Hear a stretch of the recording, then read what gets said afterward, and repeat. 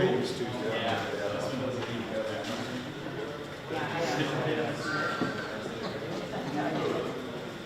You get to work.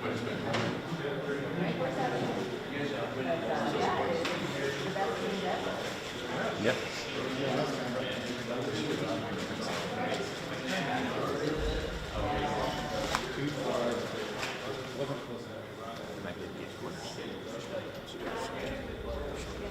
I've done it. See what we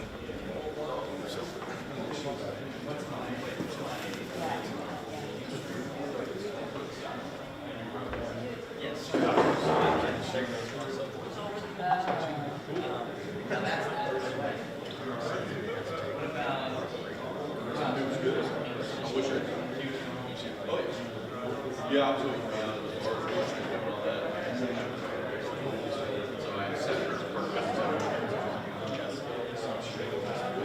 No, it was great. I wanted to stay. And I stayed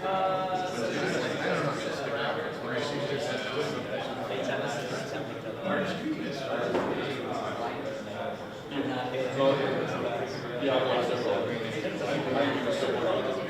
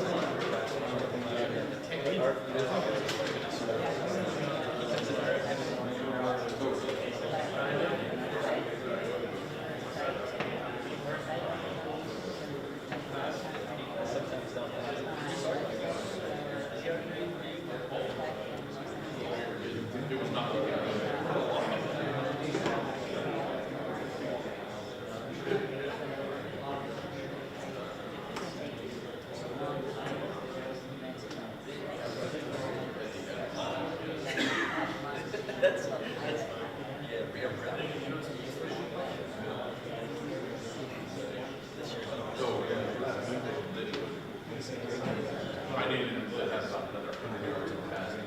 And I went a whole lot. It's kind of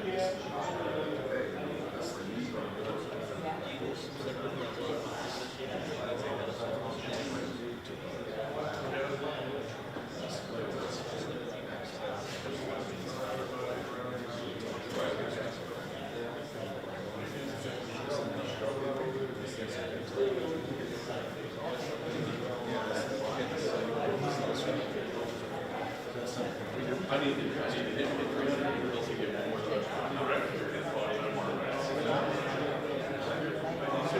more than respect to I never get the first one. I had all of that. I ended up taking everyone that they I made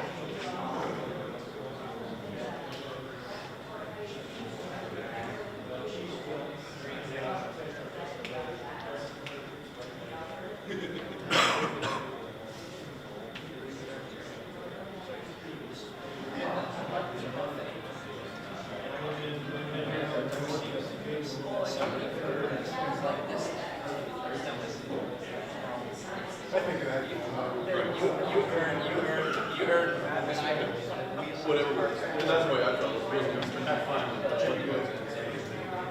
I was just spending all my resources while I took it out there and take it work. Thanks for saying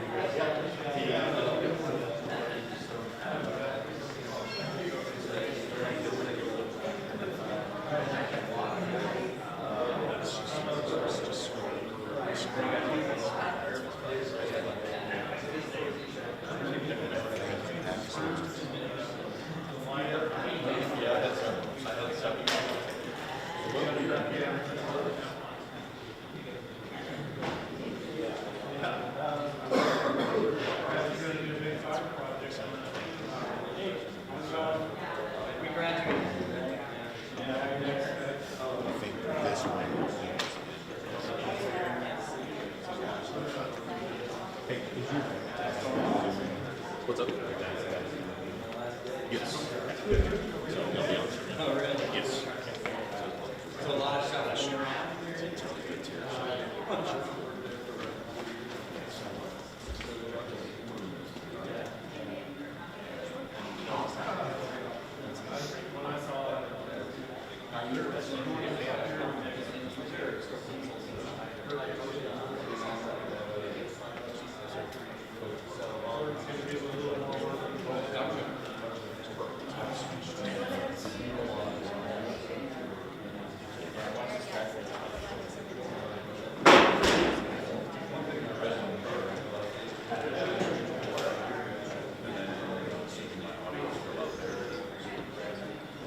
I'm assuming an audio for that's actually going to go over these speakers through HDMI. Assuming. Yeah, we've got plugged in Okay. here, she said. So it Perfect. should pull in, so that way it should. Russ just checked, so. I may play something on the computer to see if it.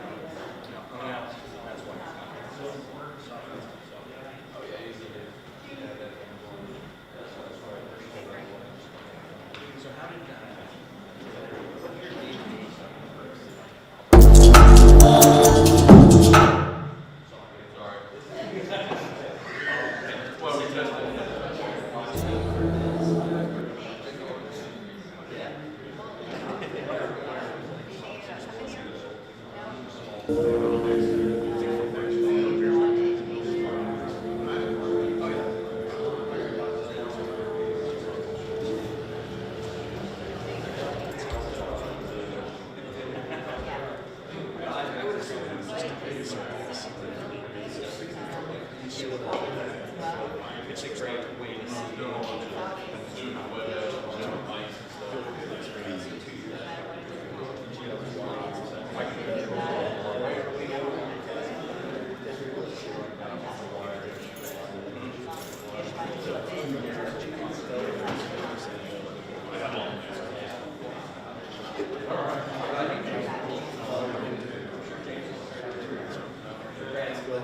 Don't wait until you get your job. Get your feet on the ground.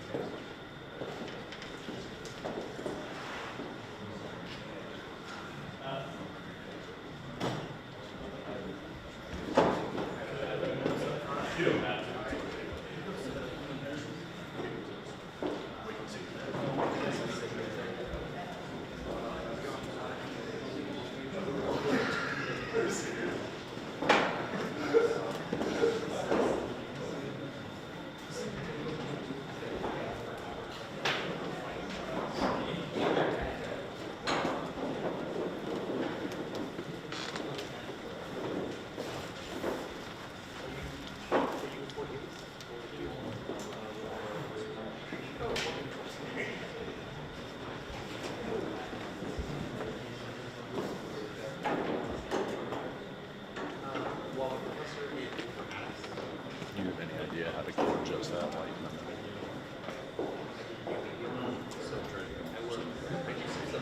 Make it way too dark.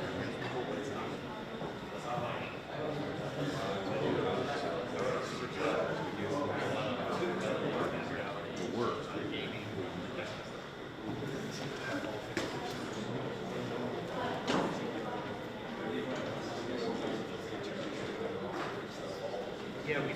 So some applications where we use like retail tools. Oh, I don't know. Yeah. Where we just use like retail tools.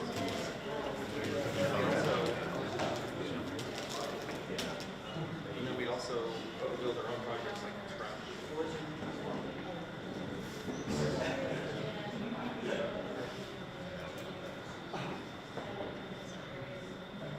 No, it's not even. Oh, well, that's good. Actually, this is Timo. He's my research assistant. That one instead. I decided to do stuff and take credit.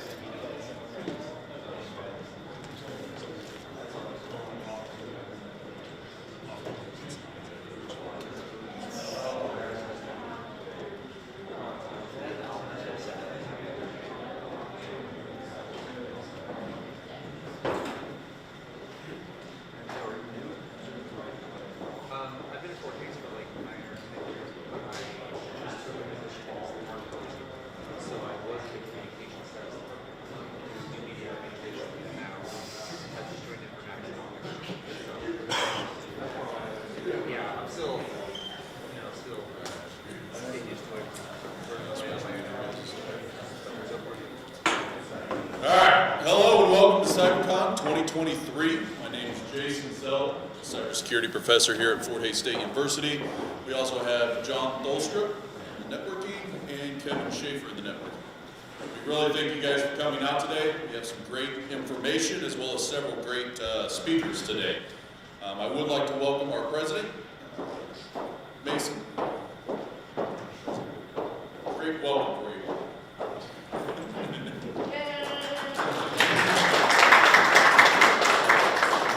Really, I'm applauding you because you're here today, and that is awesome. Today is all about you and your futures, your careers. You're going to hear from a lot of great speakers, and we're really enthusiastic about you spending the time here on our campus and learning from everyone. Your future is bright. If you're excited about the cyber area, your future is bright, so congratulations for you.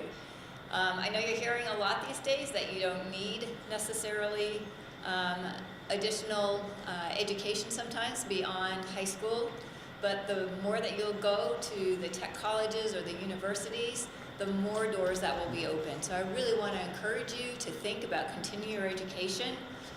It's easier to do when you're younger, and you'll have a lot more opportunities. We're really excited about a couple of things at Fort Hays State University. Last year we got dollars from the legislation to start our Cybersecurity Institute and Tech Incubator. One of the things that is doing for our students and our communities is that we are able, through Jason's good work, to match curriculum with a variety of opportunities to go out and do a paid, they are paid, right? Paid micro internship, where you can go in with a small business and help solve some of their security and vulnerability issues while you're a student, get paid, get credit, get hands-on learning, and save potentially businesses from disasters. And that's really important, particularly in rural communities.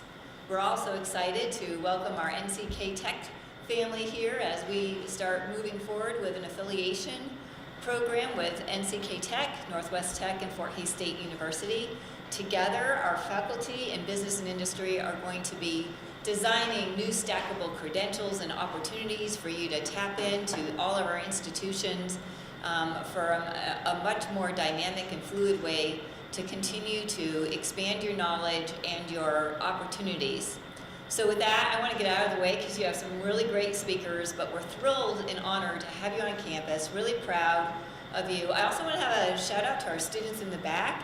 And Chance got to go with student government yesterday and talk to the tech technology committee of the state, as well as a lot of state legislators, and he did a great job. So if you want to know what the Fort Hays experience is, the best thing to do is talk to our students, not the administrators. So enjoy your day, have a great time, learn a lot, and thank you for being here today.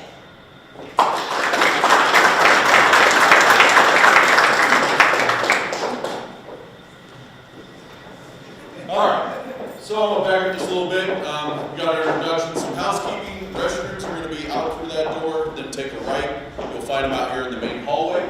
Registration, I think everybody's got registered. Hopefully you guys all got your meal ticket, don't lose that. And then the raffle ticket, I believe you guys some of that. We have several good raffles here at the end of the events today. Anybody have any questions about the event before we get rolling? All right. Real quick, these are some of our sponsors. If you see them around town, please thank them. We have Midwest Energy, STEM Harvest, Treetop, IntelliQuest, Raven Eye, Octave, Vibe, and Nextech.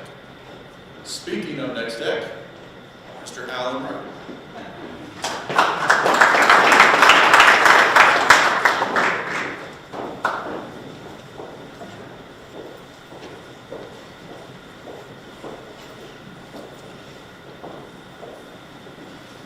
Good morning.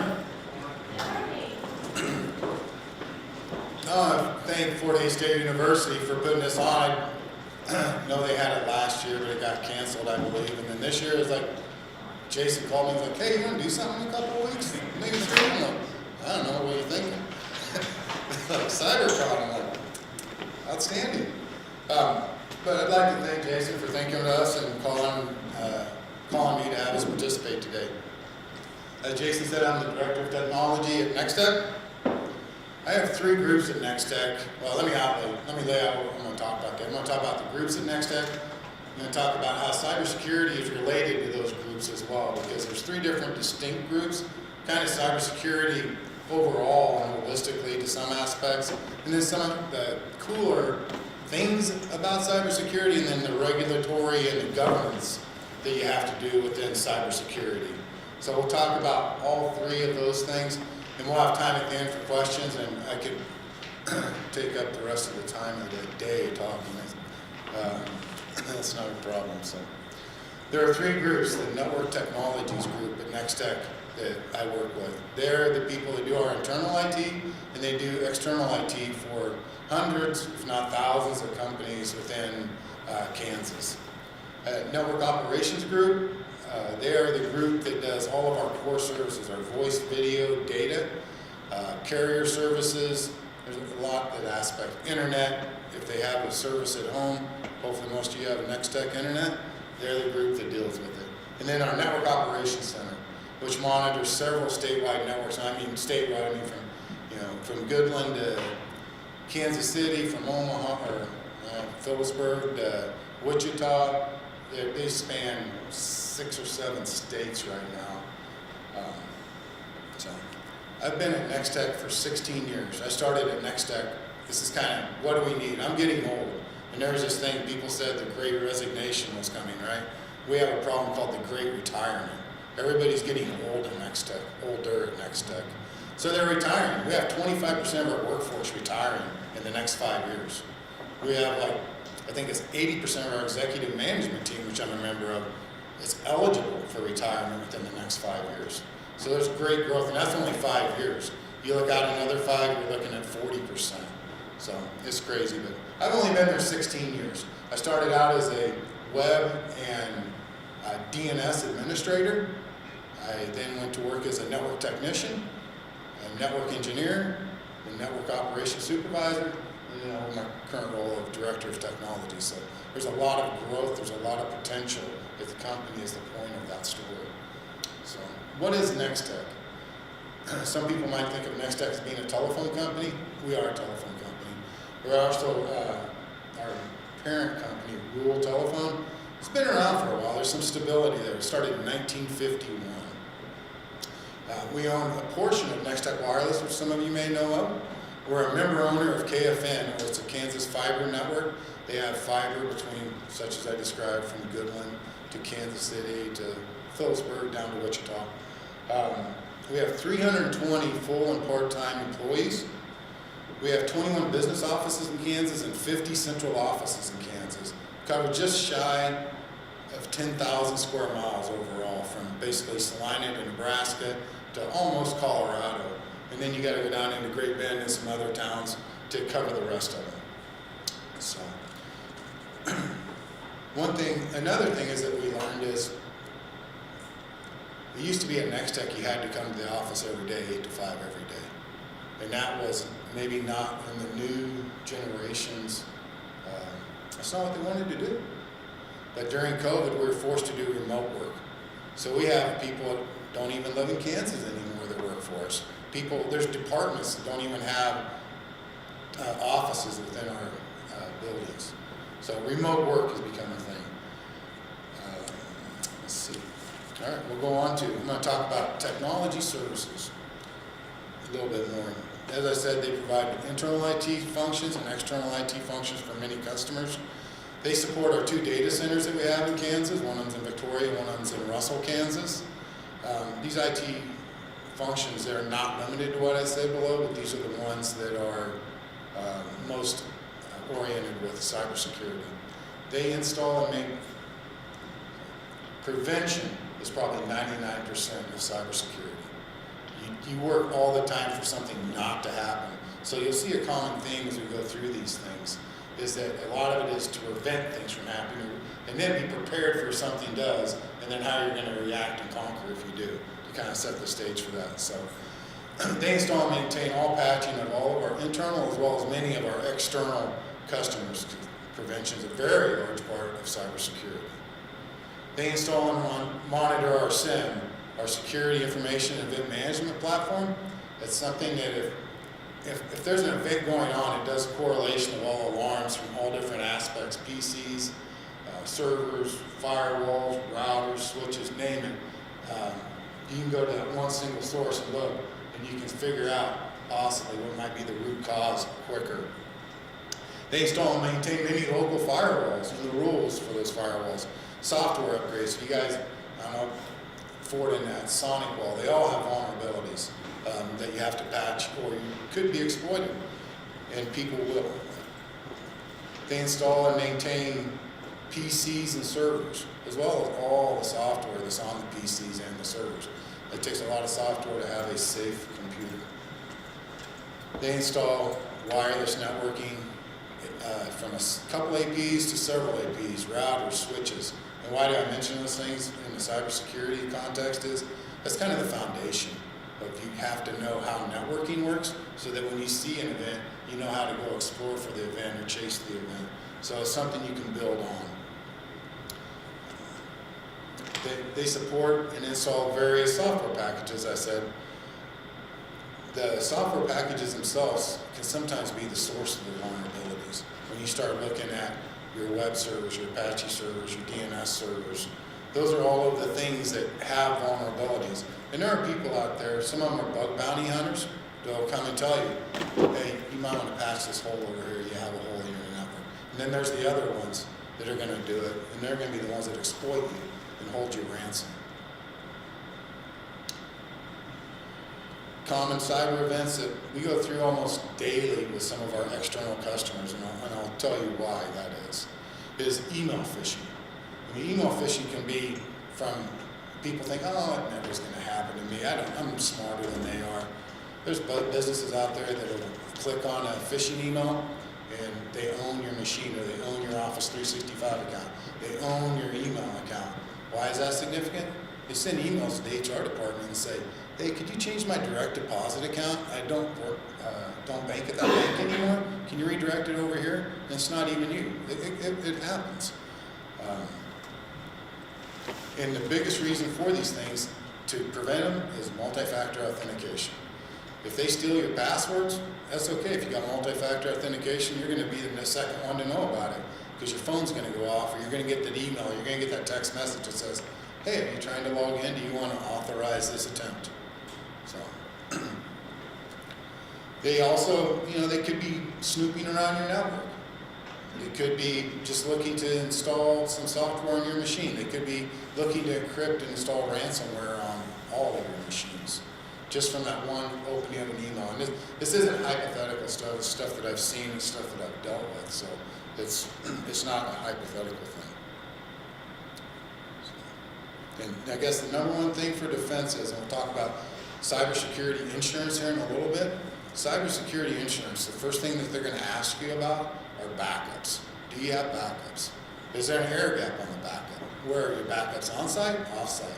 If you don't answer these questions right, you won't get cybersecurity insurance. And if you do, it's going to be unaffordable. So, next group I'll talk about is the network operations group that I mentioned earlier about core services. They maintain and support all elements that you need to get from your house to get to any or many of the cloud services, be it Amazon, Netflix, TikTok, Hulu, whatever. What do you call it? The internet, right? There are several groups that are involved in this in various capacities, from the help desk, field operations, central office. It takes more than just the network operations group, is the point, in case there's somebody here that might know that. They support NextText video services. We have a traditional video service and we have an over-the-top video service. What does that have to do with cybersecurity? Very recently, the federal government put out a notice to secure and update your EAS. What's EAS? EAS is Emergency Alert System. Why is that important? You could hack into our EAS system or everybody's EAS system, and you could send an announcement saying, massive earthquake or tornado in Hays, Kansas, devastation. And it's not too far from the truth. In 2018 in Hawaii, accidentally somebody sent off an alarm saying there was inbound missiles into Hawaii. And it caused a huge problem. Hosted PBX is another service that the network operations deals with. Cyber related? Absolutely. The cyber tied to that is everything's IP. All the phones are IP. Fort Hays State has a lot of IP hosted phones that NextTech works very closely with Fort Hays State and their phone system. You can redirect those calls to any foreign country. You can get free toll services. It'll happen where you call, I'll say Fort Hays State's number, and there's somebody with a Jamaican accent answering the phone. Why? Because they're in Jamaica. And then they were redirecting your call to a local Jamaican number, so you get free international calling to Jamaica. Or it can be much worse. It can be tens of thousands, hundreds of thousands of dollars. Here is one thing we're going to talk about in a little bit is CALIA. CALIA is kind of interesting. It's kind of cool. One of the cooler things about it is modern day wiretapping for today. And it's interesting. But they deal with it, and they also deal with all of the other local law enforcement requests on who had addresses at certain points of time that we'll talk about here a little bit. Another thing we talk about, I'll go into detail, is DDoS, for distributed denial of services. That's huge in cybersecurity. That was the first thing that how people extorted money out of people. First time I remember, they took a bank offline in Houston, and George Bush was affiliated with the bank, and they held it offline. Whether they paid or not, it's not one of those things going, yeah, we wrote them a check for $1 million and they quit attacking us. That's not something you find out. But they deal with what's called, people call it null routing, black hole routing. It's a trigger. And what it is whenever somebody has misbehaved on our network, maybe a gamer, which is about 99% of them, talking smack when they're playing Xbox, somebody goes and hits, knock him offline. So we get a distributed denial of service towards that IP. What we'll do within about 45 seconds is we'll take that IP off our network and redirect it all upstream. We'll never see another bit of that traffic for 5 to 10 minutes. Or it could be we have customers that are participating with denial of services. When you have a network that's built on fiber and high speed, you're kind of a prime target to have hosted bots on your network to attack other people. So we also watch for that. It's also against our acceptable use policy. But the null routing happens all the time. I get triggers on it. That somebody misbehaved, we'll allow them back on. If it happens enough, we will call and say, this is against our acceptable use policy. And a lot of times we're like, well, what time was it?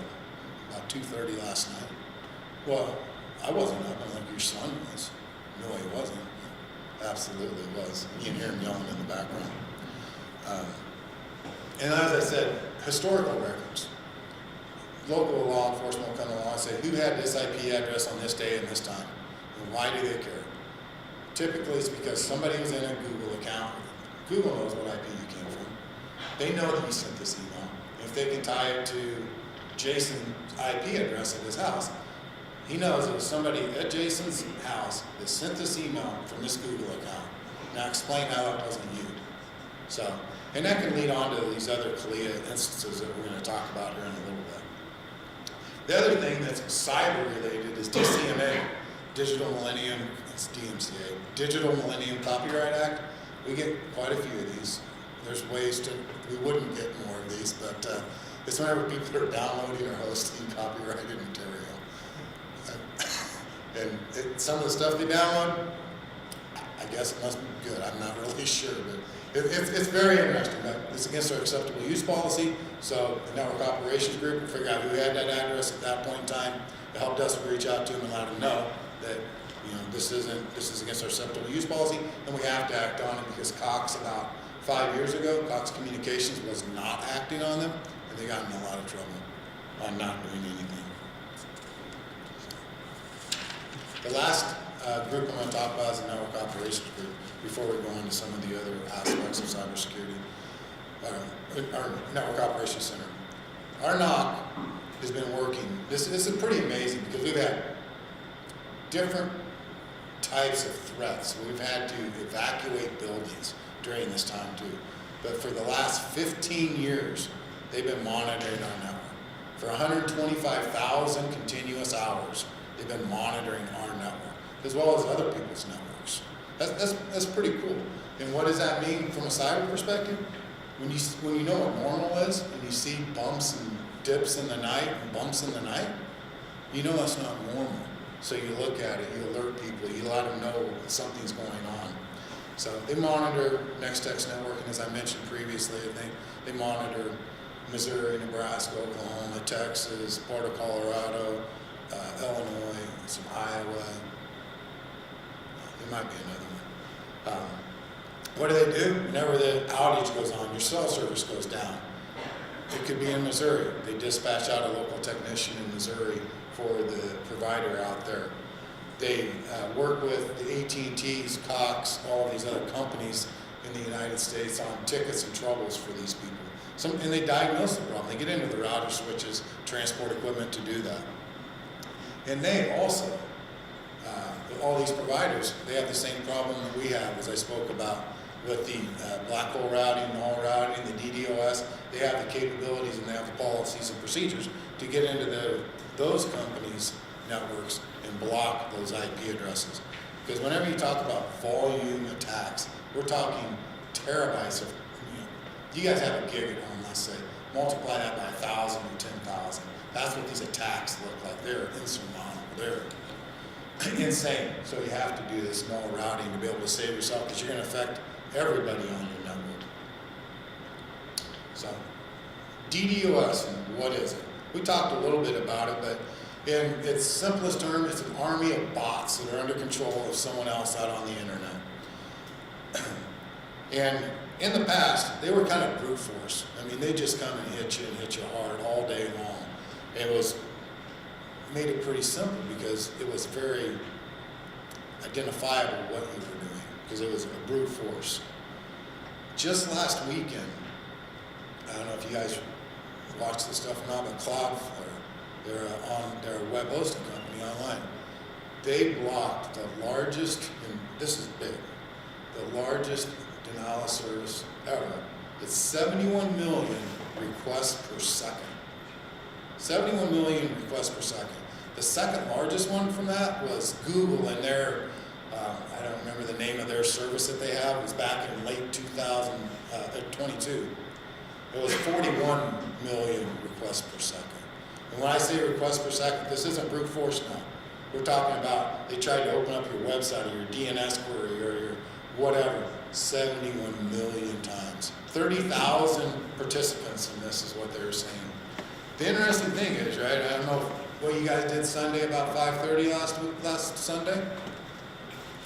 People don't know and they're not saying, but very possibly could have been target, could have been the Super Bowl. Can you imagine taking out the Super Bowl? or a big chunk of it. So, Did that come from the States or did it come from overseas? Did you hear? you know, I don't know yet. They haven't really released that much information yet. Pretty interesting though, whenever they've reinvented DDoS. So, while DDoS is different from ransomware, the reasons are very similar.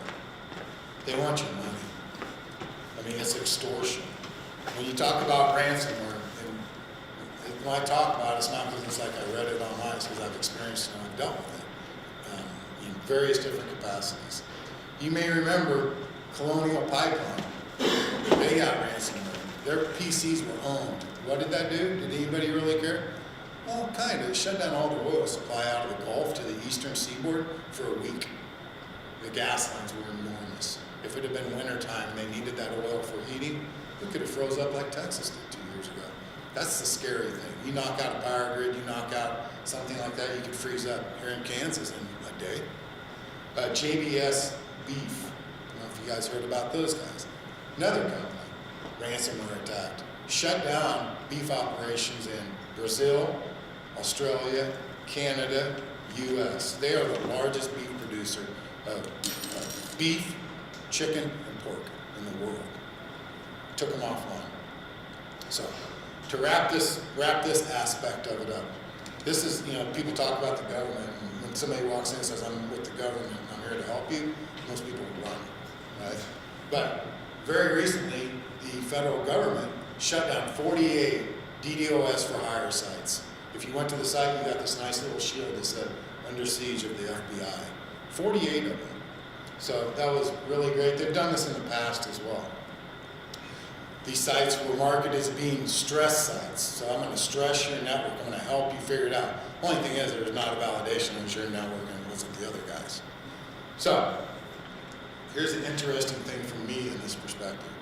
About 5 years ago, I think it was, for a DDoS that I had very specific knowledge of, I would say. I wound up in the federal courthouse down in Wichita, Kansas, on the stand, testifying as to what's going on within this DDoS. I mean, you're 50 people. This is a ginormous federal courtroom. You talk about being intimidated and on the front stage. It was something, but it was very cool because one of the sites they took down, it was IPstressor.com, was one of the sites that was involved with this. So it kind of brought back nightmares or memories. What time is it, Jason? So next thing I'm going to talk about is CALIA. It's it's an acronym. Everything's an acronym, and you have to Google it. If you Google CALIA, you're going to get the wrong one because it's not what it is. CALIA stands for Communications Assistance of Law Enforcement Act. Remember, as I go through these things, this isn't something that NextTech does without direction from the federal government. And it's not optional for any provider, and I don't care who you are, they have to do these things. If they do not, there are consequences for it. So I don't want you to think, oh, I don't want to be with NextTech because they do all these crazy things. It's the law, and if you do not do it, you will be penalized. And I'll tell you some other things about what they will do. So, NextTech is a CALIA trusted third party for hundreds of companies across the United States, from Puerto Rico to Alaska. So keep that in mind as we're talking about what this is. CALIA is one of the main tools in the federal government's tool bag on catching bad people. And this is an area, when you get these warrants that are CALIA warrants, you don't go Google the phone number, you don't go Google any of the information you see, because you do not want to be associated with these types of events. These people are very bad people. They've done some very bad things. And you do not want to be associated. And what happens when you get associated with stuff like this? You wind up down in Wichita, Kansas on a stand in a federal court.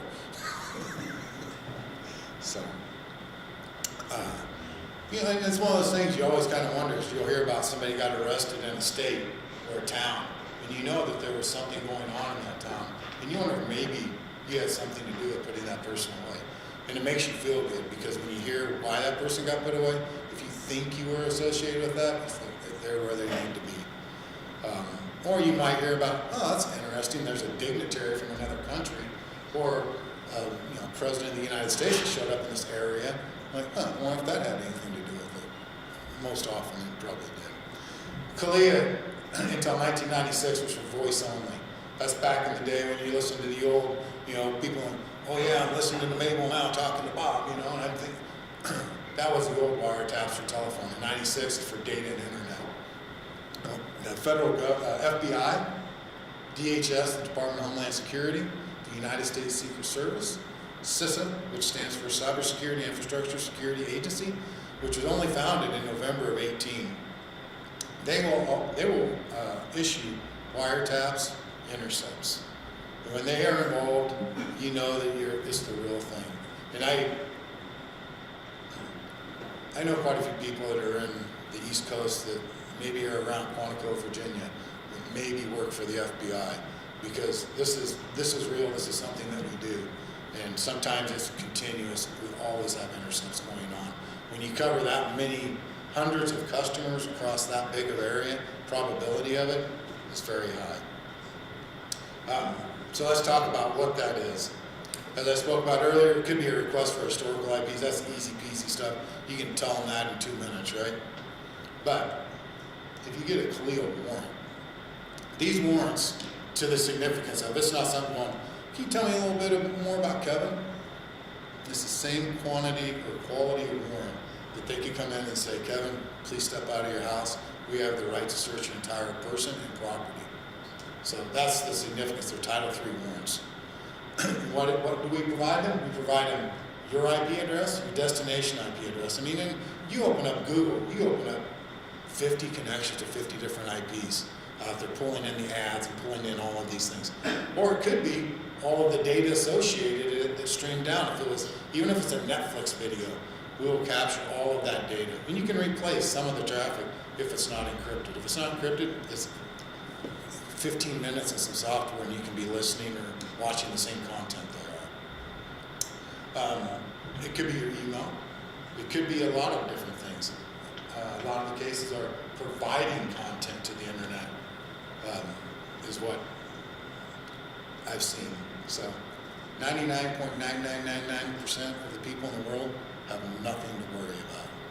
Because I said, the people that are doing these things need to be in different places. They don't need to be out on the streets. They're harming people and doing bad things. And if you don't comply to these warrants, if a provider got a warrant and they did not comply, I'm not saying this because, it's a murder mystery story. The federal government will show up, and typically in black USVs, and they will ask you to please step away. We now control your network. They could do that to next time. If we said, we don't have the capabilities, we can't do it, I'm like, well, we're here to help you. We know how to do it, and we have the tools. Let's get this. And you have to comply. It's not something that you can say, I'd rather not to. I really like Jim, and I don't want him to go to prison.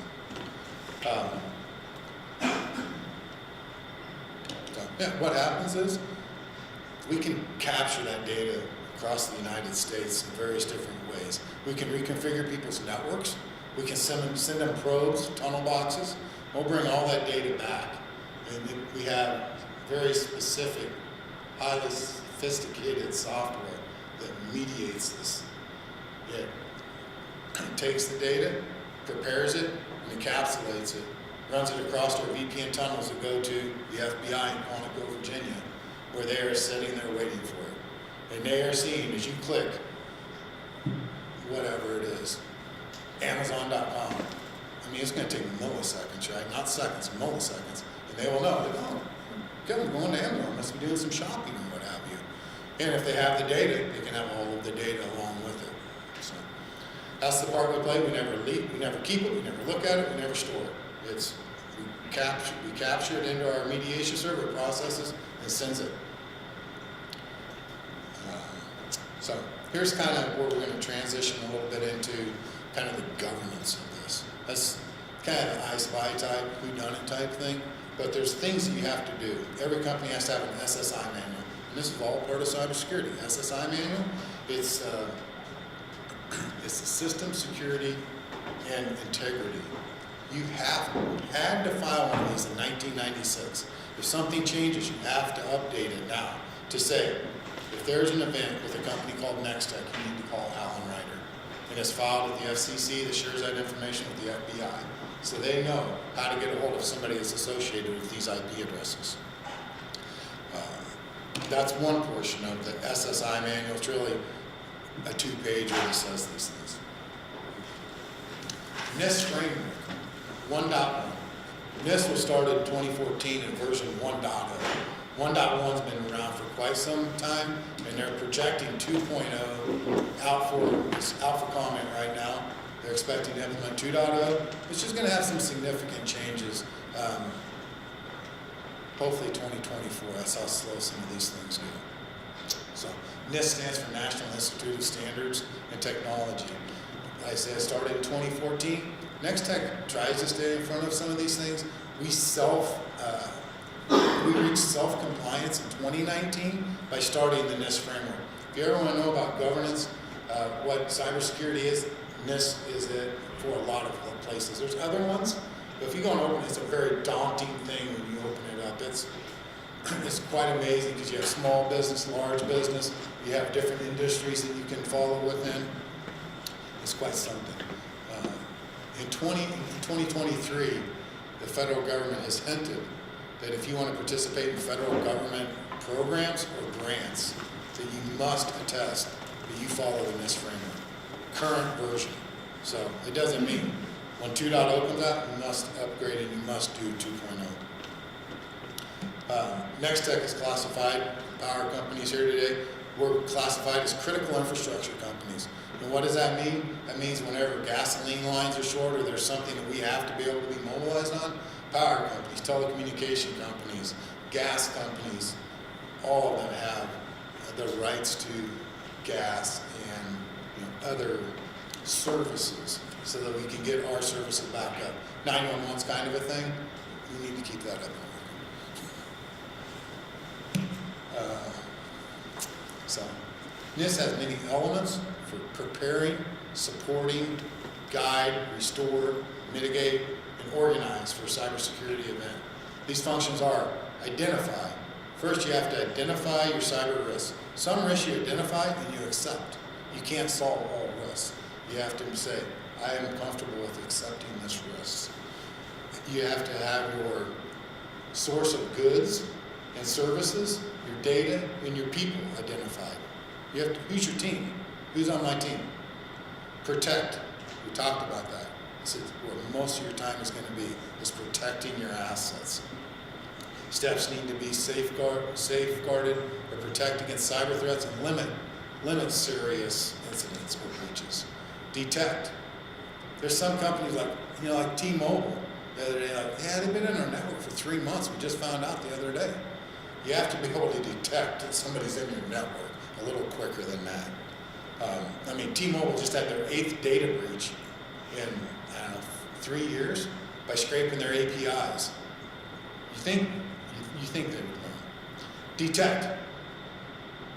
And then respond. The process for responding to a cyber incident.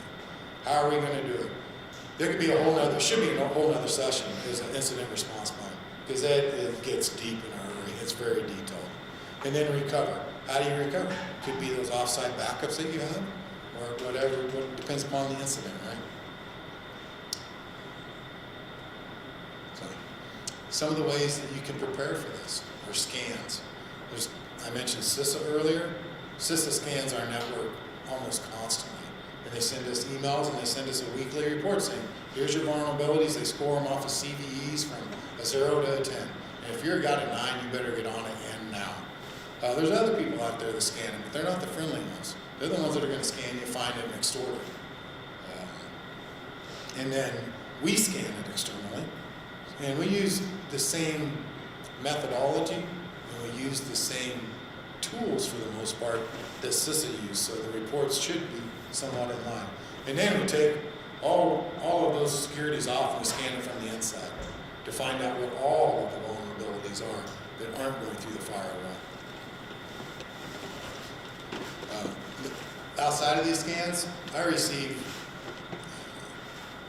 maybe 15 emails a day from various different CompTIA, CISA, DHS about alerts that are out there. It could be, you know, you guys, probably somebody here has an Apple phone. Probably somebody's seen that there is a 0-day exploit that was released for Apple. I think it was just yesterday. So those types of things that we'll come across, so we get to tell our company, update your iPhone, update your Android, update your Google, your Chrome, update all of these things. But it takes, get hourly, daily, weekly, monthly reports that you have to go through. In this framework, you can use it as a tool to say, we don't have any of this version of software, we don't have this type of hardware. Because we have over 300 pieces of hardware in our network. It's kind of hard to memorize all those when you see it on a list of vulnerabilities, and then you have to look at the version of it. So that's where this framework comes in. Yeah, I already touched on this, I think, as far as cyber insurance. Most companies should have cyber insurance, and if they don't have any cybersecurity plan, probability of them getting cyber insurance is very low. But they do play a big role. Whenever you do get an incident, they will come in, and you do not want to touch and change a lot of things. They will assign what's considered a breach coach. And they're going to come and say, okay, you had a problem, we're your insurance company, we're going to follow this plan. And they lay out the plan. This is what you're going to do, and this is what you're not going to do. And that's how they take over the incident. If you don't follow them to the T, it's just like anything else. They may not pay your insurance policy off. So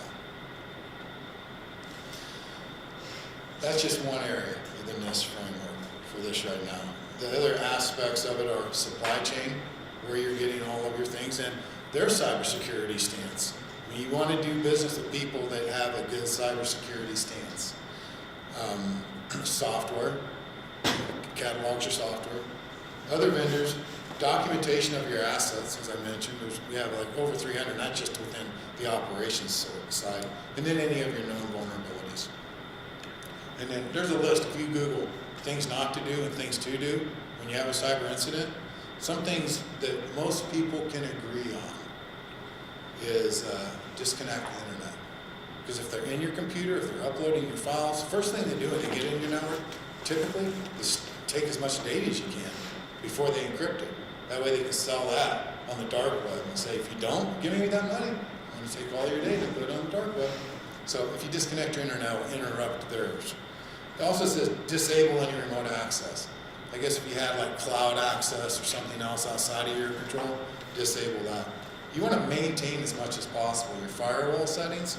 There are some people that say install latest security patches. There are other people that said I would not do that. Some people, most people can agree. Change your passwords. If somebody's in your Office 365 account, change your password. So, but this wasn't supposed to really be funny, but so do not make a lot of changes or anything until you get professional help. I mean, you need guidance because a lot of these companies, it's their first time, and you have to bring in the experts to deal with this. I already talked about the incident response plan, but Next Tech, we've had one for over 5 years. Basically says call Alan. That's what I do. But I am the incident response coordinator.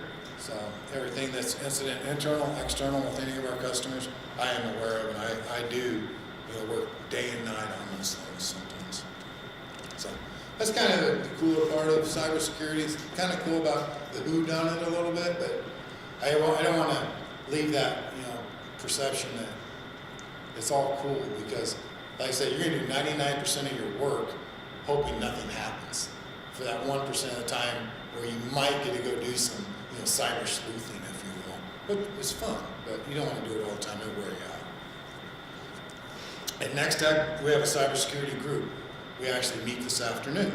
This is how serious Next Tech takes this, is we have a minimum of one participant from every group in our company that participates in this. Right now, we have 20 people that meet for about 2 hours every month to go through cybersecurity. What's going on? What are we seeing? How are we preparing? What do we need to do in this framework? All of these things. And it's a hard 2-hour meeting to get through. But that's a significant investment when you're talking about highly skilled, trained, and paid people. And you've got 20 of them in your room for 2 hours. That's one man for a week. I mean, that's one equivalent of one person's payroll for that week. That kind of concludes my, I would say presentation, but the slide. Anybody have any questions, comments? How does the dark web work? Stay off of it. Go check it out. Alan will show up in a black SUV. Let you know how it works. All right. Thank you.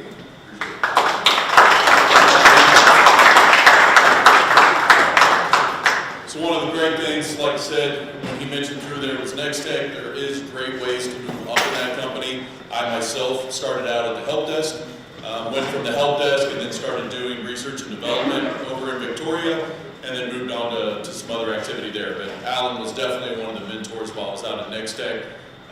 He won't admit it, but he's very personable. So if you guys have questions, something comes up, anything that he talked about, feel free to reach out to him. He'd be more than happy to help you. You don't usually get that from the Well, and the I'll IRS. say one other thing too, because tonight Jason's gonna try and set up some tours later, but I do tours of our facility, our central offices, our data centers, our NOC, and it's pretty cool to see what the internet means. I mean, I'll take you from the house into the access gear, into the routing equipment, and out into the world, and into the Netflix servers. You should visualize it, you'll see the box, you'll see what it needs. So if anybody's interested, that's my email. And you can email me. I like to keep the groups to 5 or less, just because there's a lot of cool things about it. Sorry.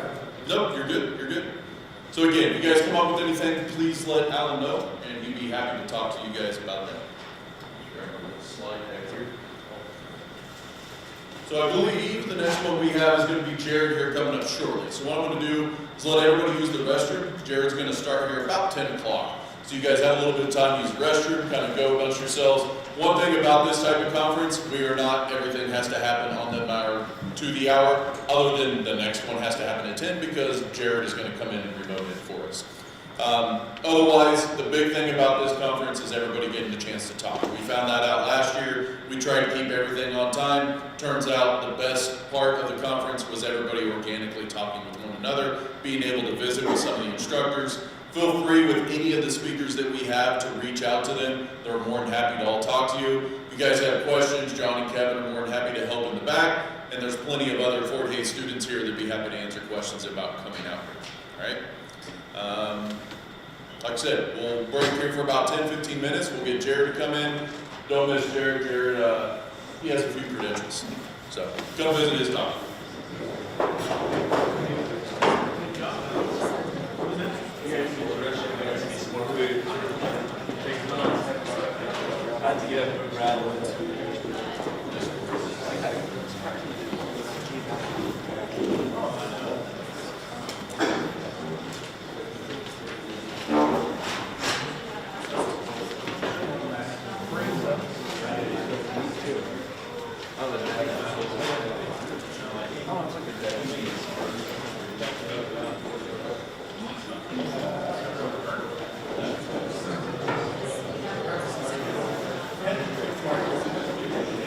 That's what I was thinking. It said that figures.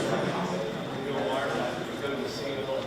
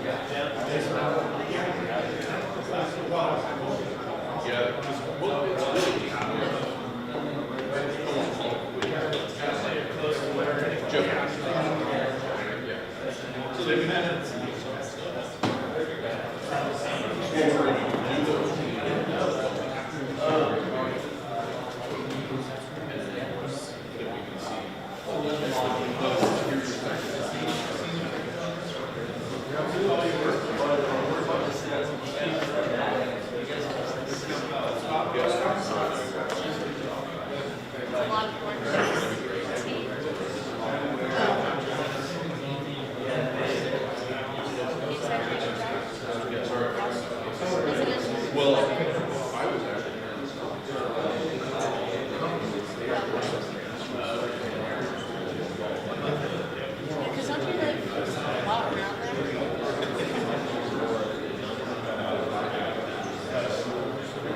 Yes, you can. No remote.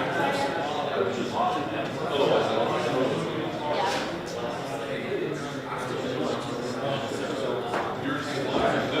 You can't separate.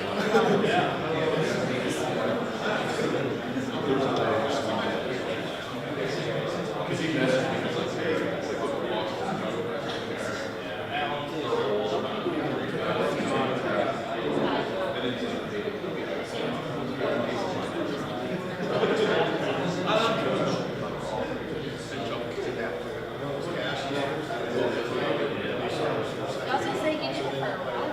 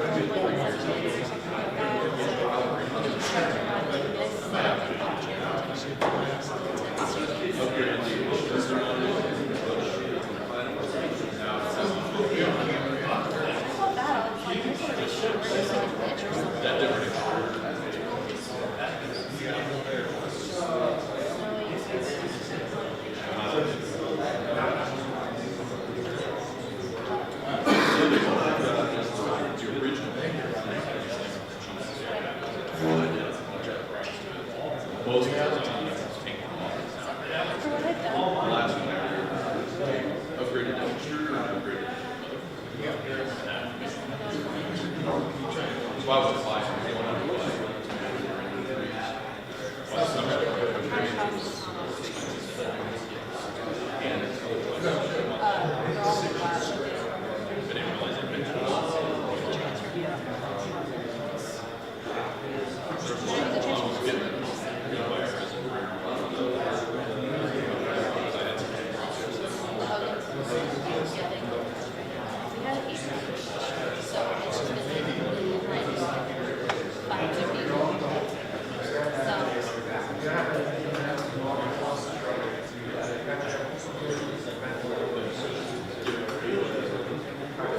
that was the same reason. They were in there.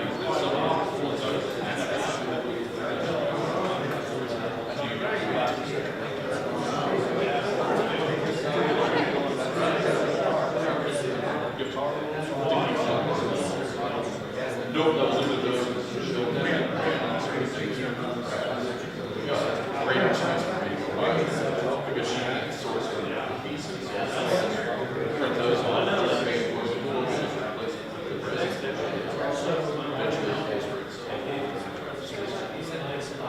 She was trying to source them from China. They'll come back with the mission. We're here.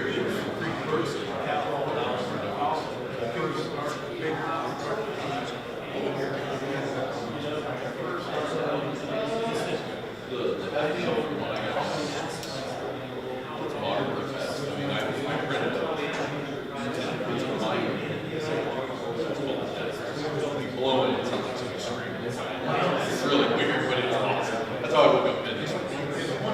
He was nuts. He printed them for like 5 hours on his night, and I woke up this morning flew with it. It sounded like stupid. Yeah. But yeah, that's pretty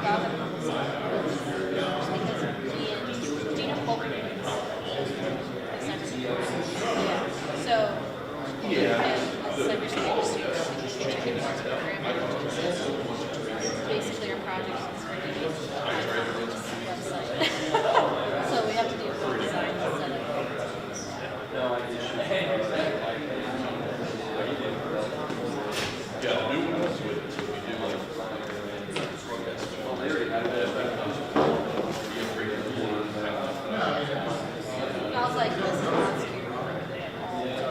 We're doing it for city.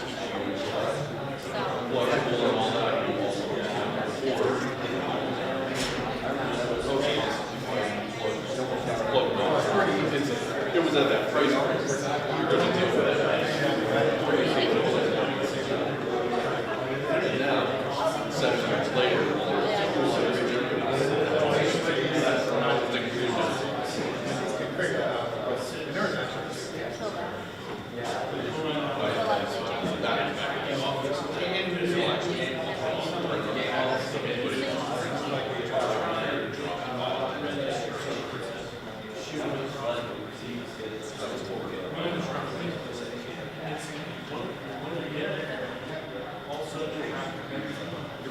that's what I said, I was gonna bring it in.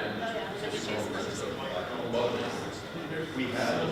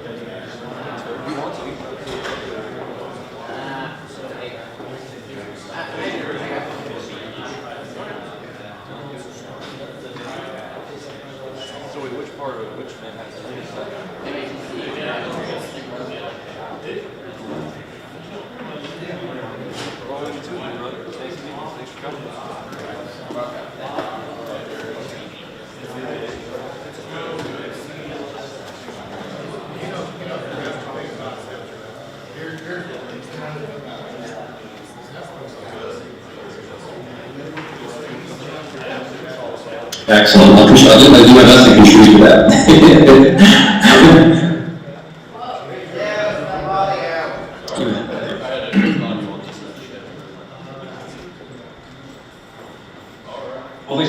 Hopefully it's not too dark. I'll tell you where I'm at once I start the conversation. No, you're good.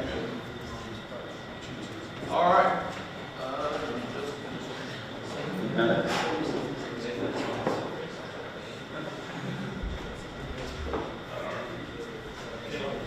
All right, so next up we have Jared Ryan. Jared has many titles like we talked about before, but he's currently the division chief at the United States Space Command. He's also part of the United States Special Operations, works with the Department of Defense and the NSA. So we're going to let you take over from there. Eric, in just a second. You got it.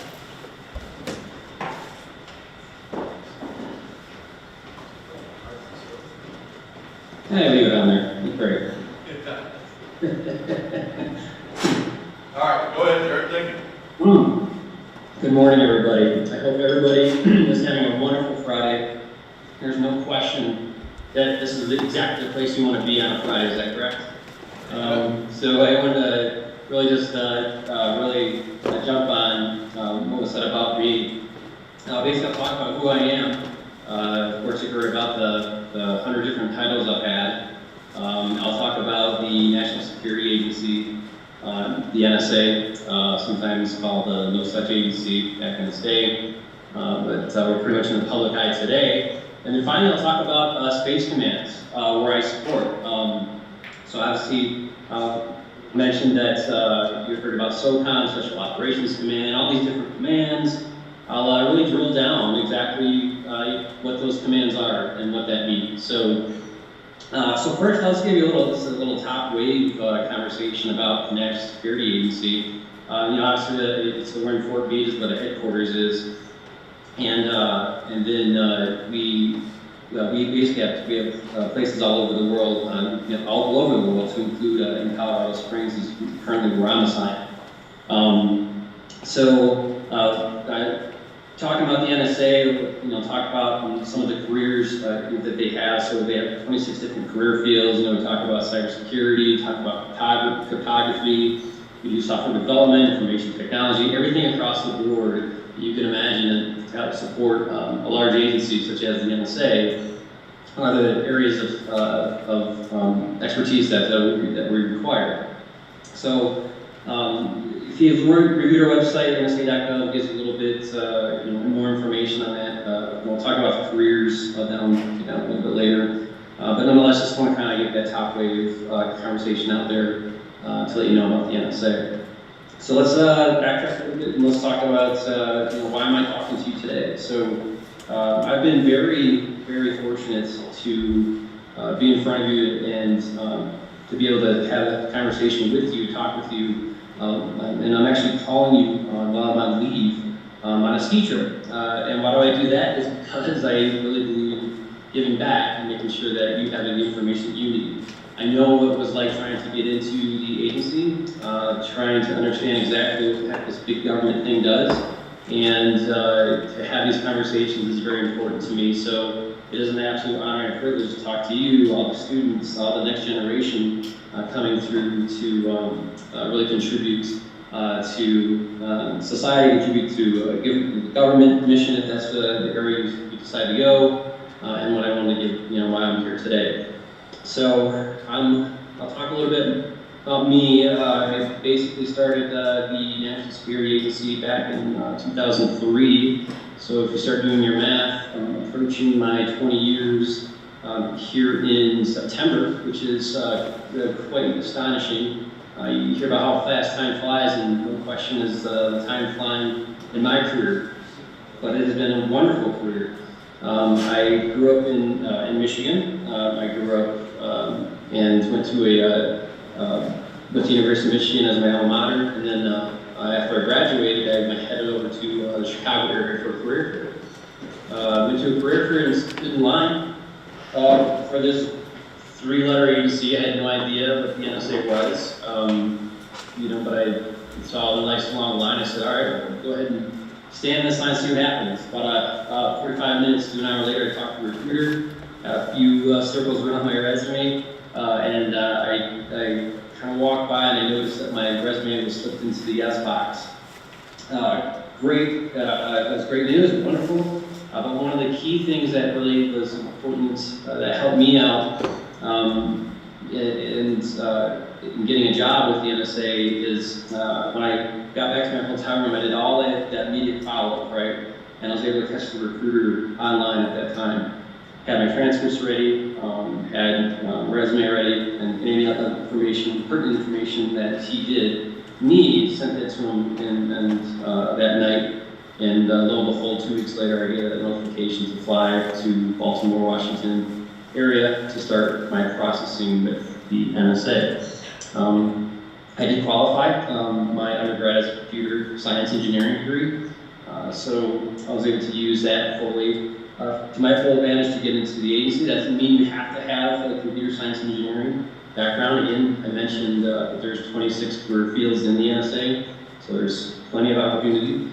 But then I was able to really go through the processing, and I arrived in the area and had to do my testing and be able to get all the things that I needed in line to get a job with the NSA. So I might scare you a little bit when I say, hey, look, some people ask me how long did it take you to get in to the agency. For me, it took me about 1.5 years. That is long. Today it's a lot shorter today. Today it's generally, depending if you're in a development program, it can get you to 3 to 6 months of processing. To get that into a development program, if you've reviewed any of that information online. And for full-time, sometimes about 6 to 9 months to get in. So there's different variations of timelines depending on when you start your processing, what you're processing for. Some of the things that I had to do, of course, I had to take a psychological exam, I had to take a written test. For me, it's a math test because of the type of job I went into. For computer science engineering, for me, my first job was working a lot with computer science and analysts. So there was a specific test to really go through to see if I'm able to qualify. So I did. So say if you're a linguist and you have a language and you want to utilize that language, it would give you a language test, right? You would have to pass at a certain level for that specific job. So again, I can't reiterate enough different types of opportunities there are, and whatever field you're in, right? But for this conversation, of course, we'll stick to the cybersecurity piece. So finally, got in and started in 2003, and started as my first job as an analyst, and as was mentioned, it was mentioned that I jump around from different jobs. I can tell you that I think I'm now in my 5th or 6th position, if you will, or tour, if you will. Right now I'm the division chief at the United States Space Command, which is an outstanding opportunity. I will talk about Space Command in a bit. Prior to this, I did work at Space Command, where I'm at today, Special Operations Command prior to this, and I'll talk a little about that. And then prior to that, I was at headquarters for the earlier parts of my career. So let's kind of jump in. That's who I am. That's kind of the things that have been jumping around. If I've lost you, confused you, good, because that's what we do. That's what that's always a thing that when I talk to my friends about government, there's just so many different opportunities, and they're like, what are you doing today, Jared? And if you are confused and kind of looking at each other, what the heck is going on as far as my positions, that is exactly why, because of all the different opportunities that we do have. So, let's talk a little about Space Command today. I wish I was there to see faces. I'd be asking questions. I'd be pointing at people, asking you, what you think Space Command is. What I will tell you is Space Command was a command before. It actually was in existence in 2001, and then we had the 9/11 attacks, which actually changed the mission set to counterterrorism, and Space Command was no longer in existence. So they had to turn back on Space Command about back in 2018. So POTUS, President of the United States, signed an agreement to get Space Command reestablished, and we are now the Space Command is the 11th combatant command in the world. So what is a combatant command? Well, so there's 11 of them. So basically every command, there's 11 commands in the world that has an area of responsibility. That area of responsibility could be geographic. That area of responsibility for Space Command is anything mile high and higher. So if anybody says space balloons, right? You see these balloons, oh my gosh, my friends are calling me, texting me.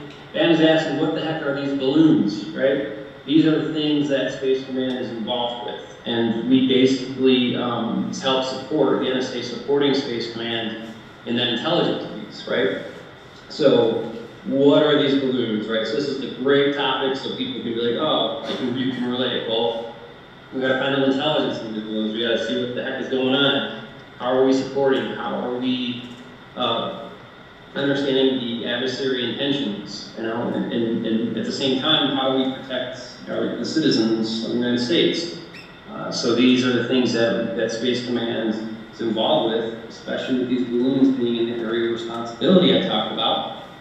And we support those efforts.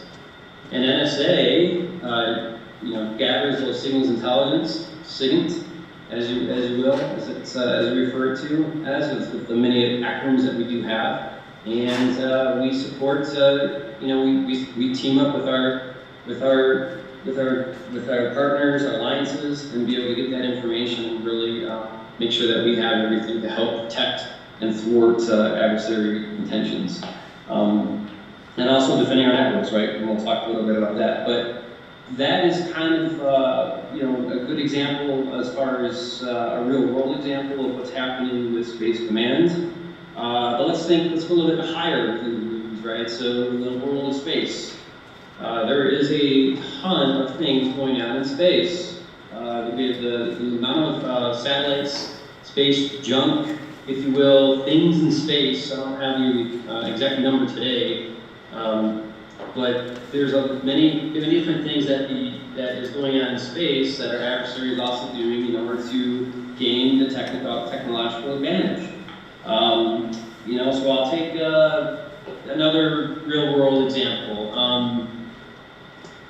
So let's talk about, everybody knows Elon Musk, right? So we'll just say that he, in SpaceX, one of the things that Elon Musk is doing is to launch little satellites that have internet capability all over the world. Though that is a private industry type of event and things that he's doing, that gives an idea of all the things that satellites he's putting in the space and able to connect with one another to make a global internet service. Well, as he continues to put more things up, as other countries put things up, that creates more things in space, and there's a whole different set of network and infrastructure and things we have to figure out that makes things really tough to operate effectively. And people talk about policy. Well, who owns space? How do people regulate space? What is going on in space? How are networks connected in space? What are the threats in space? What secure things do we need to consider? These are all things that are happening today with Space Command and what we're figuring out when it comes to the policy side, the infrastructure side, security side, and to make sure that we have everything in place as we would on Earth, right? And so that is the basic premise of Space Command and exactly how we support. So to try and regulate and try to secure networks in space is an absolute difficult job to do. Think about the satellites we launched back in the 70s that we still have up there. They eventually come down, right? Gravitational pull. And they eventually, some of them still work today, but they have old technology. All these things are what's happening, and they're all being tracked, traced, to make sure that we're still working together to really get a handle of all the things that are happening in space. So there is a whole separate world that is beyond our atmosphere. That's happening in low Earth orbit, geosynchronous Earth orbit, and high Earth orbit, right? So you hear LEO, GEO, LEO, you hear things like that, and you'll be able to really start to understand what things are happening up there. One website I will mention that's very helpful is if you go to, I think it's spacetrack.org, if I'm correct, spacetrack.org, and that tells you a lot of the information and some of the satellites, most of the satellites that are up there, and how they're tracked and traced.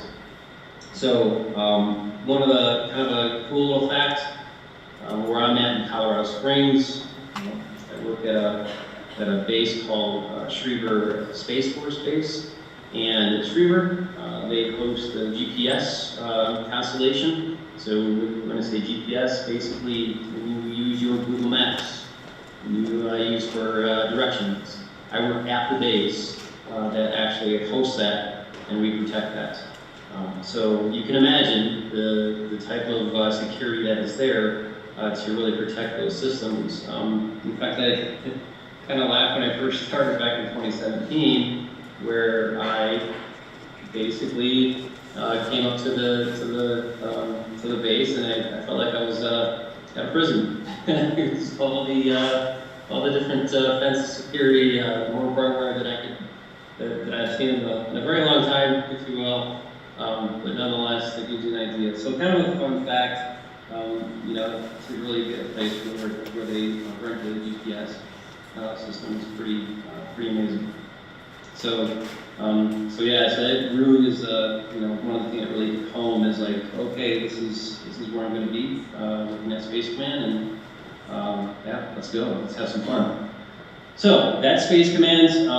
I'll just briefly touch on some of the things that I've done. It's CyberCON, Special Operations Command, supporting special ops forces. Again, in the cybersecurity realm. That is my background, as a computer science and engineering. I should mention I got my master's of information and technology that the government paid for. I didn't fail to mention that, but that's something, another benefit that the government, or the NSA and the government has provided me. But there at Special Operations Command, supporting special operations forces. Quite the experience to work with them, to provide them intel, provide them my expertise and my knowledge of what I've learned over the years and what I've learned in college and my education. And then prior to that, I was at headquarters. So I worked at a few jobs there, to include some analysis support, I did a little bit of stints in the recruitment office to understand the HR side of the house. And that was pretty much, where I really was able to understand how to recruit and how to really understand the process of the agency. So that I think that's going to be like the top things I wanted to really talk about. What I'll cap off is I know it sounds complicated. I know there's a lot of different things that I throw out at you. I do wish I was there so I could actually really see you, Brad, and talk. And ask you questions myself, but I wanted to open it up, at this time to see if there's any questions. And there are no questions. You can ask anything you want. You can ask anything you see in the movies. You can ask anything you think I said was bogus. You can. There's nothing that you can't ask. So I'll pause for about 30 seconds, maybe get some awkward silence for any questions that you have. Anybody have any questions? I'll bring some call. Where are you based out of? Out of Aurora, you think? So the question, Jared, was where are you based out of? So today I am based out of Colorado Springs. So right now I'm at Peterson Space Force Base. There's 5 different bases in Colorado Springs, so huge military presence. But today is Colorado Springs, is where I'm based out of. I won't be there my entire career. We do have the opportunity to move different places, and we'll see where my next tour is going to be, and perhaps Dr. Zeller definitely can relate when he looks at my LinkedIn and he sees a different place and a different position. So we do different tours, but today it's Colorado Springs, which, by the way, is absolutely beautiful if you have not been there. Do you work out of Falcon? So the question there, Jared, was do you work out of Falcon? So Falcon is where Schriever Space Force Base is. So it sounds like we might have someone that's local or that is aware of Falcon. Is that? Well, I helped put together Falcon Air Force Base when they built it. So he mentioned that he helped put together Falcon Air Force Base when they built it. Ah, wow. So I'll tell you, for that individual, the place is so different, of course. They actually have housing now on the base, which I think really surprises a lot of people that are very familiar with the base. But Falcon is now Schriever Air Force Base, but then was changed over to Space Force Base as Space Force came about, right? So yeah, very cool. I always like to hear some of the locals who've been there and have seen it. So I'm sure when I talked about the prison, it looks like a prison. Maybe you can now relate because that was kind of intimidating a little bit. Even when in my 20 years, I'm like, all right, well, here we go. Yeah.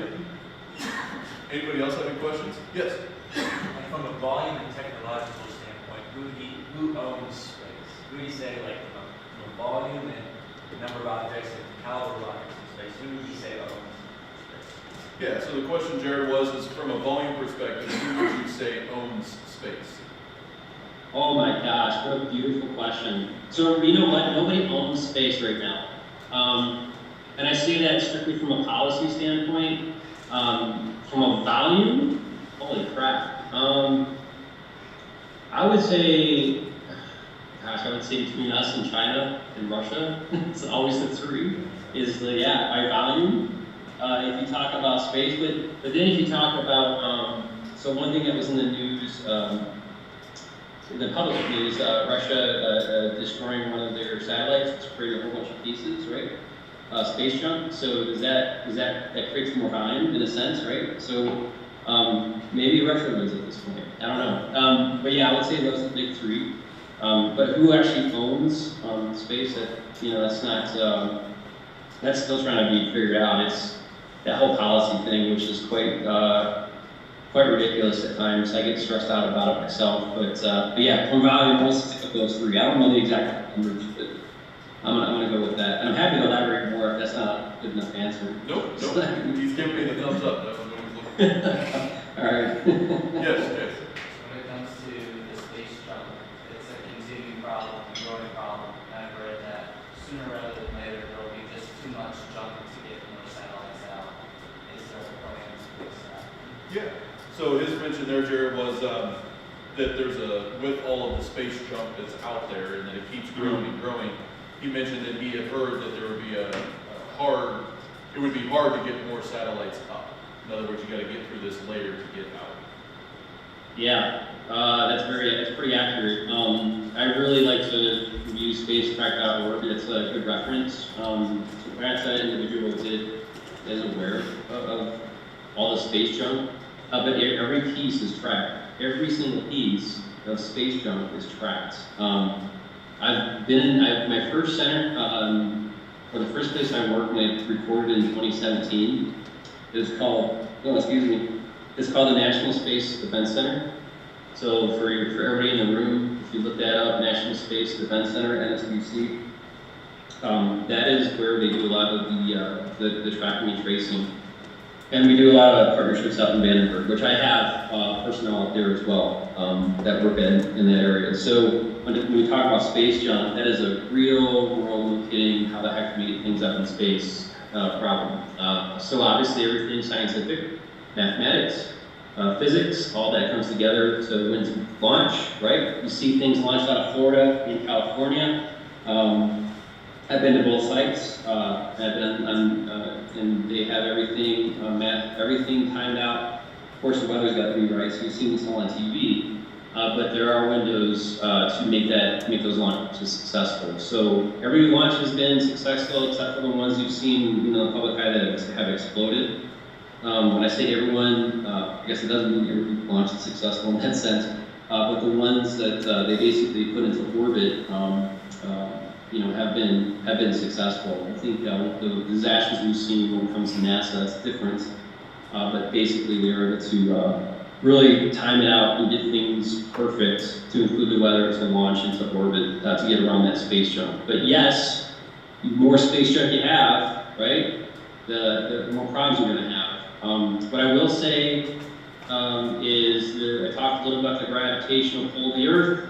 Things do burn in the atmosphere, but there are things that that could get through, which I believe has happened before, and that's a threat. That can be a threat to lives. That's a problem.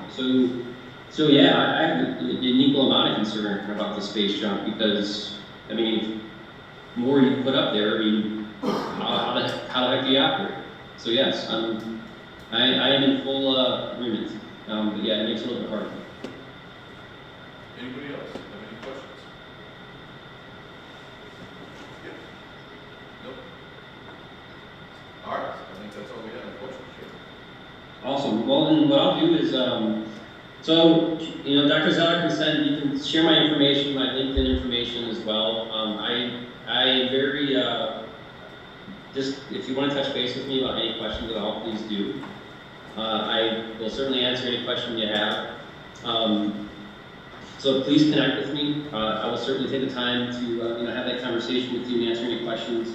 I threw a lot out with you this half hour, or a little under than a half hour, but to really give you an idea, everything at the end of the day, from a cybersecurity standpoint, cybersecurity is involved with everything, right? We all know this. I've been in, early on I got involved with the computer science world, and it goes on different domains. So now me working space command or space stuff, which is quite interesting. So it's exciting work. Regardless, like in the government, for myself, it's been amazing. I love what I do. Having a clearance is amazing.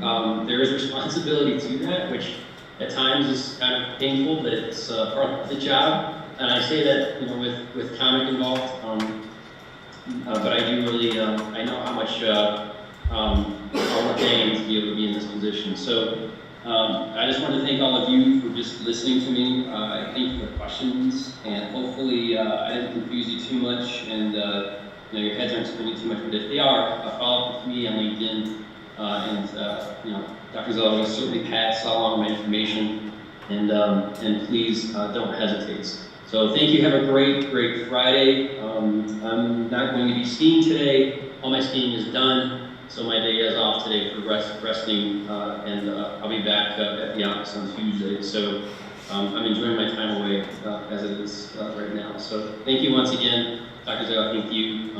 Thanks to Lori as well, and I appreciate it.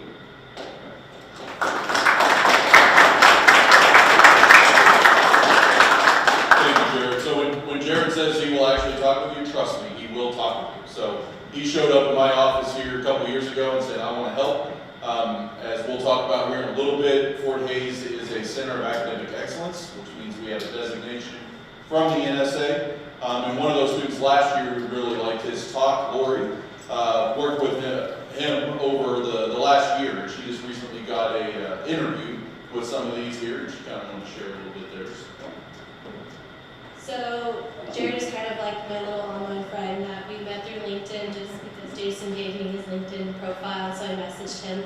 I haven't actually met him in person, unfortunately, but after the talk that we had at CyberCON last year, I was super interested in just learning more. I always have this passion to serve my country as well, and if I can do it this way, I would love to do it. So I messaged Jared and I was like, hey, like, what can I do? How can I start? Can we start right now? And so he kind of gave me the process of how to apply. I recently applied for the computer system security manager position, and then he just kind of walked me through like how you should best prepare for the interview. And then I can talk about my interview process as well a little later on. But Jared's just a really good connection to have, whether you're in high school, college, or just like to have as just one cool connection like Jason gave me. So pretty much the interview process is that since we are a CAE certified school, it was kind of the same basis of what my curriculum would be. I know that when I talked about my computer systems security manager position, they asked me about kind of what technical learning skills, communication skills, to see if I can actually talk intelligently and eloquently about myself or the project. within the similarities of the curriculum versus what they actually needing. The government is Cisco based, so we actually learn Cisco. We have a full Cisco certification. I believe NCK Tech does as well. And then from there, they kind of do more of, I'm going to say, like Linux-based, Windows-based, which is what I learned as well at Fort Hays. But then they also ask me, like, what do I do? And so, like, what projects do you do on the side to see how creative I am? But Jared kind of showed me through the process of, like, this is going to be a long and intense process. Like you said, it's 6 to 9 months of just processing, testing, polygraphs and stuff. So, but yes, if you ever have an interest in wanting to do the NSA, it's really cool work. I'm super excited to see where my interview takes me. But please message Jared. He's been the biggest help in my entire career field and just going into the workforce. So, yeah, just kudos to Jared. All right. Well, thanks again, Jared. We really appreciate you taking the time to come in. Yeah, thank you. And Laura, good luck. We'll be in touch. Thanks. Thank you. Have a good Friday. Have a good weekend. We'll see you. Thank you very much.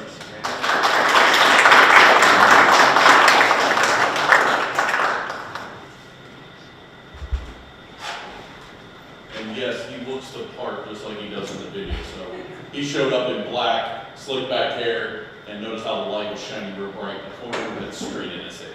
So, all right. Let's see what time we're at now. We're getting close. We got about another 5-10 minutes here before the next one starts. So if anybody needs to use the restroom, grab a drink again, please feel free to do so. And then we will come back, and this year we made a little change where we have some of our grad students. They're going to come back and give presentations both on the different places they work now, and give you an idea of the kind of job opportunities you have when you leave.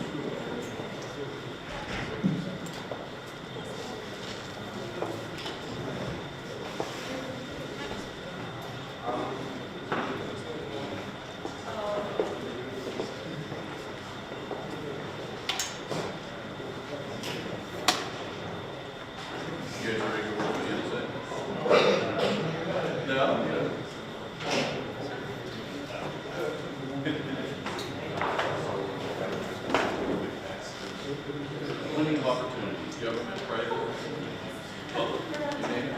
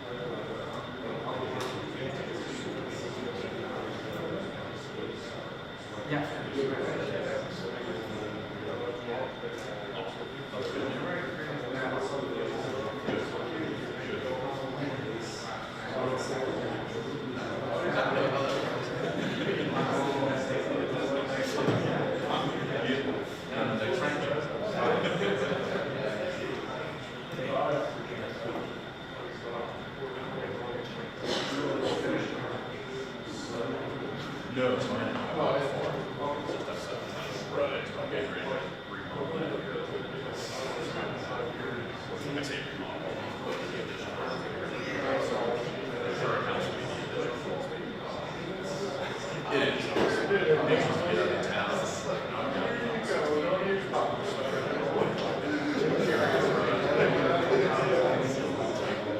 eventually.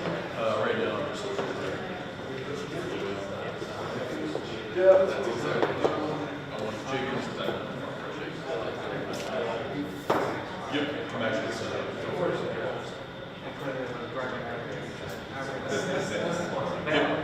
Yep. Once my fiance takes it back.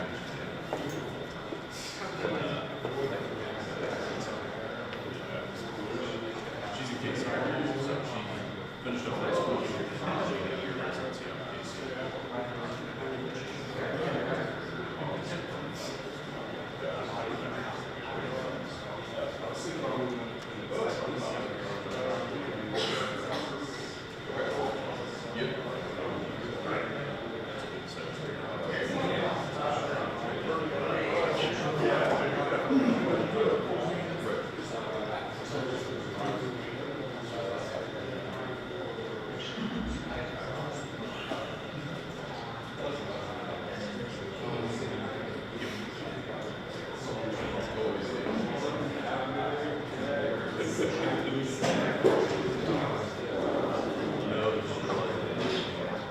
That's really what it is, especially in Texas. Jason, still I didn't.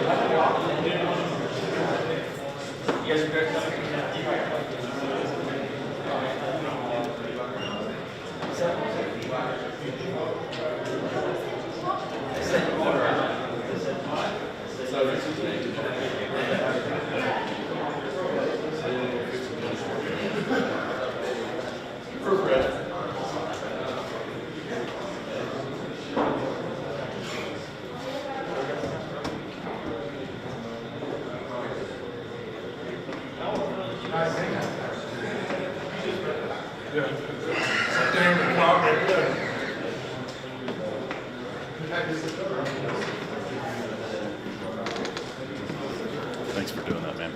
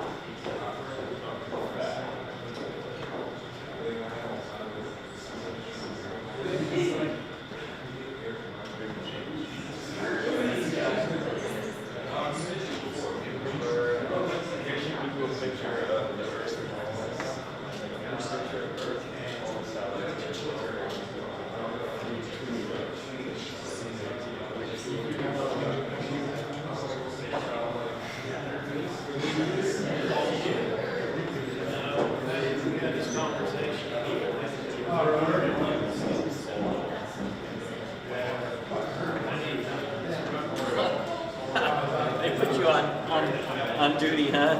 Yep. Yeah, Nick and Russell were over setting everything up this morning. They said, yeah, we got somebody coming over. I didn't know. So you're having to babysit and stuff. Pretty much.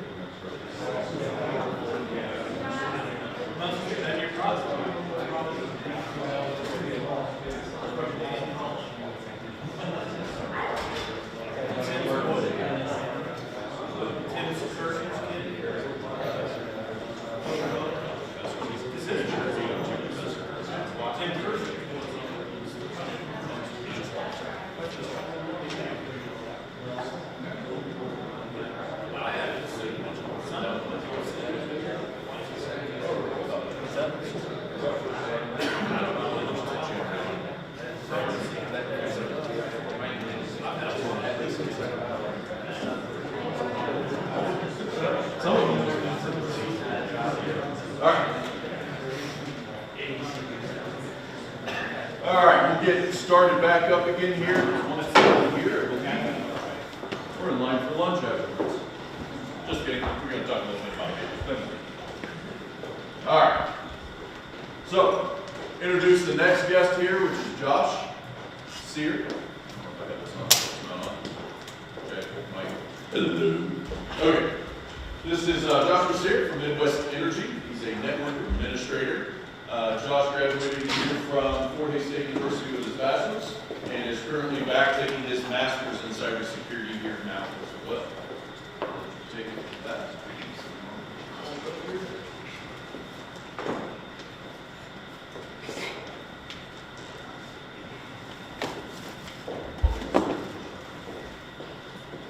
Well, thanks for coming out here and letting me talk a little bit. Hopefully I'll try. I'm my boss, so that pressure really on. So I'm really excited to see a lot of young people in here. How many are in high school? Awesome. So like, just a little background on me. Like, I started building my first computer probably when I was in 6th grade. You know, I did a lot of online gaming then. So it's nice to see young people still taking an interest in there. That's how I kind of got started. And like most people, we were kids building computers for games. So like, well, that's what I'm doing. Make my own video game, right? Then you realize there's too much math, and then you move on to something else. So like Jason said, I graduated in 2011 with my bachelor's here at Fort Hays. It was a great experience. A lot of networking.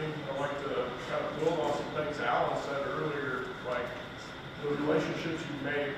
You know, some of the benefits of being in college is forming those professional relationships that you're going to use, like beyond your college degree. You know, like I've known Jason since our undergrad. I know several people at Next Tech that I went to college with, and those contacts have benefited me. Oh, I don't like to stand in one spot, so those contacts have benefited me in all my jobs, especially now at Midwest Energy. You know, we rely heavily on Next Tech for internet connectivity. They rely on us for power. You know, so you know, there's a mutual relationship there, and we can. We have a problem. I can sneak my way in and just send Joel Schneider an email, or Jeremy, or Alan, and say, hey, we got to get our internet back up. Bump us to the front of the line, and they're willing to do that because they want their power too, right? So it's great. So I just, I say, you go to college. Besides computer networking, some of the best advice I ever got from one of our teachers back then, Mark Master, was people networking is important. So I really encourage you to definitely talk to as many people as you can and form those relationships because they're very useful. And as Jason said, I'm working on my master's in cybersecurity, and I'm blessed with Midwest Energy willing to put the bill up for that, and that's really nice. And I'm getting a lot out of it already.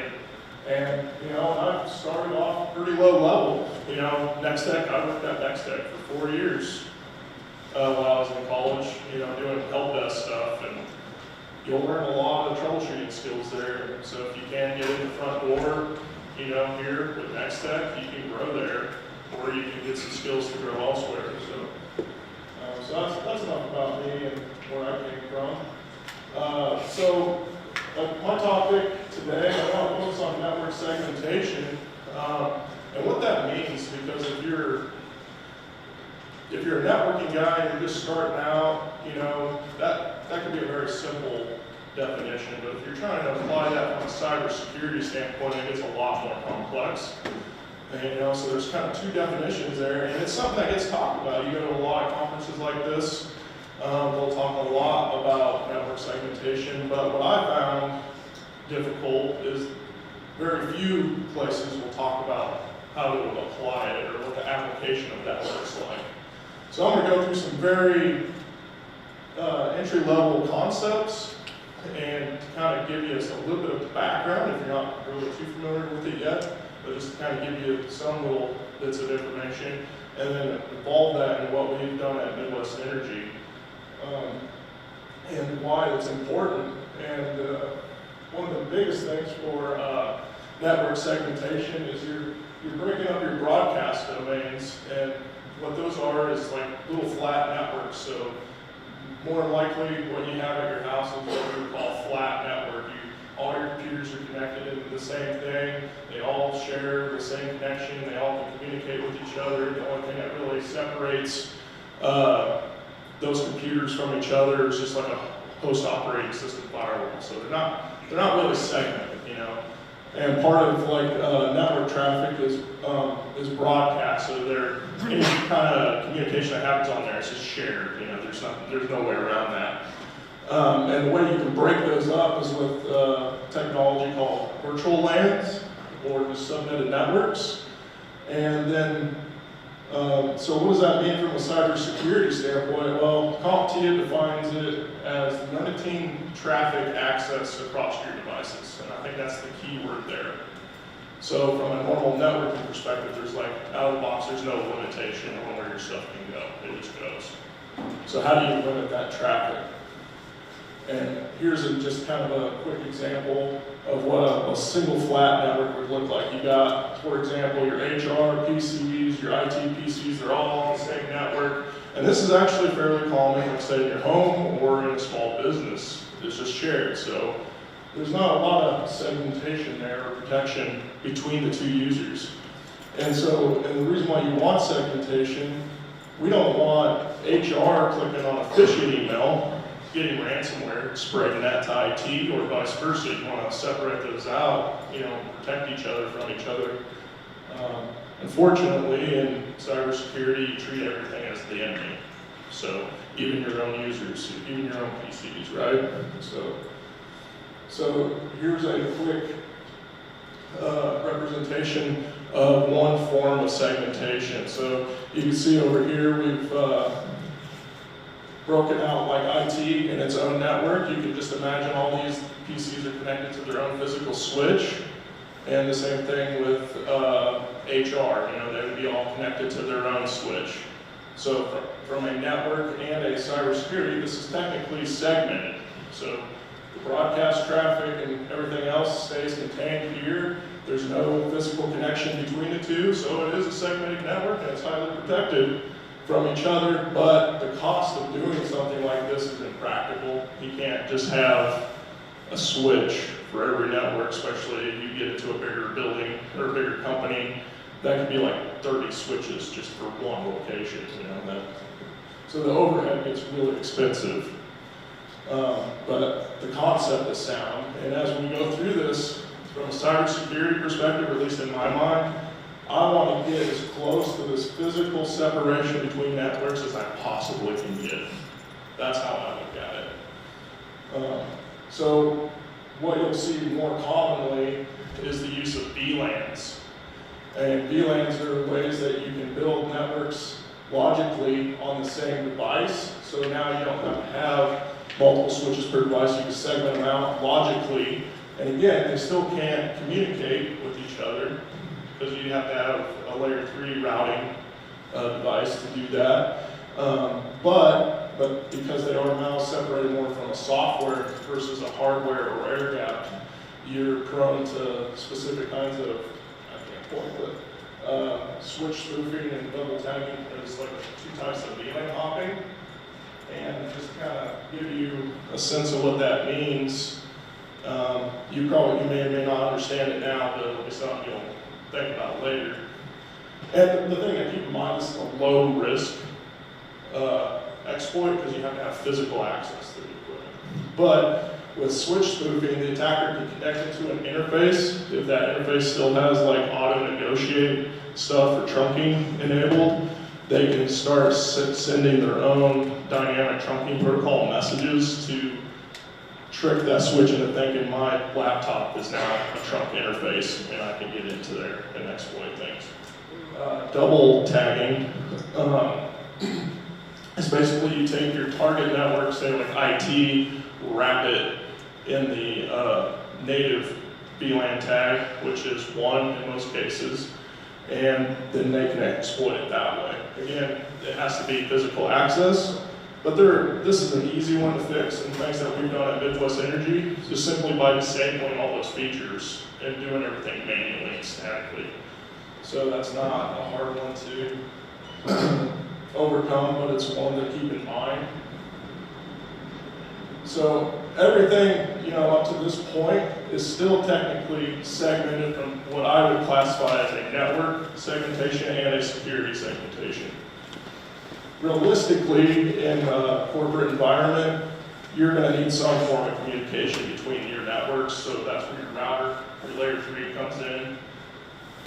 And in my mind, you've now blurred that line of segmentation again.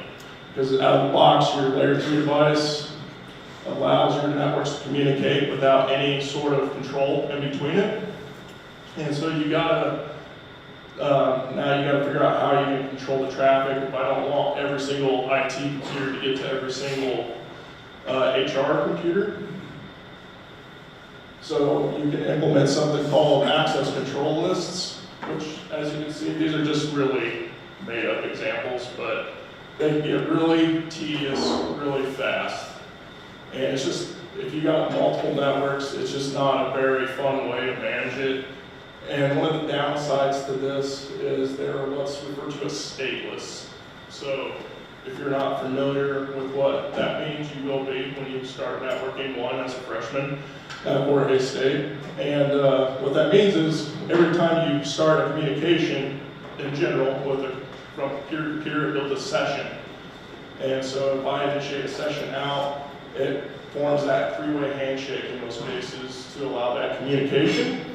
Well, with stateless, it doesn't recognize that that session exists. It just says, I need to permit traffic one way, so on the other side, I gotta say, oh, well, if I have traffic coming in, I need to be able to communicate out, so now I gotta tell it to come back this way. And you start drilling this down into specific ports, you're gonna get overwhelmed with so many access control lists that you're gonna quit your job. So you can, instead, you can put a firewall there. Firewalls, in most cases, are stateful, and they simplify the job a little bit more, because when I build a rule one way, it assumes I should trust the return traffic for that session, right? So I only have to build like one rule per 2 access list statements when I do this. And you get a GUI, and that's a lot easier to manage and visually prepare for. So again, now when you put like either access lists or firewall rules in there, I say now we're back to security segmentation, because now we got something that's limiting that traffic flow between networks. So how do we apply this at Midwest Energy? Now that I kind of gave you the rundown of the concepts, I want to get as close to that air gap design as I can possibly get, knowing that I'm never going to be able to do that functionally. So you have to just interview your stakeholders. You got to talk to your data center. You got to find out what your users are, what are critical users, who are the ones you want to protect. You really got to identify what's the critical stuff, because like one of the big things I never thought I'd have to worry about, even at a utility company, one of the biggest scares that we have is our phone system, because after hours, gas leak, we got to be able to receive those phone calls to our system operators to say, hey, there's a gas leak, send a guy to shut the gas off so someone's house doesn't explode. So our phone guy, when our phone system doesn't work, loses his mind. So it can be very stressful at times, and the value of segmenting your network to protect those critical assets is very important. So we went through a lot of meetings and talks to figure out what is important. And one of the biggest requirements for our data center is we had to use something that's gateway redundant. So when they fail over servers to our DR, they don't have to re-IP every single server. So we have to mimic what happens at the primary, at the backup during a failover. So it's a very hard requirement to meet sometimes. So here's the first stab at our network segmentation project. We had an existing internet edge firewall. So we just took one of our networks that was here in the core that was controlled through access lists, and we threw it over here in the firewall where we get the benefits of the stateful control. And it worked great. It met that need in that moment, and it was great. But as we grew and evolved in our cybersecurity posture, we were like, well, maybe we shouldn't put a critical network on the same firewall that edges with our internet access. Not only are you putting all your eggs in one basket, so when you're doing maintenance just for internet, you're also taking down that network. But what if something does happen here? Now you're breaching that network potentially. So let's redo it. So then we said, okay, let's move it. Let's put an internal firewall over here on the other side and move those critical networks over there. So over here, you can see we can control these networks and access through nice, easy, convenient firewall rules, because these networks are ever evolving versus these ones that we'll keep over here, we'll use ACLs because they don't change that much. So the maintenance of it is low, so you can stand the ACL management. So it's having that balance. We don't want to put so much over here that we're spending a lot of money on huge firewalls when we can really just leave some of this stuff over here, right? So you balance that security with money and functionality. But the problem with this design in our environment was it didn't meet that next hop or that gateway redundancy requirement, because most firewalls don't support a form of BRRP or HSRP to do that, but our core switch routers do. So we have to move these networks back here, but then come up with a way to still pump them through that firewall for access. Well, you can't do that because of the shared routing table here, right? So if they have the routes already here, there's nothing to tell it to go that way to get filtered through the firewall. So how do we overcome that? That's where things got complicated really fast, and I could probably spend another hour talking about this. But the idea here is in our core routers, we built virtual routers for those sensitive networks, and we tied them together with routing protocols, and then we put the internal edge firewall out here to trunk between our global routing table and our virtual routers. So if this blue router wants to talk to the yellow one, it has to go through the firewall and hairpin back out. If the gray global one wants to talk to any of the colored ones, it has to come all the way back through the firewall and route its way back out. I learned a lot of lessons with routing through this project, especially with routing protocols and stateful firewalls. Because, like I said, a stateful firewall works by saying, if I'm initiating traffic out, I'm expecting it to come back that same way. That's why it makes it easier. But what happens is when you got redundancy like we do, so if firewall A fails, I don't want to be without access to our networks, so I have to put another one somewhere else, right? Well, but they're both participating at the same time. So what would happen is something would initiate from the blue router up there, go through the firewall A, and then it may want to go this way and back out. So then it will probably pass back through this router. Well, it's creating two different sessions, and therefore it's blocking it. Because it's not coming back and expecting its way, where expecting it to come in that direction. It's expecting it to come back in up there, so it gets blocked. So now you gotta wait all your routes, and you're sitting there thinking, how many hops do I got? What are my costs? And you really start having flashbacks to networking 1 and 2, where you're like, oh, that's why we care about administrative distance and cost paths. So you start really tweaking that stuff. It was a really good learning experience for me, but it works well now, and we're still evolving it. And again, this is how we had to do it to meet our needs. This isn't necessarily what you're going to have to do elsewhere. This is just what, in the moment, at the current requirements, this is how we did it. Just some things to consider while we were developing this project. This is where I can't stress how important subnetting class is, because understanding your bit boundaries will go a long way to saving you a lot of headaches when you're designing a network, because you can lay it out in a way to where, especially if you have multiple locations like Midwest Energy does. So we have the user VLAN, but we have 10 offices. So there's 10 user VLANs at each, at one at each location. So we can define the user network as the blue, the 16, and then the location router off 10. So if I just want to create a ACL or firewall rule that affects all users at all locations, I only have to write it in the statement as a /16 network to cover all of them. Or I can get as granular per office.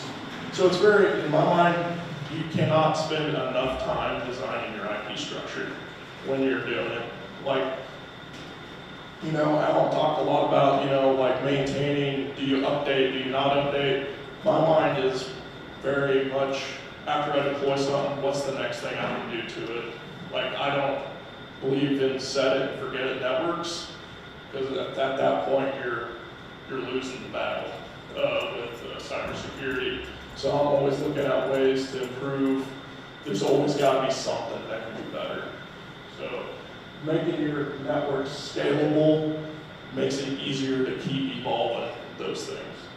There's other technology. We're the next phase of our segmentation project, you'll hear a lot of, is microsegmentation, and what that's more focused on is back to those flat networks, because you're just going to still have flat networks in your environment, but now you want to control that host-to-host communication. You don't need everything to communicate to each other if it's up. Like, there's never a need in our environment for one user's computer to ever talk to the other user's computer. It's not necessary. Their job is completely on the application servers. So we can use microsegmentation to block those machines from doing that at the host level. And then there's a new technology that I learned about last year. It's been around for a while, but it was new to me. I never even heard of private VLANs. And I started reading about it. I was like, wow, this could be a cool way to do something. Don't know what's practical in our environment, but it's another way to do that microsegmentation, but do it at a network level still versus a PC level. So I really encourage just always be learning, always be paying attention. Like I said, I never thought I'd be getting my master's at this point. I was like, graduated with college, I was hitting the gas pedal like, done with my book, That's never gonna happen. So just get used to that if you're in this field. So at this point, I threw a lot out you, hopefully something to think about when you're getting into a job or you're going to a conference. I talk about network segmentation. So, questions? What advice would you give to this group of high school kids who's looking to be determine a career path type of leader? What advice would you have for them as they listen to it? Well, stay current on your technology. Like, the best thing I ever did was kept building computers when I could, because it makes you go out and research what's going on. You know, just keep, I mean, like I said, you gotta keep studying, unfortunately, because the moment you stop, you're gonna be behind the curve. And cybersecurity is not going away, it's gonna get more complicated. So that's why I'm back in school again. And I never, it was his fault. Go for it. Did you say that out loud? Something else I'm gonna say is never say you can't do it. Yeah. Always say you can do it. When your boss comes at you and says you can't, well, I got this project for you, always say you can do it. Yeah, well, that, and back what I was saying at the beginning, make those connections, because I call people at Raven, I call people at Treetop Security, I call Jason, I call my former instructors. Like, nobody knows it all, you know? So you gotta know what people know and keep calling and stay in touch with those people, because they've helped me with coming. Eric Helm, who's not here today, he was my go-to person for a long time, and I met him in college as at one of these conferences like this. And he's helped me design and get my head wrapped around complex topics and stuff. So don't feel bad if you don't know it all. And always, the best advice I'll tell you is when you're in IT, admit when you don't know how to do something. The worst thing you can do is pretend that you do, because you will create so many problems for yourself, the company you're working for, and the people around you. Like, be realistic about what you can and can't do, and no one will take it, no one will look down on you for that, because you need the support of your team to do everything that's required to keep up with hackers. What are you going to use for your firewalls? A couple, I'm not gonna tell you. But there's good ones out there. We use a combination of very expensive and really cheap. So you just gotta find what fits best for your environment and your needs and what your company's willing to pay. So would you recommend like a starter firewall or like a home lab? Is there a brand that you recommend? I like Sense. Okay. It's a good home firewall. I have one at my house. It's as close to like a nice advanced firewall you can get for low cost. Like, We got some in the raffle today. You get to take one. Anybody else got any questions for Josh? All right, let's give Josh a hand.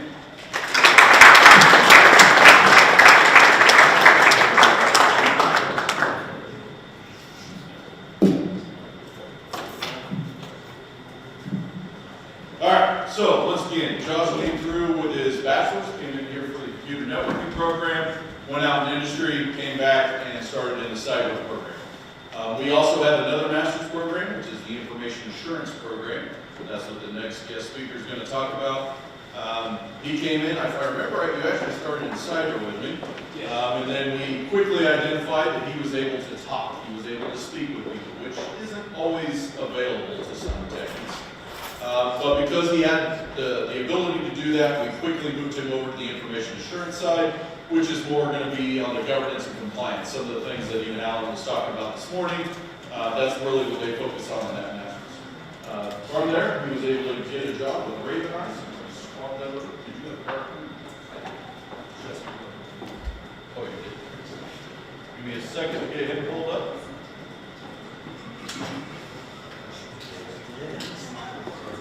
I was gonna. I was gonna say the same thing.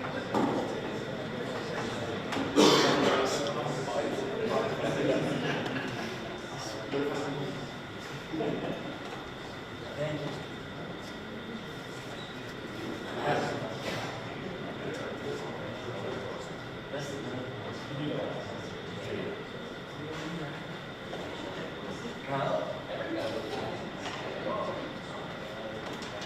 He's just a minute while we get his card pulled up. Thank you. So while he's doing that, how's the conference so far? You guys able to learn anything new? yes. All right. By all means, we are going to have a couple of things in the afternoon, but as you guys go through the conference, give us some feedback. please, right? We used to hold these conferences back when I was in grad school here, and we're trying to bring them back. We're trying to add the things that were in there. So one of the big things last year was the students said, hey, we'd really like to hear more from industry. We'd like to know what kind of jobs we could actually get. And so that's the reason you have so many industry speakers here this time. If you guys are interested in something particular, by all means let us know so that we can add those to the presentations. We do have, during lunch, we have a couple of activities going on in the back of the room. And then we also have a capture the flag event that you guys will be able to do for the next week. And then whoever wins that will be able to get a good prize there as well.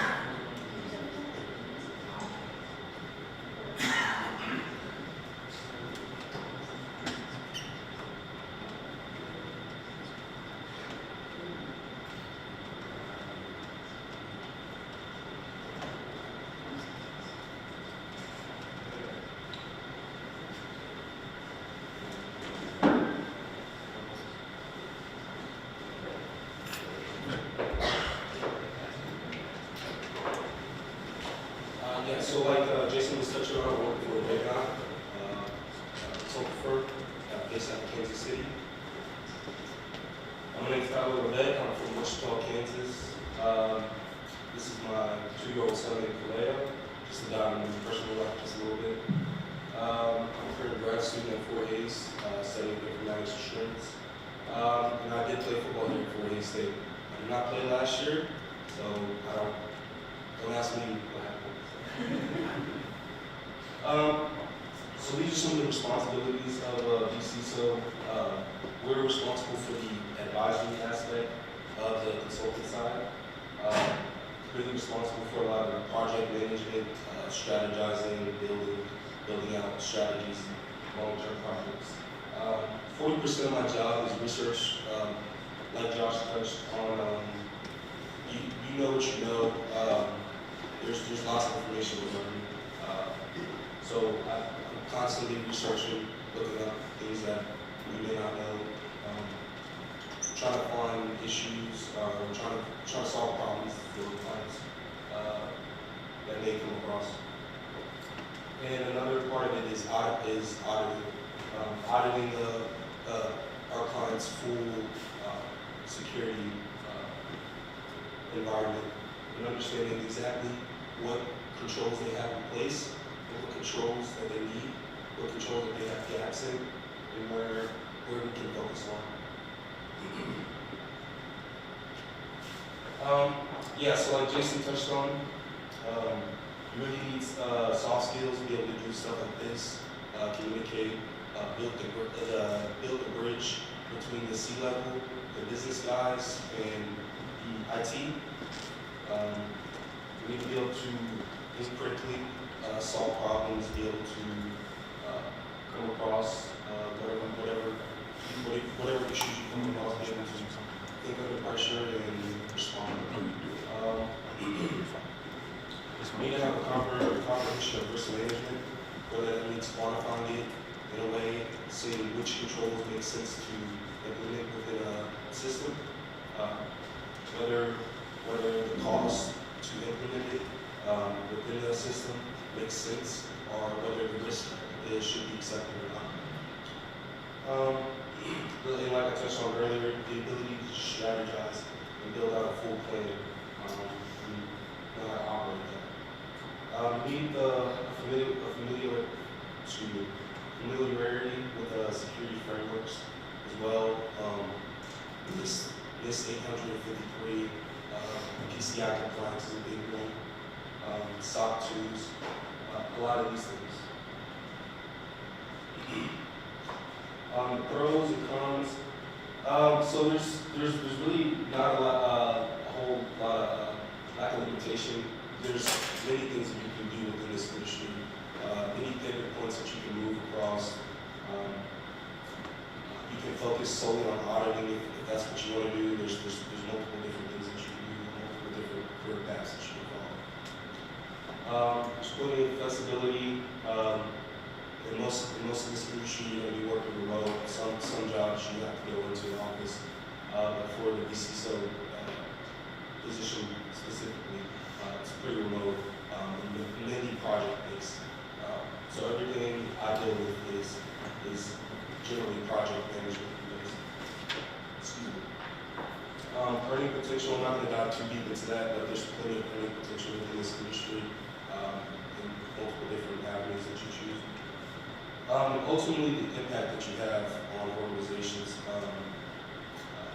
you're responsible for managing a whole lot of our client systems. So you have to build a rapport with our clients and understanding the impact that you have within your building your overall security posture. And that's a good lead off into the high client turnover rate. Typically, our clients stay with us for about 3 years or so. Part of your job is instilling that confidence in that, minimizing the insecurities that they have, and instilling that confidence within them that they can stand on their own to and get to a secure place. There's no such thing as 100% security in this field, but obviously we want to instill confidence within our clients.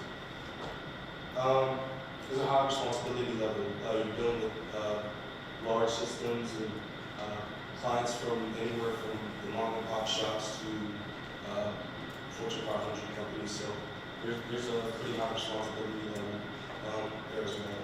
And the literacy level as well. There's a lot of reading, writing, dealing with policies and procedures. A lot of this documentation stuff as well. So if that's something that you're comfortable with, there's other options, but that could be a con for some people as well. I know I kind of breezed through that pretty quickly. Does anybody have any questions or? What are some of the research sites that you like to use? What are the research? Oh, Google.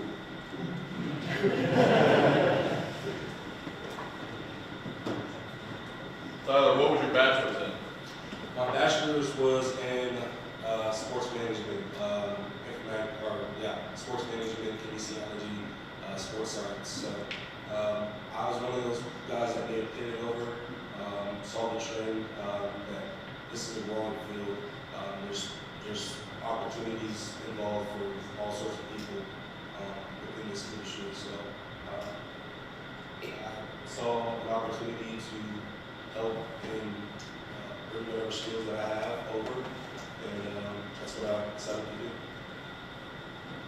So you guys take care of like the routers, the firewalls? Yes, managed services. So Dylan, we have a managed firewall, managed SIMs, vulnerability assessments, all this sort of stuff. All right. Well, thank you.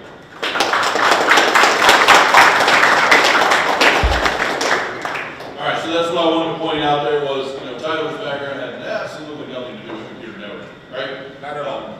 Not even a little bit. But he showed up in the office and he goes, hey, I got an opportunity to come back and play for Fort Hays State. I would really like to get into cybersecurity. And so instead of turning him down at the master's level, saying, nah, you gotta have something in undergrad, we were able to get him in. He took all the precursor classes that we needed for him to get into the program. Had no problem doing that. And while he was good at the technical stuff, it was pretty easy to see that he was able to communicate with other people. And again, some people can do that, some people can't. He had no problem doing the technical side, which made him better at his job, being able to go out and speak as a CISO. So going through that information assurance program, which we're going to talk about here in just a minute, was beneficial for him. All right.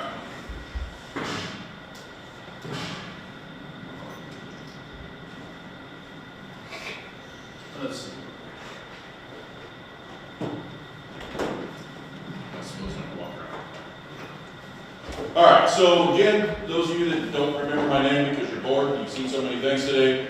My name is Jason Zeller. I'm a professor here at Fort Hays State University.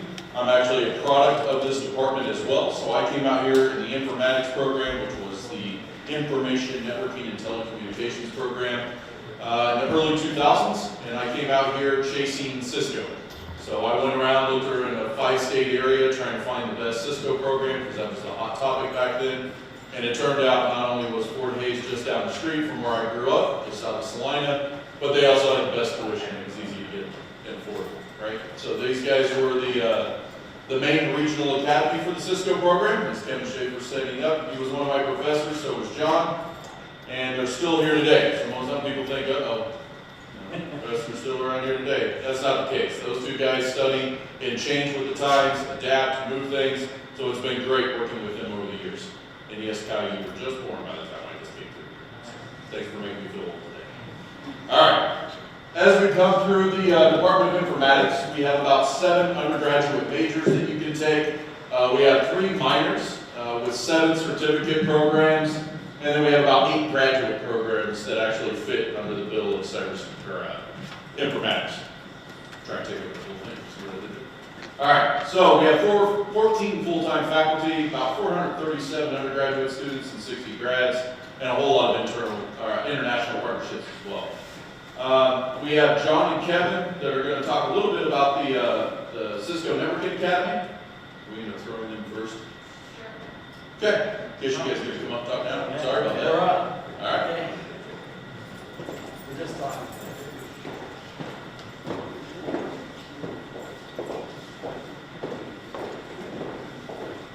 Wait, what's this old thing? I don't look like that anymore. Come on. Right. So, I think the main thing we want to talk a little bit about is our different available programs at Fort Hays and Informatics. We have a lot of different opportunities. Our INT degree has a lot of flexibility. You can get concentration, so you can take coursework from any of the other concentrations. So if you pull up the INT degree, he's got the thing. He's in control. Oh, you want to go? Okay.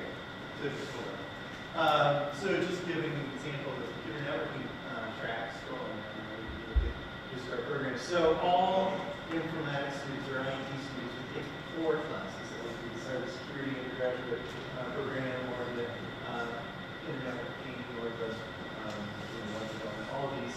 And then we have our concentration requirements. At this point, we have 15 hours selected for individual coursework related to concentrations. Then we encourage students to get courses from other areas. So we're in the process of looking at expanding what specific options might be available within the different concentrations. But the larger goal is to get the depth of knowledge. And so Josh was talking about all the things he's learned.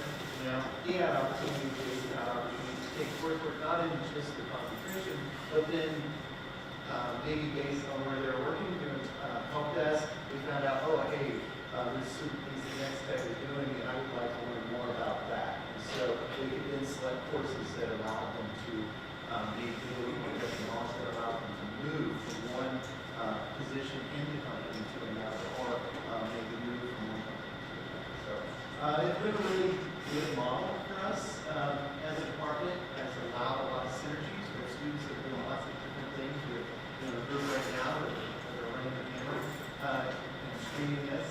Part of our department. So it's really kind of this whole flow of information that represents the region that is today. And so cybersecurity is obviously a huge part of that because our entire economy is really built around what we're talking about. And so we've had the pleasure of having some amazing students. Welcome you guys here for this opportunity, and look forward to continuing to do this with you. Yeah. Okay, so high schoolers, raise your hand. So I think none of you have taken, I have 251 Internet Working 1, CCA credit. But NCK Tech, you guys are in the Cisco 1-2 course track, right? This is the fundamental course to get started and learn what is the internet, what's an IP address, how do these things connect, right? And you can start with no knowledge and get into that first curriculum and start learning. I want 9 going over here. It's a great start. If you don't know, I don't know, what is an IP address? I have no idea what that is. I've heard of it, and what's need to know what it is. But you know, when I connect my laptop to my home Wi-Fi router, it just works. Well, of course it works. It's set up to work, right?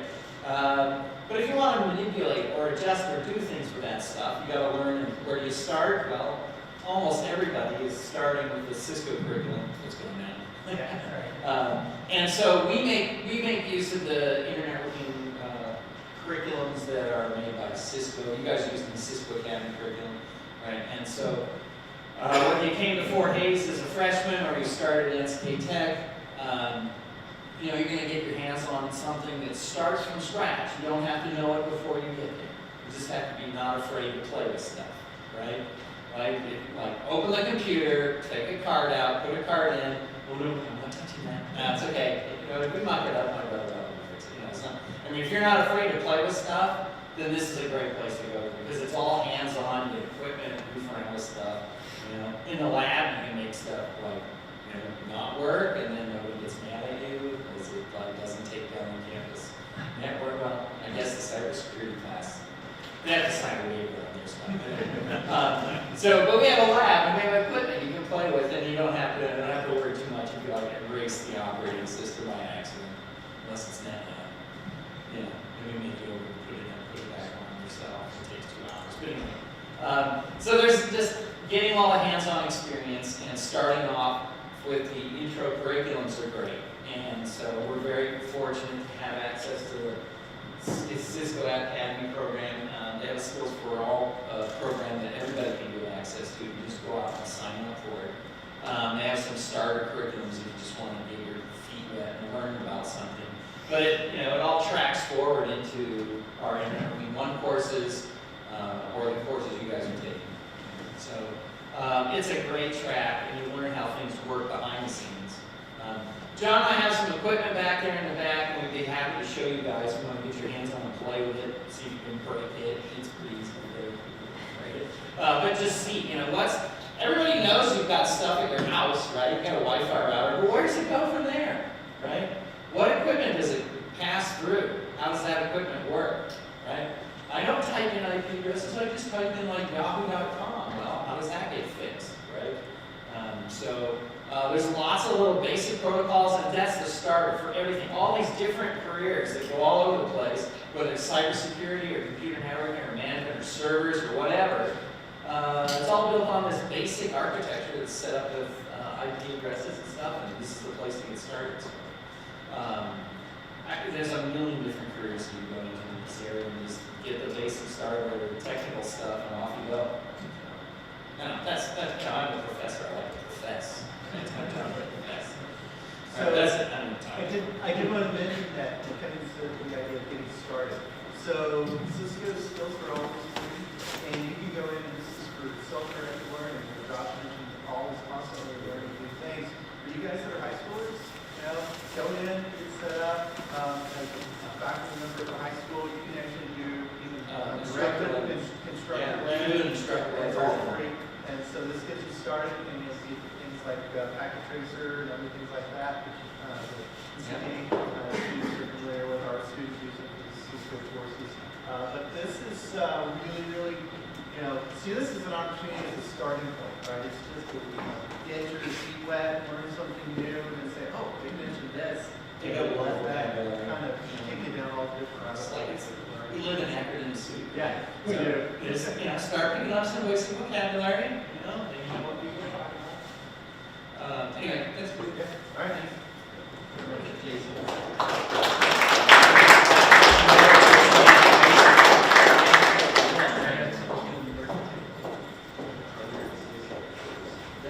All right, so when I was going through the program, again, we had computer networking, but we didn't have any cybersecurity, right? To get to that, you had to get to the master's level. And so thankfully, when we were able to rework some of those programs, you can get cybersecurity now at the undergrad level. But the core of that is you have to take some computer networking classes, right? So for example, we've talked about the CCNA 1, CCNA 2 classes. What's nice is, for example, in CK students, you guys already have that networking core. Now you can come here and jump right into the cybersecurity program. You already have the basic foundation. I don't have to go through that. John doesn't have to. You guys can just jump in and start rolling.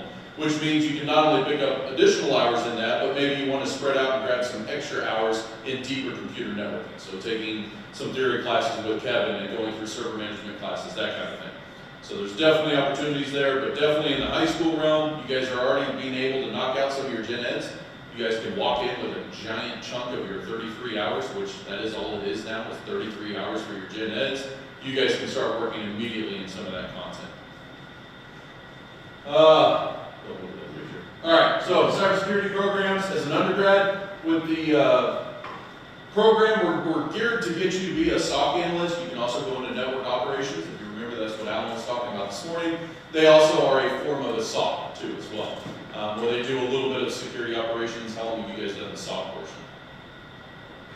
But something looking at expanding more into, right now it's not so much. Just internal? Okay.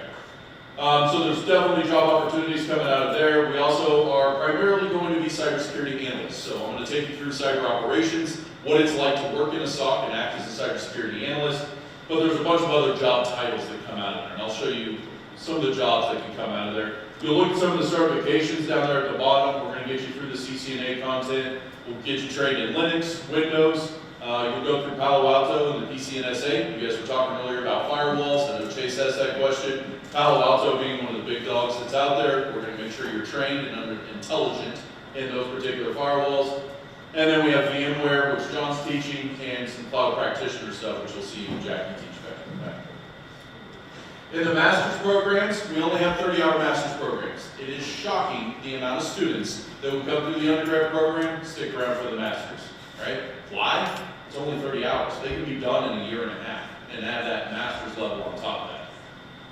When they usually graduate with the undergrad, I'm seeing students graduate and go get jobs in the 40 to 65 range is usually what I get reported to on the undergrad side. They stick around for that extra year and a half. I typically see 65 to 85. And then again, that's just immediately starting right out of the grad school stuff. So some grad students feel less, depends on their experience as they go through. But the main reason is they stick around for that master's degree and they can talk intelligently about the different stuff they're going through, right? You guys, cybersecurity is a big term, right? There is no one little piece. We could talk about forensics, we could talk about ethical hacking, we could talk about the law and policy and governance side of things. There's too big of a breadth to say, I just know cyber. It doesn't work that way. So in the undergrad, we get you a little taste of everything, and that's one thing that I'm reworking in that undergrad program, is we'll get you a taste not only in the cybersecurity program, but also the information assurance program. And so again, you heard from two students here today that are in those two master's programs. Josh will be a part of this master's program. You can see some of the titles and things that they would do down below. Jackers up there. I'm now curious as to what's going on. But we've got the information assurance management one. That's the one Tyler was talking about. And our goal there is to get you to be some of the cybersecurity control officers in a virtual CISO type operation.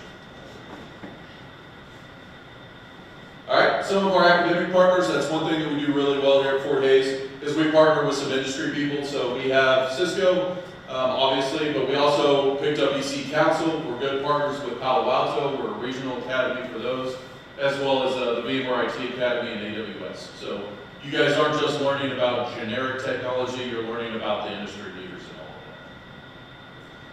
that. We also have the Fort Hays Cybersecurity Club. There's another club called the Advanced Technology Student Organization. When you come here, that's one of the first things you want to join. And the reason is I can only teach you so much, I only get so much face-to-face. Those clubs take it one step further and they get all the extra stuff that I can't do in the classroom, right?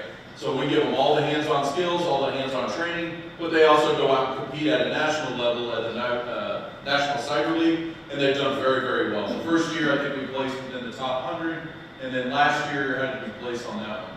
I think we had 2 teams place in the top 50 nationally, and it was like a 2 to 3 year. Perfect. And that's only within the first 2 years. And these guys went from not knowing a thing to going through and placing in the top 100 in the country. So it's very impressive what they were able to pull off. Lori, if you guys have any questions on that, or coming out here to Fort Hays, talk to Lori. Lori's our current president. Also visit with Chase over there, because I got a feeling he's going to be the successor. He will be the successor. Yes, he'll be fine. But we also do a lot of hands-on training both there. We also go out to conferences. So what you've seen here is essentially what we tried to create was a small version of B-Sides. And for those of you that aren't familiar with B-Sides is typically where a bunch of cybersecurity professionals will come and give talks as to what's going on in industry, but you'll get a ton of information at the B-Sides conference. And frankly, it's overwhelming, which is a good thing, because you'll catch all those buzzwords, like all the ones Alan talked about at the very beginning. Anybody remember what the name is when the government comes and straps you down in black cars? Anybody remember that term? Clear, right? Remember those terms, because when you go out to B-Sides, it's a lot of fun. On top of B-Sides there, you will actually get to go out. Sometimes we'll take students, and we have in the past, take them out to Las Vegas, and we'll go out to DEF CON. So now you're going to deal with the elite hackers that are out there, the good and the bad. And we hopefully want to get some students out to Black Hat as well. Yeah, Larry. We're also going to be shooting to go to B-Side San Francisco. We requested funding for it, so if you are coming in next year, you might be able to get a chance to go to San Francisco. Absolutely. So there's several of these B-Sides. They're usually centered around metropolitan areas, so Kansas City, she mentioned San Francisco. There's several across the U.S. Great, great places to go out and get information. But it's not just information. When you go out there, we hook you up with a bunch of job opportunities that are in that area, right? So we've had students that go to B-Sides, and they immediately start visiting with all the people that are out there. They look sharp, they introduce themselves, move their ways through, and I probably have, what, a handful in this room that went through B-Sides. I know Kate went to B-Sides. You had a job within, what, 3 weeks after B-Sides? About 3 weeks to a long trip. Yeah. Tyler, were you at B-Sides that year too? Yep, so Tyler's another product that went out of there. And there's a couple more. I know I have students that are in there. So we've had a really good success rate of taking students to that conference, and they walk out with a job within a couple weeks. Mostly because they're situated to a place that they can go. That's one thing that sets Fort Hays different than a lot of other four-year institutions around here, is we have a lot of working ties with industry. We want to get you the job. It isn't a come to us, go through the content, go through the curriculum, good luck getting the job. We're going to find you a job. And if you speak up, if you talk to us, make yourself known so that you're not just the face in the back of the room, we will figure out, because we get a Rolodex, right? John, Kevin, those guys fought to get me a job for, I don't know how many years. It took a while, but eventually they hired me. And the reason they take a while is because they were hiring nobody at the time. There was 4 people in the company. I was like the 5th employee. So eventually the professors around here are really good about getting you jobs if you apply yourself and make yourself known to the group. We mentioned this a little bit before as we were talking about the NSA, but the Fort Hays cybersecurity programs are a center of academic excellence. We've had that designation since 2009. That's a designation from the National Security Agency to say that the content you take here is going to be applicable, and you have this designation from the NSA. So we're working on getting that down even to the undergrad level, which would be their cyber operations track. That would be the only one in the state that's capable of that. So we were the first to have this in the state before K-State, before KU, and all these other big names you hear. We were the first ones in there. That's one thing I really tout within our program is not only were we first, we teach it differently. If you guys want to learn about the algorithms and you want to code the next encryption data, I'm going to send you to K-State and KU, right? That's what they do there. And they're very, very good at doing that. What we do is we teach the hands-on skills that are going to get you the direct jobs from the moment you graduate, right? It's 2 different paths. We don't compete with them. I've never seen us compete with them because what we are is an academic, we are more of the technical hands-on side. They are more of the academic side, which isn't a bad thing. It's just 2 different career paths. Some of the job opportunities, you guys may have seen this, and I'll pull up a map you guys can all go to. This is going to be the latest one of the U.S., and so you can see it's very heavy in Texas, California, and Florida. That is where all the jobs are for cybersecurity. But if you look out here in the middle, notice that there's some in Kansas. Notice that there's some in all these other states. And a lot of that leads back to what Alan talked about this morning, was that remote work. A lot of the students that went and got jobs, Caden and Tyler, you guys all work remote, right? Yes, sir. The business itself is based in KC, but Caden, you're out of where now? I'm going to be going out of Honeywell, which is also at KC. Perfect, and then Tyler, I think you're down in Wichita now, right? So you guys can work remotely, and I was able to work remotely for the jobs that I had in the research triangle for about 8 years. And that's the way businesses are. As Alan was saying, COVID really helped jumpstart that. but businesses have slowly been working over to that work from home model. One, they get more out of their employee. At first they thought, oh, they're going to sit around in their underwear and never get any work done, right? Okay, maybe I did a lot of that, but we also got some work done. And then the idea behind that is that typical 8-hour workday typically doesn't exist in the work from home model. Why? Because if they give you that flexibility, I was able to go pick up my kids at 3 o'clock, I could drop them off at school, I could pick them up from school, and then when I got back home, I jumped right back into work. And sometimes I would be working from 10 o'clock at night to midnight. So they ended up getting more hours out of the day from me being able to work remotely than I would have if I just went to an 8 to 5 and checked out when I went out home at 5. So a lot of companies are doing that. And a lot of my students so far have come back and said, yeah, everything I'm doing is remote. At a national level, you can see we're just over 1 million some that are employed in the workforce, but there are still 755,000 cybersecurity jobs in the U.S. And that number keeps just growing dramatically every year. You're also going to look over there on the far right, you can see some of those job titles that are over there. Notice how the programs we have here match those job titles within the U.S.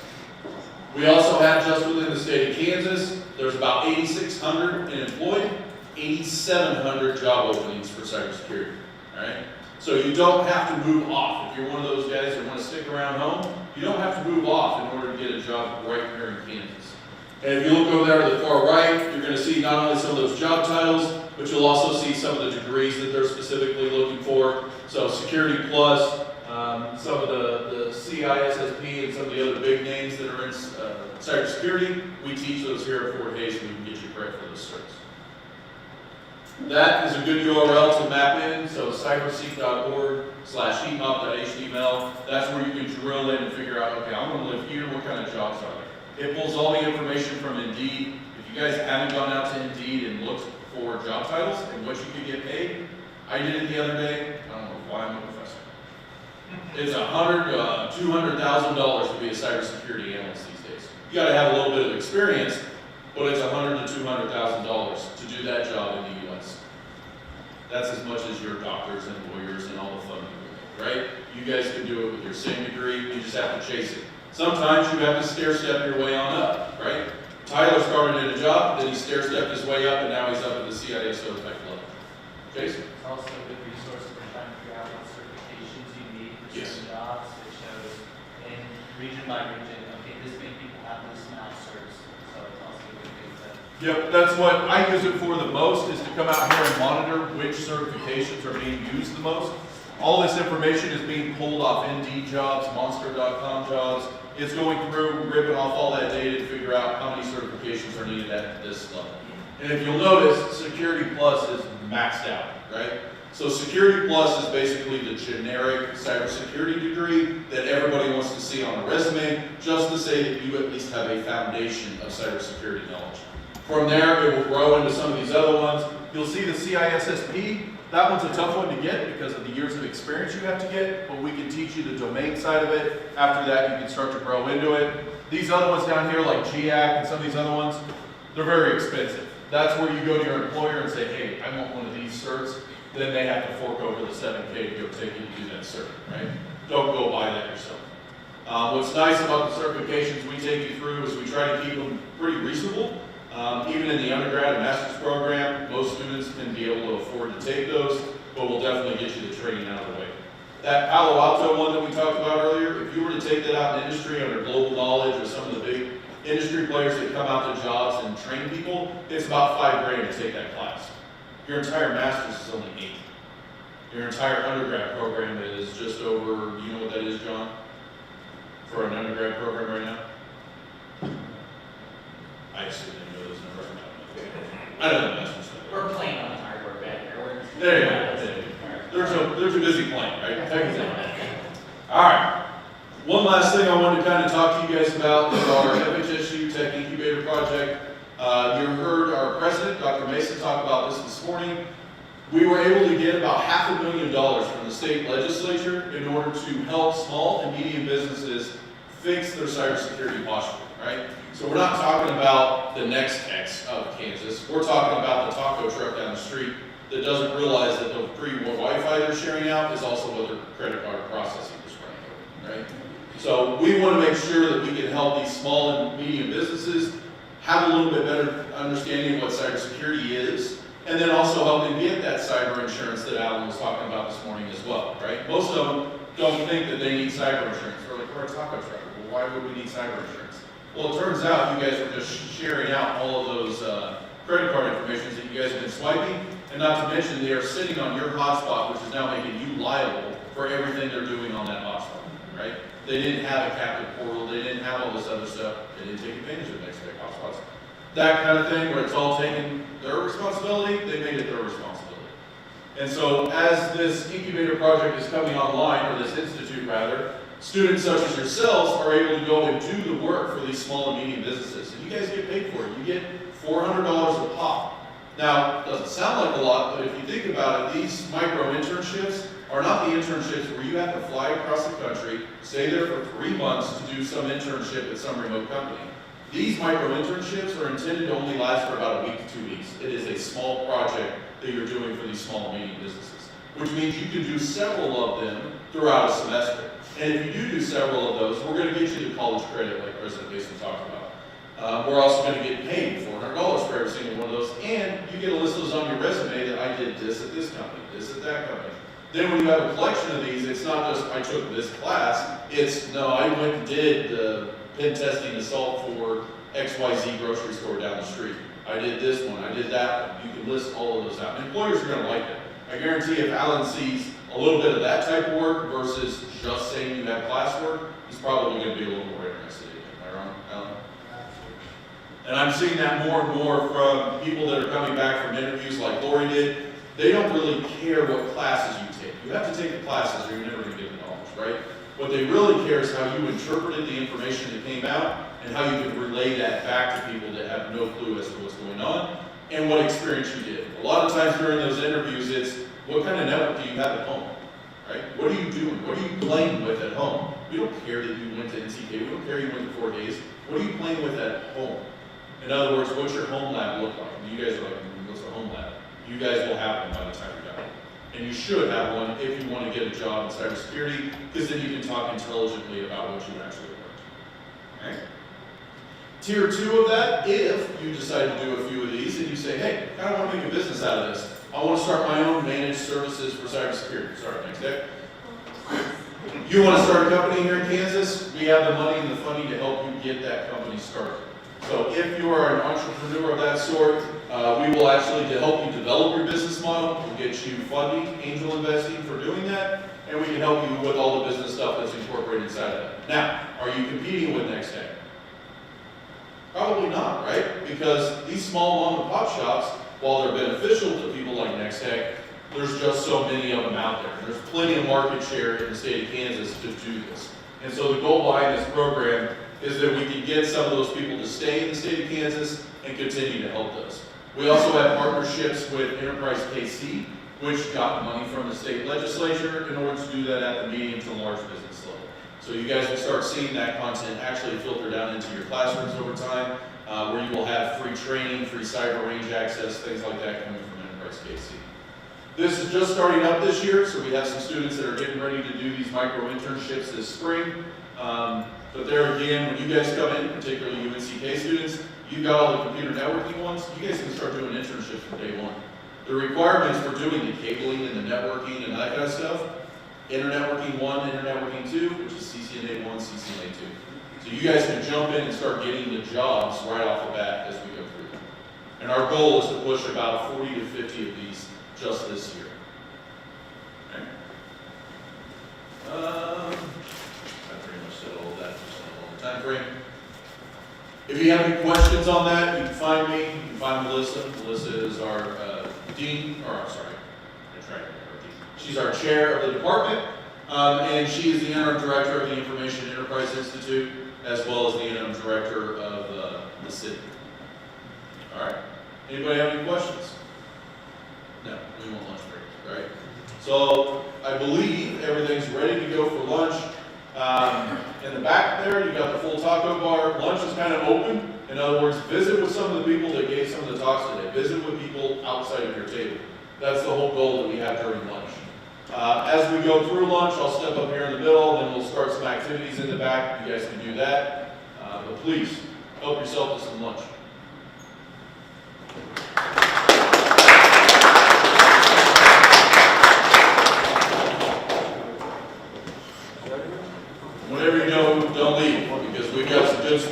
this afternoon, as well as all these prizes to give away.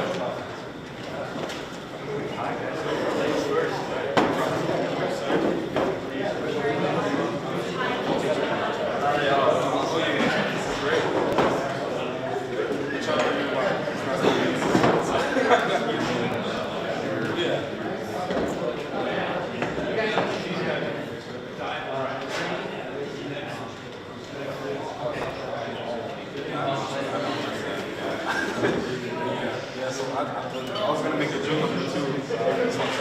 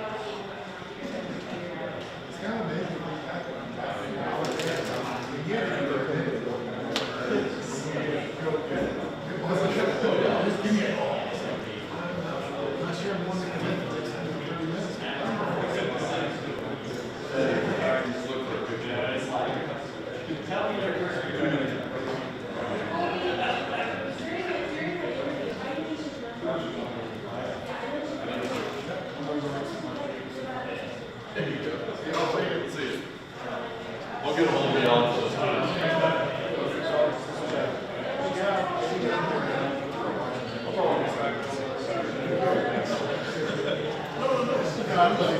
Yeah.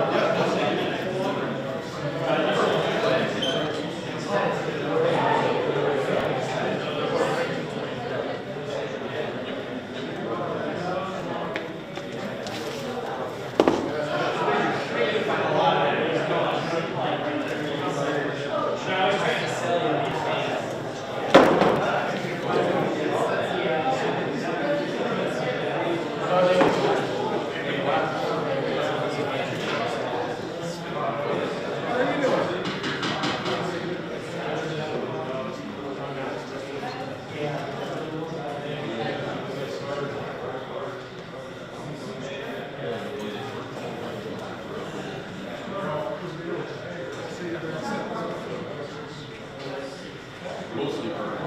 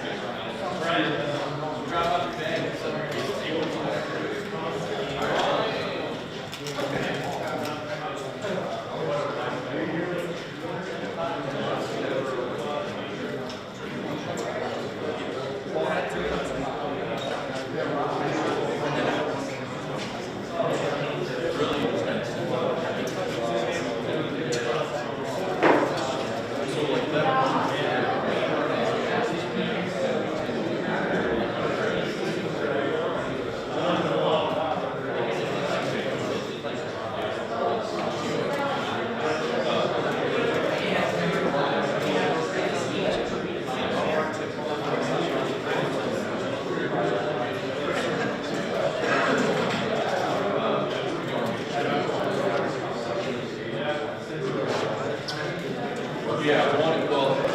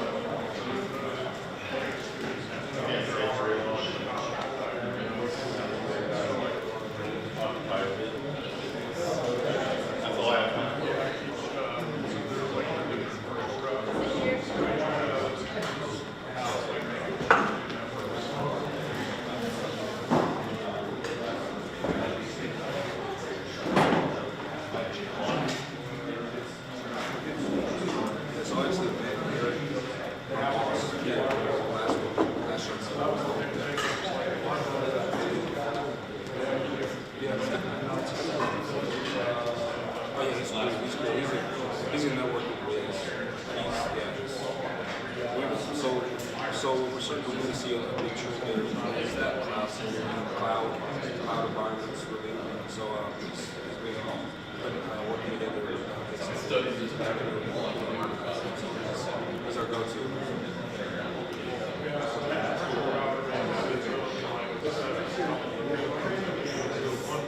Well, that is how I observe a lot of well, this is a big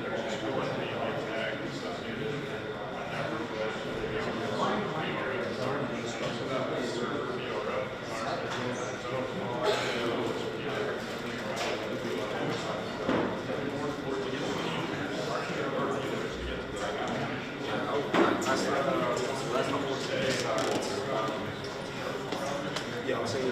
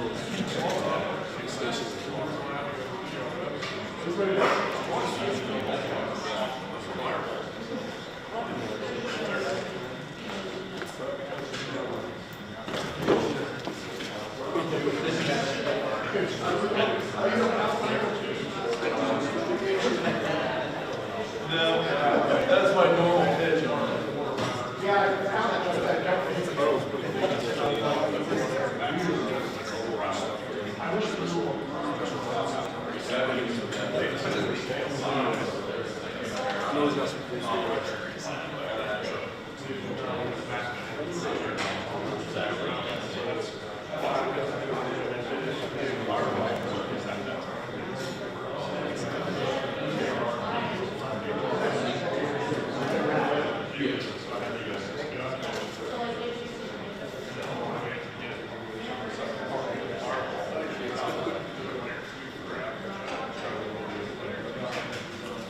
It's a little small,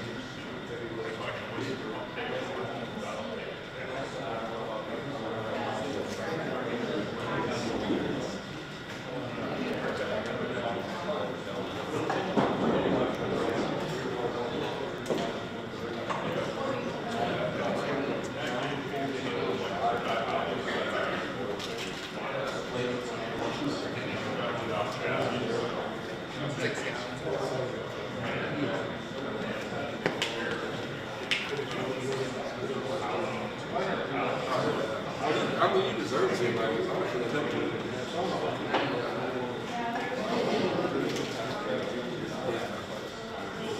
Yeah, I saw the video of that.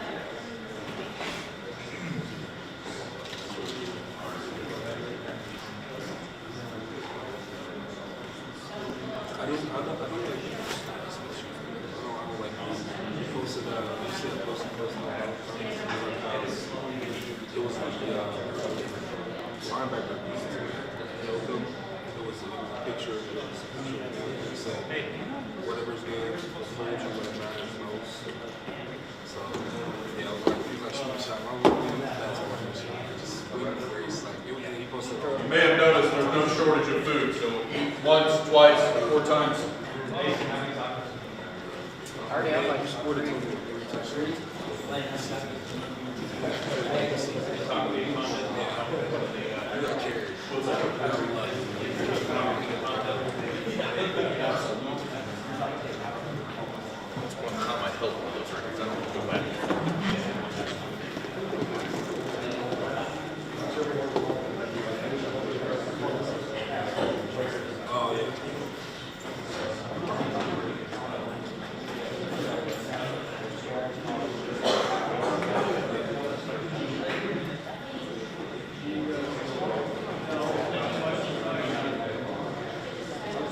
I just think he wanted to leave. I don't really know why, bro. Like he could have stayed. It's still out there. Maybe like the new Patriots.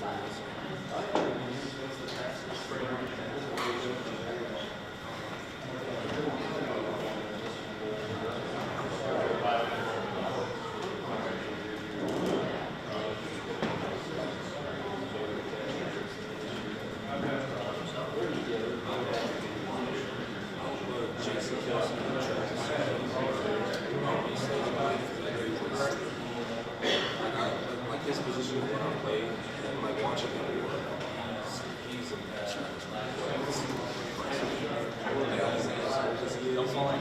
So what?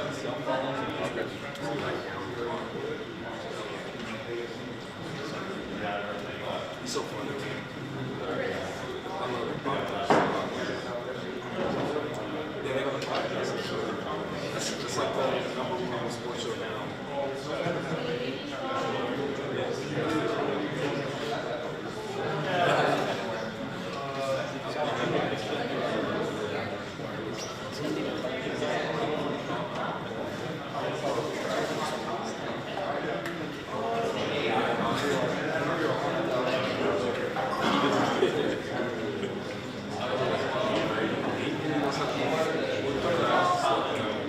He's got one of those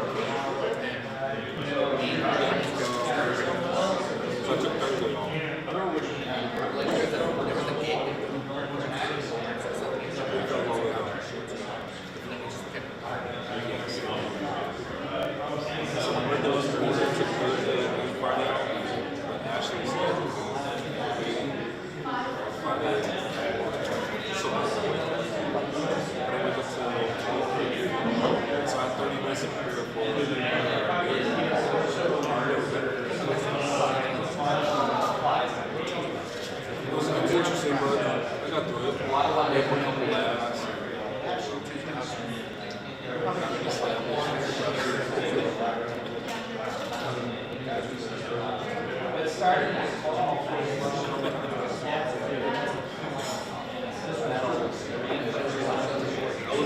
I'm just looking for the funniest answer.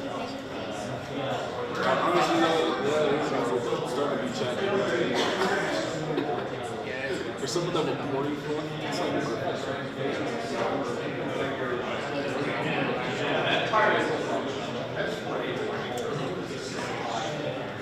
I don't know if I told you this. I think I might have said it, but tell it to act like something you get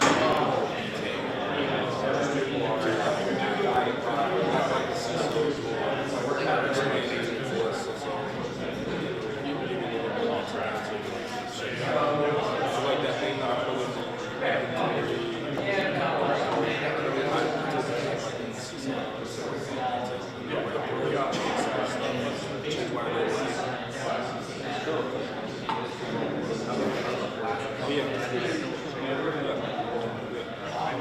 I mean, that's our job, though. It's not like automate as much as possible.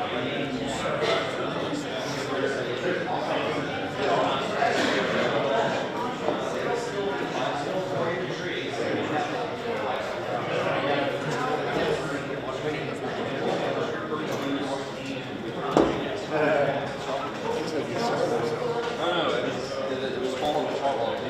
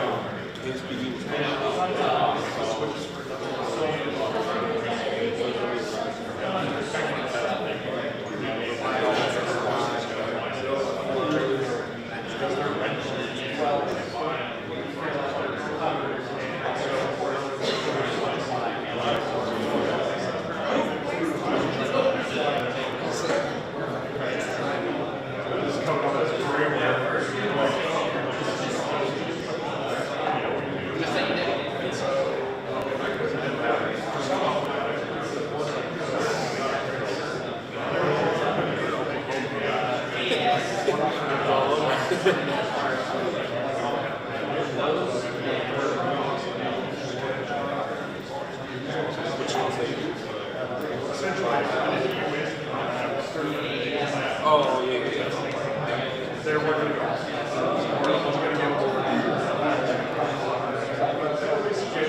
it.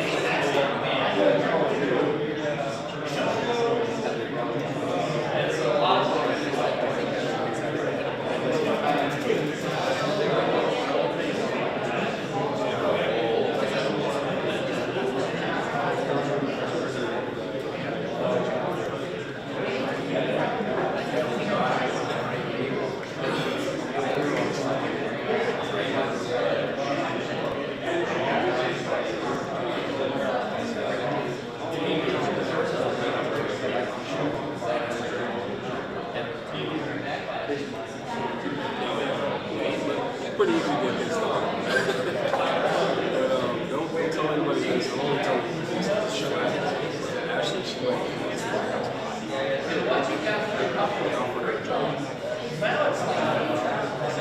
you said why would she? You said they offered her a job. I think it's a lot. The biggest thing is like maybe I should talk to her.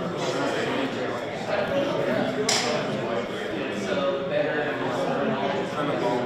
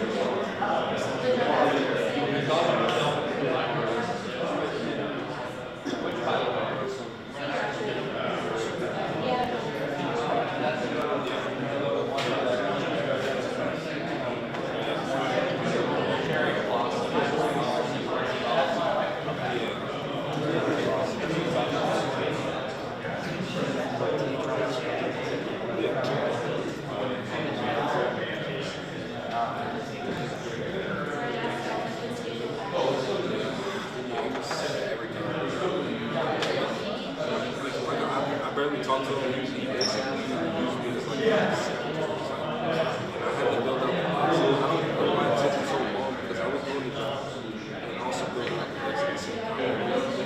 So we can look at it. I've been taking like years to build up my deck, and I'm just like,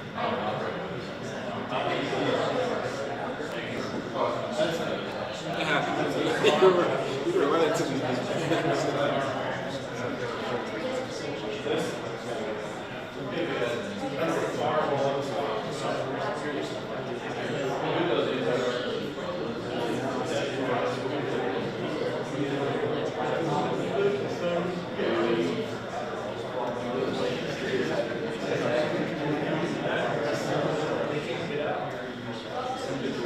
They're in their way.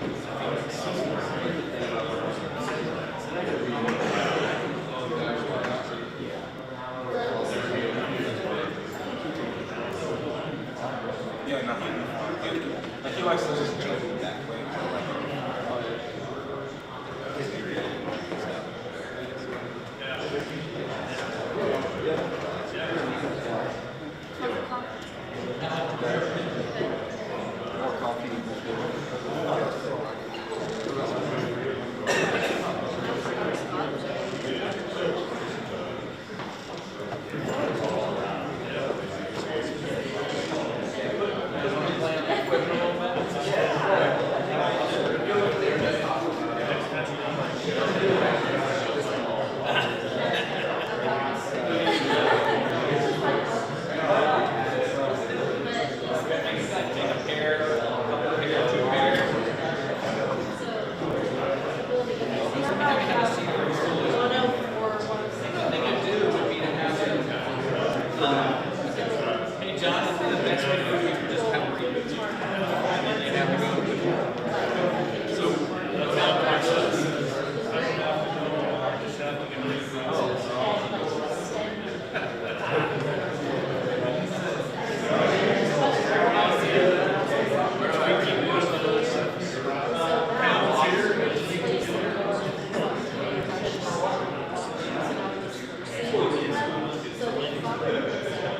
compromise was like today, from 1 to 8 as classrooms. So we only operate at 2 classrooms. Turn those into hard. Did you see that? Try that out.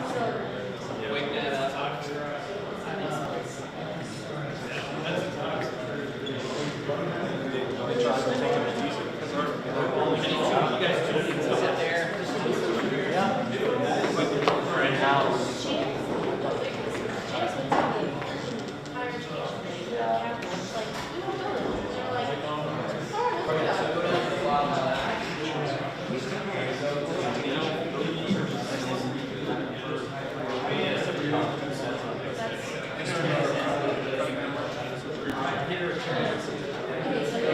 I'm the same way when we first got there.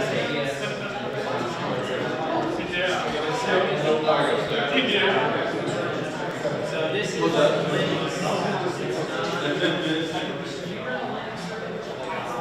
it's Linux, it's not Windows. Cunningham is getting to But it's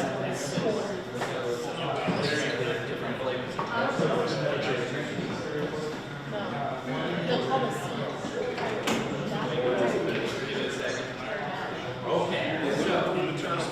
Let me steal your diagram. There's a new addition to the. So over here on this card is, so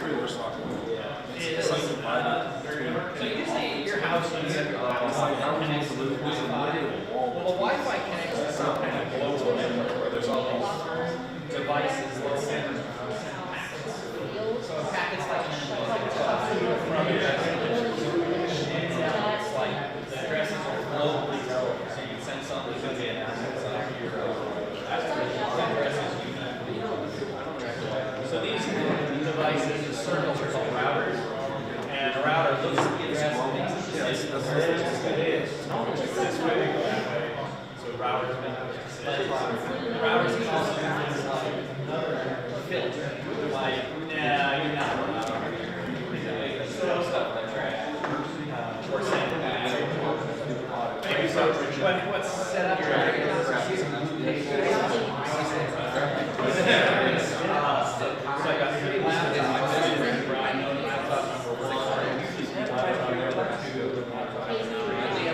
They connect to the router. This router is number 1. Actually connects to these switch.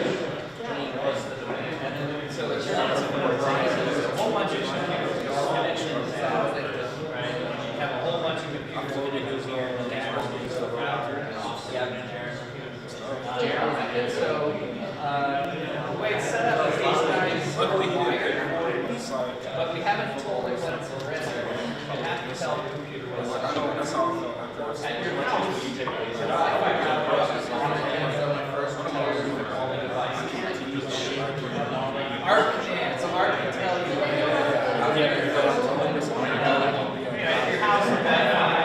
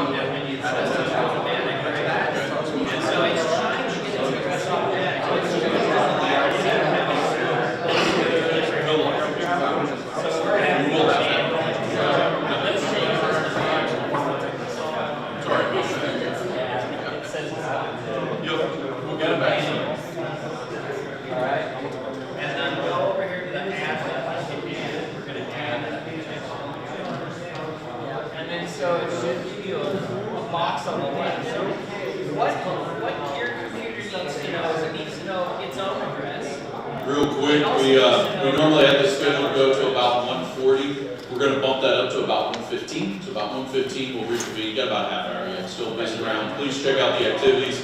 A lot of that's because we didn't have some of the activities we had planned. Some people got sick and weren't able to show up. So we apologize for that. But definitely check out Kevin and John back in the back. They've got a networking activity. And then I will throw up here on the screen the capture the flag activity that should be going live here shortly. Okay, so your laptop number one. So your laptop needs to have an address. All of the computers on this area have to have an address that's part of this network. Right? And so for yours, I want you to type in 10 dot 0 dot 1 dot and then your okay? Right? Then I want you to go over here. And this is and we're going to put in a number that tells us a mask. What the mask does is it tells us how much of this is like your and how much is your personal. Right? So that's an analogy. So I need you to type in 455 dot 255 dot 0. Okay. Right. Now you guys, right? You're this one. So you're on a different network. Yes, that's you're not the same network. I like that. So you need to put in 10 dot 0 dot 1. 10 dot 0 dot 10 dot and then your address is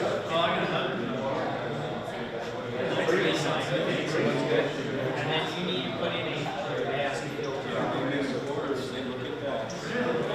And it's 255 Did you guys want anything? Right. So what you do is you put in your own address and then you put on a mask that tells us how big this network is. Now you need to put in order to get the internet, we have to send stuff to the router, so we need to know the router's address. So in the third box over here, you got to put in 10.0 dot.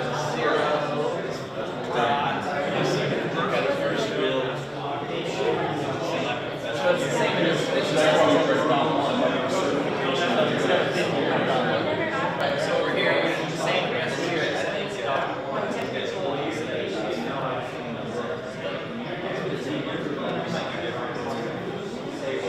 It looks like the router did itself here too. That's why it's 10 dollars.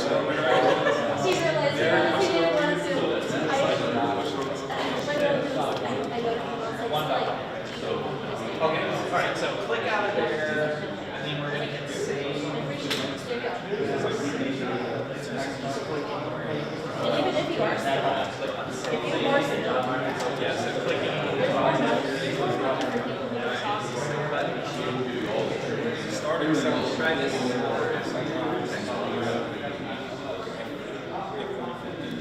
Yeah, now it saves the save button.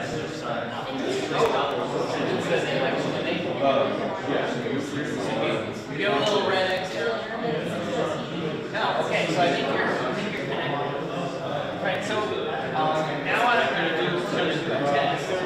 See if it works. Alright?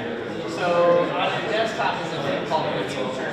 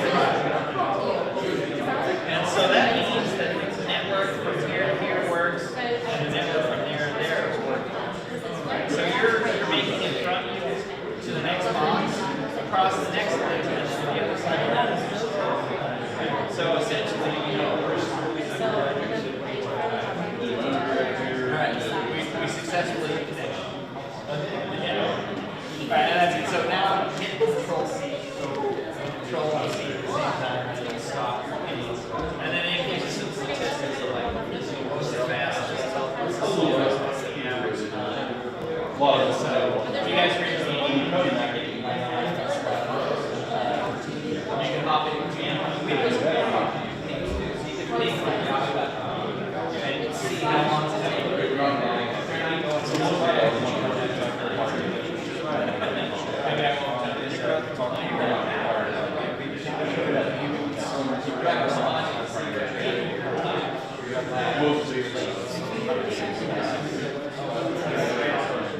So when you go to type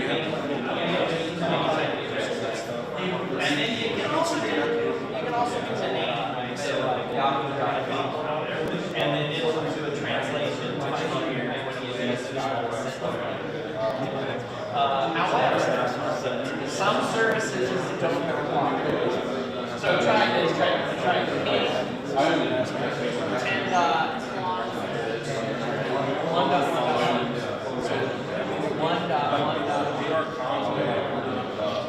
Try that.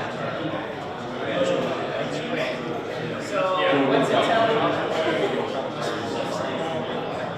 Alright, host not reach control C. So essentially that host doesn't exist on the user. So I don't know. It says I don't. You try anything unless it's one of these, unless it's an address that's on this map, right? And nothing's gonna apply.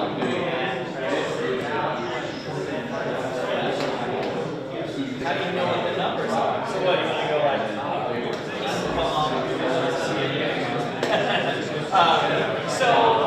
usually you have something like Yahoo.com, and then if you type in on Windows, you type in Yahoo.com, it will do what's called a CNS hallucination, trying to find out the IP number for that name. And so there's a DNS server that takes those requests and it sends it through all of them. And then it'll tell you the IP. The computer would go ahead and do things for it. But if you watch carefully, you would see that it's spit back. So it turns out it's all domain. They're all just people. Everything on the internet is really running like right, so we created a DNS system.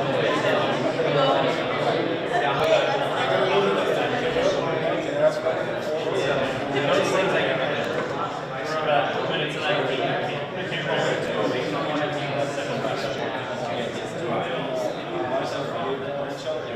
There's all kinds of little services that, your command prompt and help you listen to stuff. These are Unix based, so you can do like whiz commands and things like that. This command, because it's here, if I attach a server and if you did a DNS lookup, you go up here and ask the DNS server and send back the IP. And then you can do the thing with the IP. So you have to put DNS different.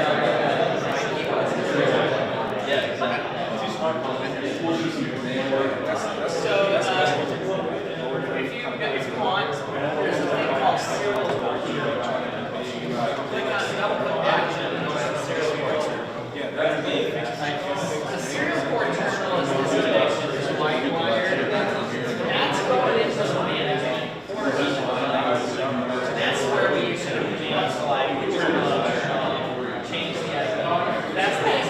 Unless I want to fix this, I want to change that. Then I'm going into this thing called console. So I'm going underneath the console here to get into adjust the settings on the device. So hit a return. That's what I'm doing. Okay, hit a return. So you're in, type the word enable. And so you see the prompt kind of change. So now you're in what's called premium. So like you can change settings.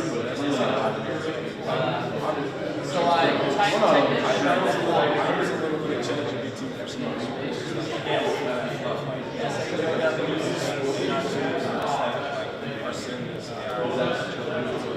Alright, what did it spit out? Time. So it gave you the time. And so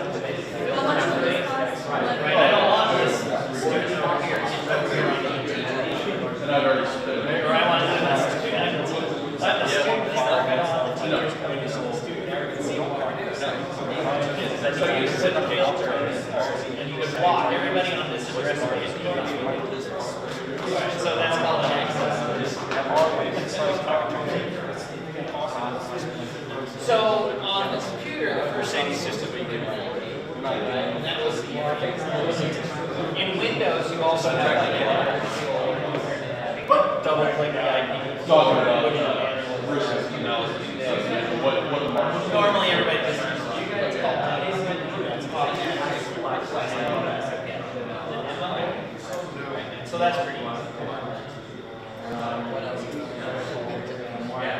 that goes on and on and on. There's like 3 areas.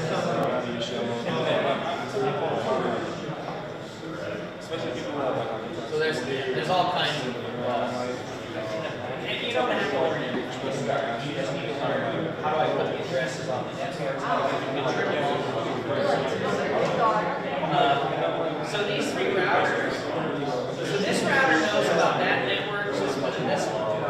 But All right, we got about 10 minutes, so if you guys need to use the restroom or anything like that, please do so. We've got at least one more speaker here today, and then we'll get into some rest of the 4D stuff and get the raffle going.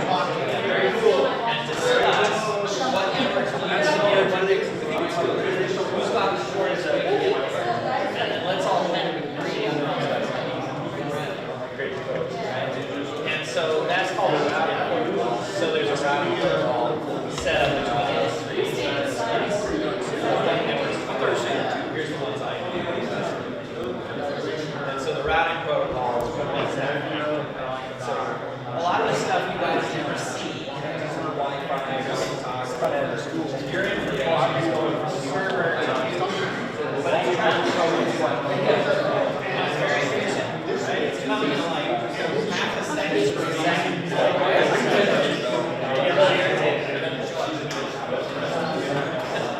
There's a lot going on there.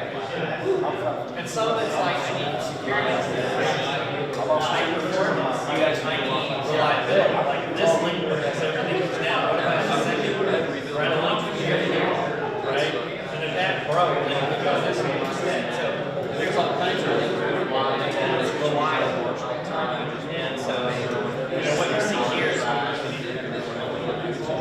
there's lots of one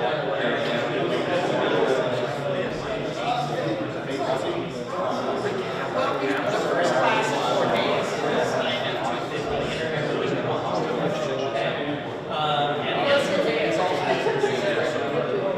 and so if you go there, you can also take it over there.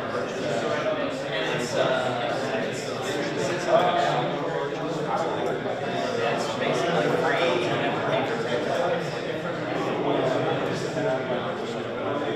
Anyway, so all we did was just kind of set some stuff up so you can try and see how it works. But the students can learn all about it. Next step, they've got all this stuff. The guy was talking about departments.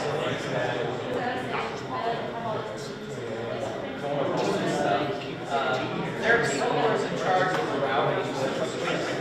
There's also people who are in charge of security. There's someone in charge of physical security. I mean, these things go in a building and around. They have to lock the door. They have to fire suppression. They have to have backup generators. There's all kinds of stuff. There's jobs everywhere. There's all over the place. There's jobs all over. Every company's got to have IT. Maybe they're just doing network like this. Maybe they're doing fancy stuff like Windows servers and cloud-based. Yeah, this is where you start. You start to learn what an network is. What's a port? What's a IP address? And then you choose. I want to go to security. I want to go to Amazon Web Services. It all starts with just how does the network work, and then you go to it.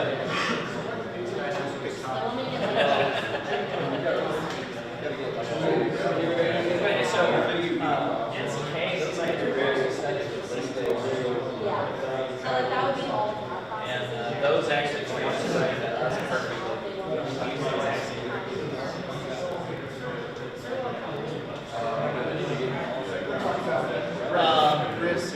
This laptop's not on light now, but yes, there is.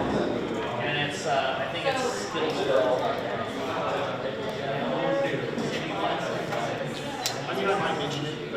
And they have little like mini curriculums, like it's like 8 hours. Yeah. It's not university. Okay. Right. Trim that down a bit. Sure. 4 or 5 weeks. So most of your home networks, like computer-based connectors, Then they have this one.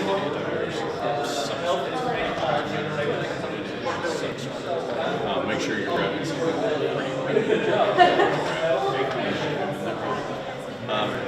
outside of that, it's really, you can do things on the computer to protect yourself, but it's really going to work. So putting in food you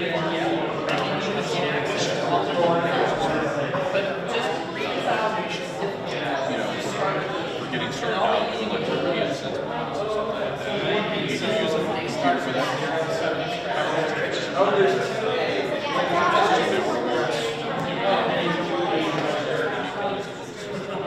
How did you know that? You've seen it yourself? As far as anything you're doing, there again, your best chance, if you're going to go grab the files and you're going to go browse and do the pictures, use it. So get some things like that. Get you system, and then you can and then browse with it. That way, you can just trash it, throw it away. It doesn't work. That's a lot of it. Push on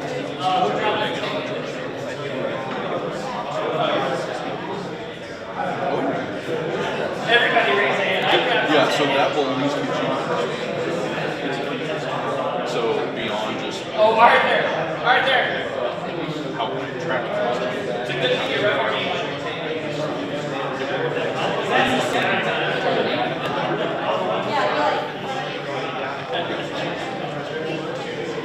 Don't look at your teeth. You guys have been tagged. Okay, yeah. Go ahead.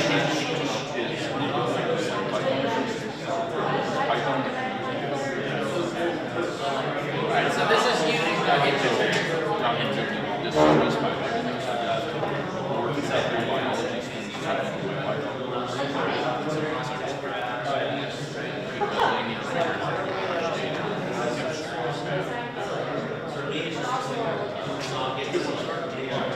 Well, for this setup, you have to have physical access. But yes, we can add more. Because there's ports on here that aren't Airbnb. Yeah. And then you can connect your ports. So you're the kid. That's what we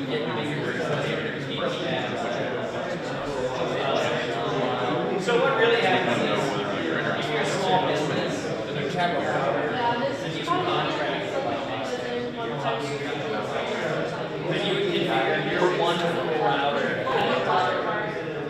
And then they provide. I think instructor there is going to work on an extension of cybersecurity club there. So join in on this. High school meeting.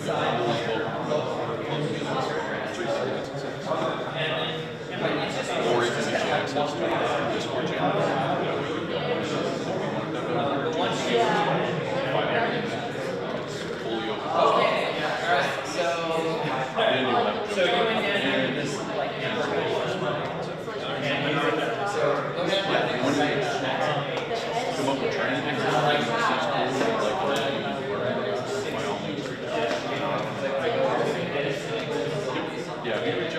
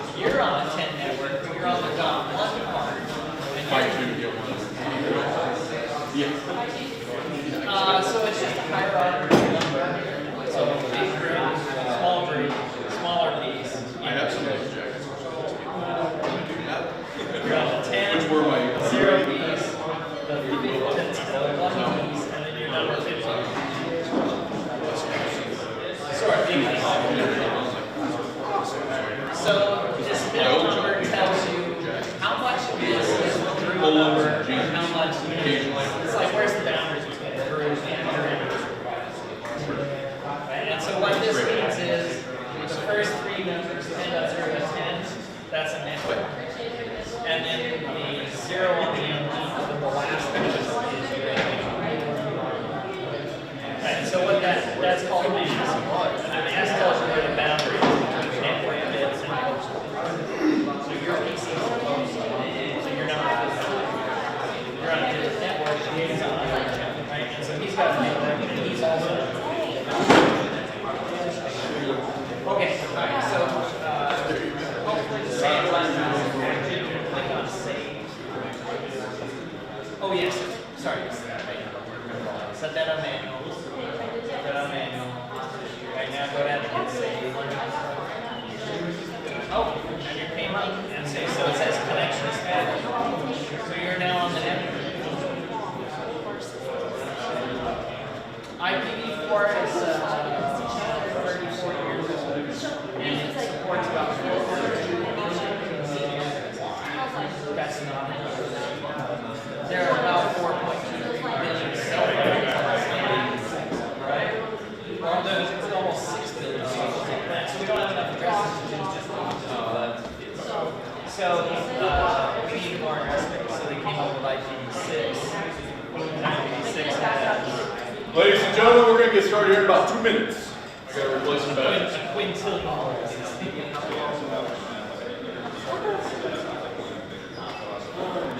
Yeah, and so it turns out that an IPv6 is 32 bytes. An IPv6 address is 4 times that.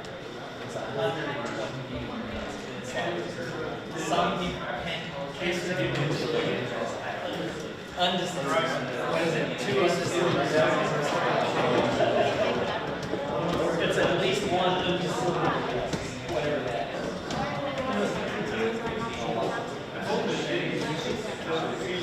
Yeah.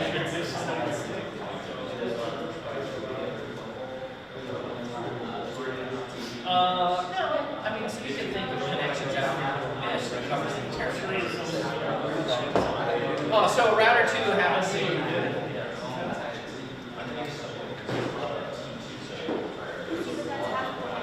yeah, so we had you guys do and so what happens is your home router has a filter, so the people coming from the outside can't get it.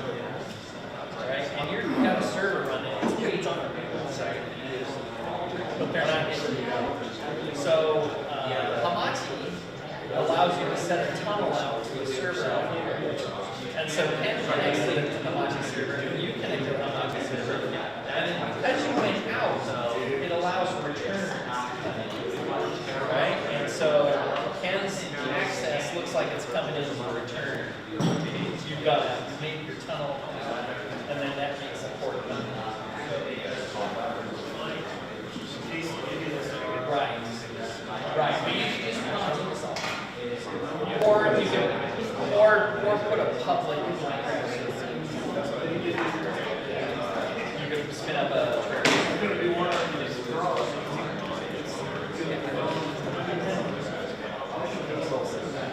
right, so you have to open a port on your home Wi-Fi to let somebody use it. Or you can go just or like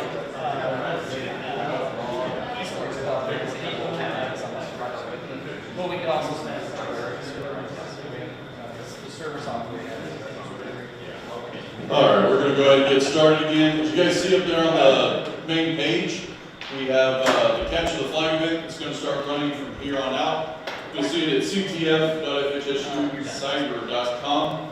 It's going to run from now until next week. If you have no clue what a CTF is, go do it. Especially you guys in high school and out here at NCK, definitely go do it. Test your knowledge, see what's out there. Be sure to use a valid email address when you register. Once it's all said and done, I'll contact you through that email address and we'll get you guys a price. All right? With that, I want to introduce.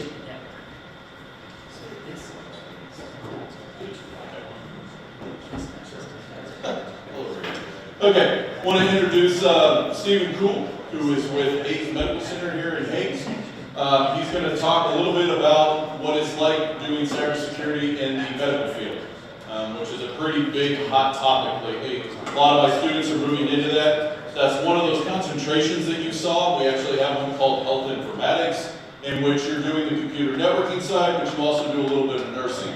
And the reason for that is a lot of remote hospitals, you're probably a little bit of both.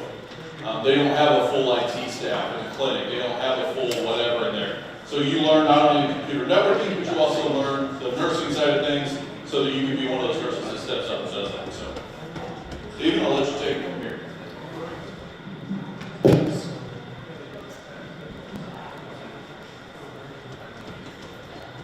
Good afternoon. My name is Stephen Kuhl. I'm a senior engineer, senior systems engineer at Hayes Med. I've been there for about a month now. Previous to that, I was a network or IT director.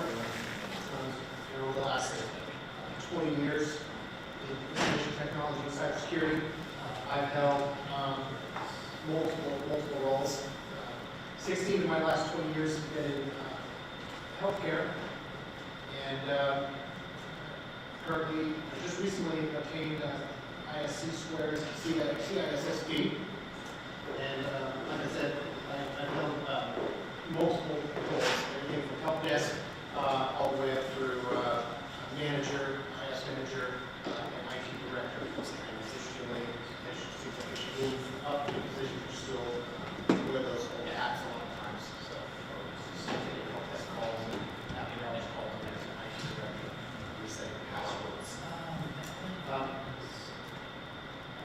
One more time, also a cybersecurity advocate, something I talk about a lot. I love talking about it, and I would share my opinions on just about any aspect of cybersecurity.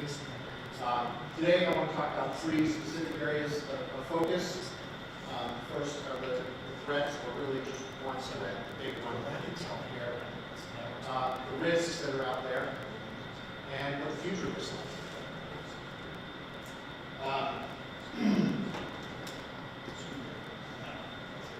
The primary threat that occurs to healthcare is ransomware. That's the one we read about in the news being in hospitals and healthcare facilities all across the country. So as long as that, it's a big deal. It hurts a lot of hospitals. And between 2016 and 2021, the number of ransomware attacks towards hospitals and healthcare providers doubled. Just in downtime alone in 2021, healthcare suffered $92 billion in loss revenue. So typically, a healthcare provider or a healthcare facility would be down for about 2 weeks. Sometimes short as 4 days if they have everything in order, the backers are good, everything is solid. Some places are down for 2 months. The 2020 and 2021 number of attacks on healthcare doubled. It's just incredible. Two-thirds of all healthcare organizations experience a ransomware attack. That is incredible. The number I saw was 2,098 facilities. Some level. You got to learn this stuff. Ransomware. 65% of those who are infected, 80%.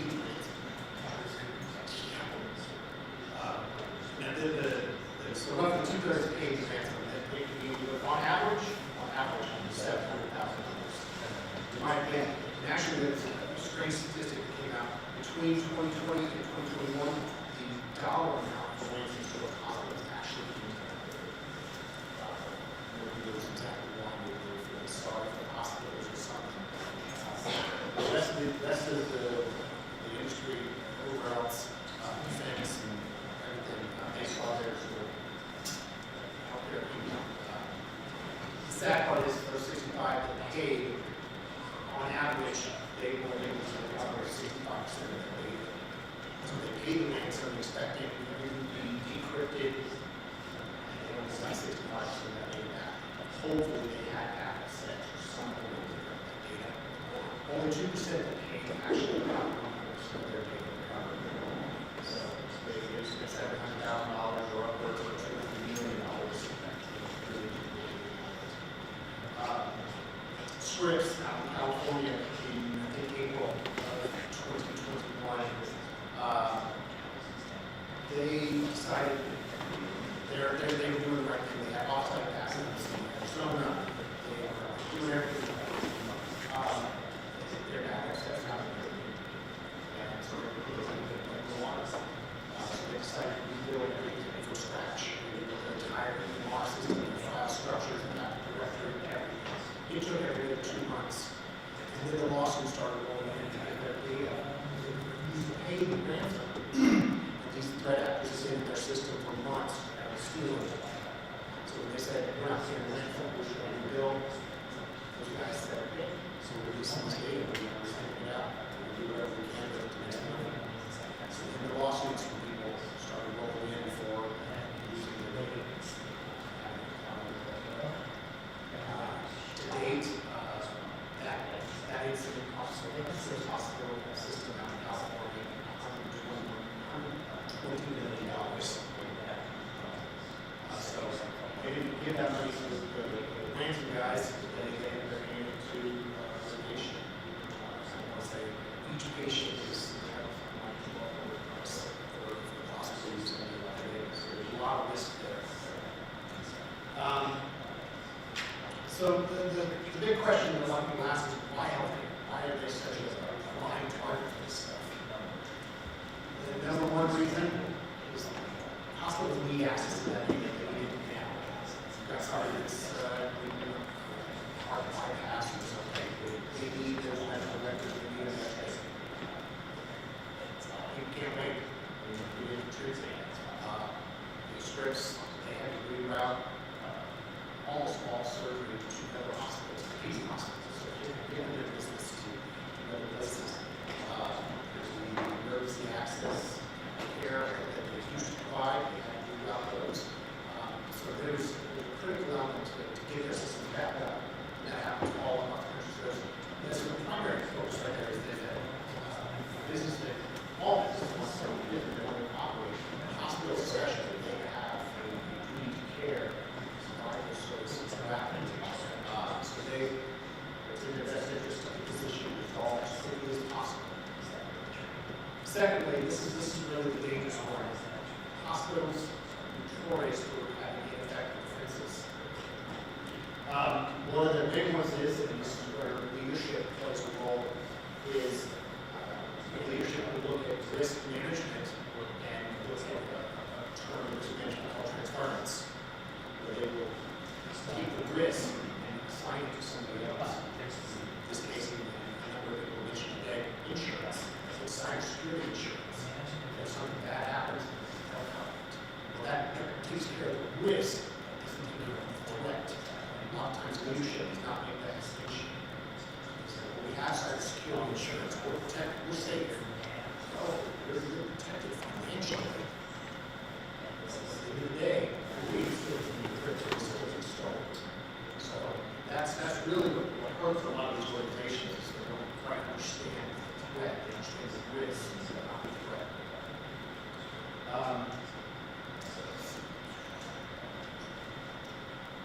In addition to the effective defenses, 2/3 of all companies do not have cybersecurity leadership. Half of all companies do not have a person in cybersecurity board. That's getting better, especially as the threats are growing. We're seeing a lot more of those. More and more companies are starting to add cybersecurity staff, professionals, analysts to their team to advise and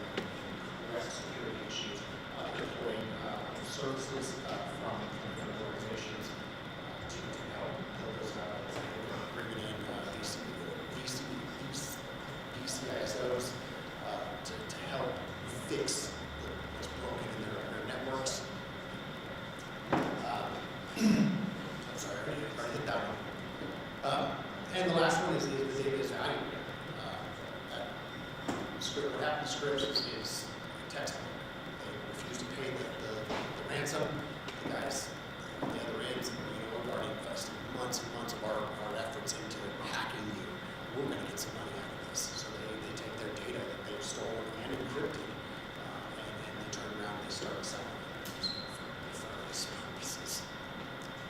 So the risks, we can talk about social engineering. I believe the scripts issued out there, I believe that was a email that came in addressed to somebody higher up in the organization, and we fell victim to social engineering. They clicked on links.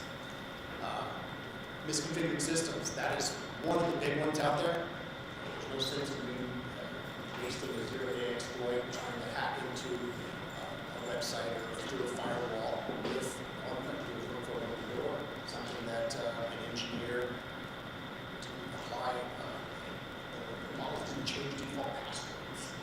That happens a lot. Unpatched or outdated systems, see that a lot. Anybody that has gone in as an MSP to help companies get their security issues straightened out will find unpatched or mispatched outdated systems all common. They happen a lot, and oftentimes it's because those companies are running legacy software that is not compatible with Windows 10. So they're still running their POS on XP.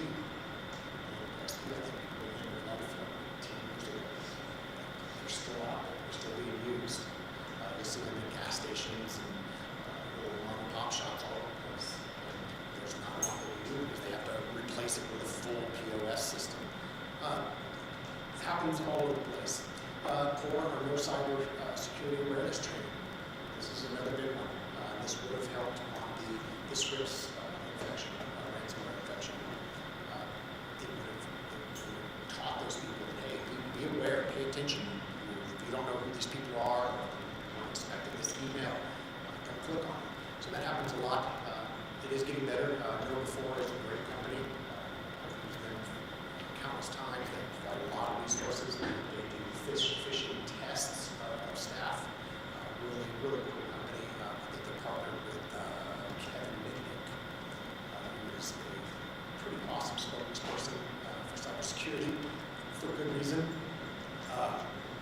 Third party vendor exposure. This is one of the areas that gets overlooked a lot. And most companies do very little in the way of vetting the cybersecurity element of their third party vendors. They just like, oh yeah, this guy just does this for us, no problems. They never go through and really look at the BAA, the SLAs of those companies. They don't have any analysis data on how good their security posture is. So you're vulnerable as them. I experienced this myself with a VPN coming into our network. Not an ASNet, but I've experienced it. They want a virus with it. And it was scary. So the number one risk, all of those things, social engineering, unpatched systems, the number one risk, in my opinion, and some others, shortage. There is a huge, huge shortage, and I think Jason mentioned this as well. There's a massive shortage. Right now, I believe the number is 3.5 million people in the cybersecurity industry globally. For reference, that's every man, woman, and child in Kansas, and there's still a big shortage. It is massive, and it's getting bigger. The workforce increased by 11% in the United States. The demand increased by 26%. So we're just getting this gap that keeps growing. It's expected for at least the next 3 years to continue to grow by at least 25%, if not more. That's 3.4 million active positions open globally. I think there's something 700,000 in the U.S. alone, and some change. So there's a demand there. We're only seeing about 60% of our capacity for available positions. I think it's 750,000 people filled. There's 1.1 million available positions, and it's growing. I think they said by 2025, there's going to be 2.3 or 2.4 million available positions, and we're only adding about 400,000 people to that every year. We see these impacts all across all industries. You open up LinkedIn or open the news, CNN, whatever. Every day there's a new breach, a new ransomware. Something went down. It's all across the board and everywhere. It's disheartening to see that much damage going on, and companies really being hurt. I think Pepsi was the last one I checked. I saw that one just a couple days ago. It's everywhere. The good news is organizations are starting to realize that it's important. They're spending a lot more money in cybersecurity. 2023, the estimate is $223 billion. It's expected to be spent in the U.S. alone on cybersecurity. Compare that to 2022, it's a pretty significant increase.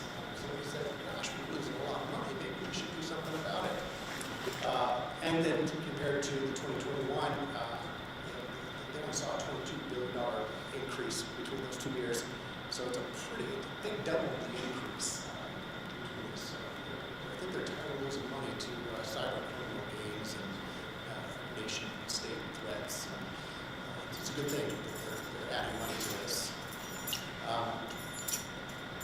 What else we got?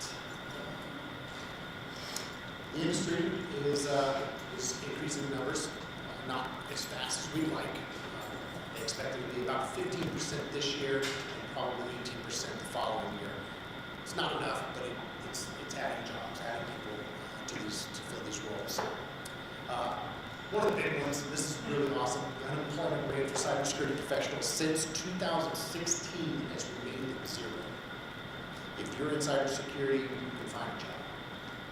They're everywhere. It doesn't look like they're going anywhere anytime soon. They're going to be a pretty hot career choice. More companies are bringing cybersecurity leadership into the executive team. We're starting to see that a lot more. Last year it was 65-66% didn't have anybody from cybersecurity in leadership, senior leadership. We're starting to see that grow. It's down about 50%, so it's a positive sign. I want to share this website.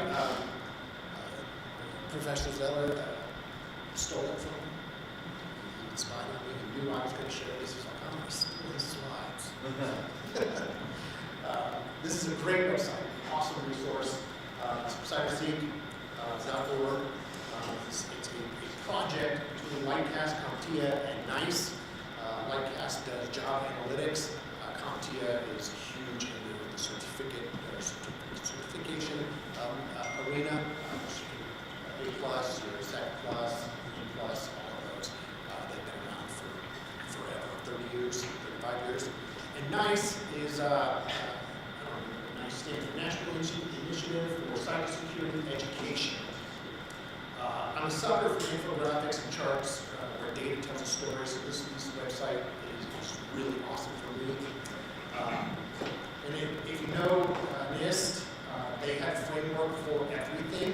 They have a framework for NICE, since they were the ones that kind of led the project. And this is their whole flow of what their purpose is. Really kind of a cool idea. If you ever have the open gate number, I think it's special publication 800-181, which is they have a special publication and a framework for everything there. So I think Jason showed this particular slide. Really awesome. You can drill down by state, industry, healthcare. I think there's 8,600 positions that are taken in the state of cybersecurity. I think there's 200, 300 available positions in just Kansas alone in cybersecurity. One of the really cool ones that I liked about this site is, and I know Jason covered this, I'm just going to reiterate it because it's really awesome. It's a great tool, especially for career guidance and planning. You can kind of see where you want to be and what paths you can take later on. So you can say, I want to become a cybersecurity specialist. These are my paths and things I can do from there. You can also go to the skills and certifications and see what kind of certs, if you get this Security Plus, what kind of jobs are available with that certificate. And here's that's all I was talking about. So you come to see all the different areas you can go into. So if you can forensics or things like that, plan your certificates and what areas you want to get. Then you can drill down further into the actual job. These are pulled, like Jason said, pulled from multiple sources: Indeed, Monster, dozens of sites, and they pull all of the things in there. And one really interesting things were the keywords and the certificates that kind of play into this that are the most requested, and the requested education level. So you can see the percentage for a cybersecurity specialist, 58% mention bachelor's degree, where only 19% mention a higher degree. But really, really great resource. I wish this was available to me when I started my career. So what does good look like? Leadership. Leadership is key in any organization. Healthcare is no difference. They will use tools that they will recognize and invest in cybersecurity. They'll recognize that there's a risk there and that there's threats and they need to sink money into it. They will use state-of-the-art, next-generation, cutting-edge tools. They will be things like Exobeam or CloudStrike, CrowdStrike. Those are the top-of-the-line security tools. For Exobeam, I got to use that, and that is an incredible tool. It is able to look at event logs and drill down and understand what's happening.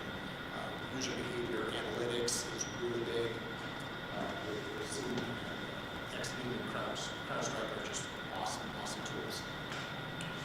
Not only do top-notch companies, organizations, hospitals invest in the tools, they also invest in the people, training, certification, skills. They see the future now. I've faced business owners and supervisors and talked to them about getting certificates and extra training. Why do you want to do that? You want to make yourself more marketable. Well, yeah, that's a consequence of me learning things and picking up more skills, but it's to benefit the business and the organization and all of those things. So companies that really are forward thinking and understand the value of increasing your skills, those are the companies that are going to be doing really good in this new growing threat environment. I've been very fortunate to work with a remarkable team at Hazelhead. My supervisor, Alan, he's a really good guy. Really understands the business, understands IT and cybersecurity. I think all the leadership at Hazelhead is really good. They understand the threat environment that we're in, and they're definitely a good place to work. The companies that are successful in deflecting these risks and these threats, they understand that we can't stop them. They understand that we have to be right 100% of the time. Bad guys have to be right once. I think you said that earlier about 99%. That 1% time is when you actually get to exercise your skills and you build your recoveries and your investigation strategies and understand how to back away from those incidences. So that's all I have. Any questions?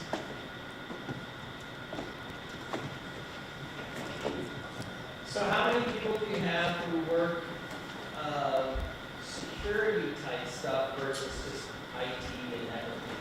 All right, so we did just recently pick up a cybersecurity engineer. Analyst. And you know who that is? Good. Austin Powers just graduated from here in the cyber program.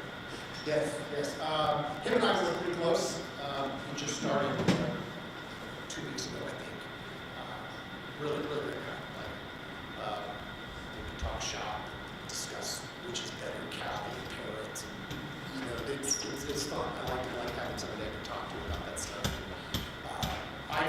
I'm a senior engineer, systems engineer, but I focus on the security side of things.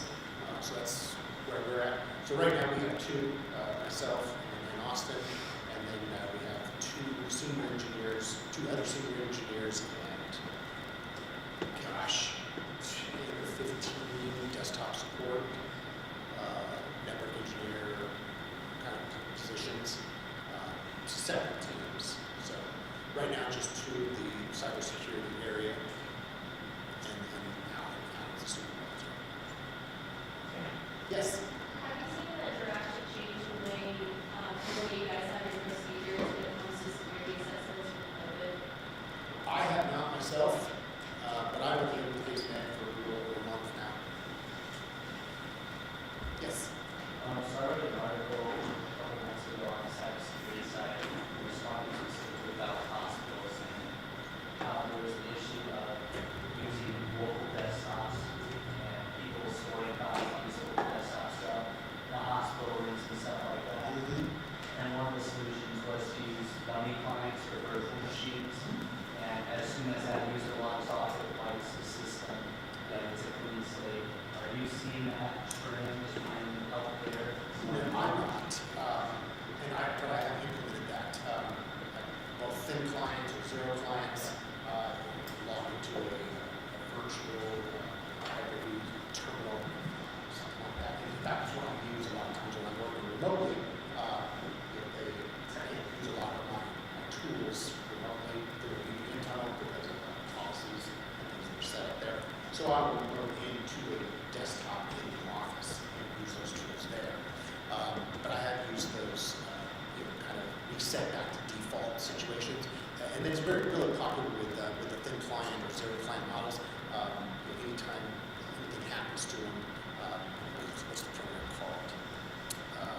Deep freeze is a program I've been implementing in the past, where as the administrator of the laptop or the system, you build it the way you want and you freeze it and lock it down.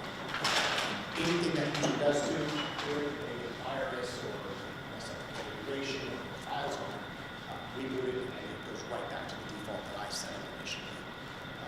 And it has a central server administration component too. So there's a lot of programs out there that will do that for you. And that is something that some hospitals are doing too, but not us. Any other questions? All right, thank you, Steve.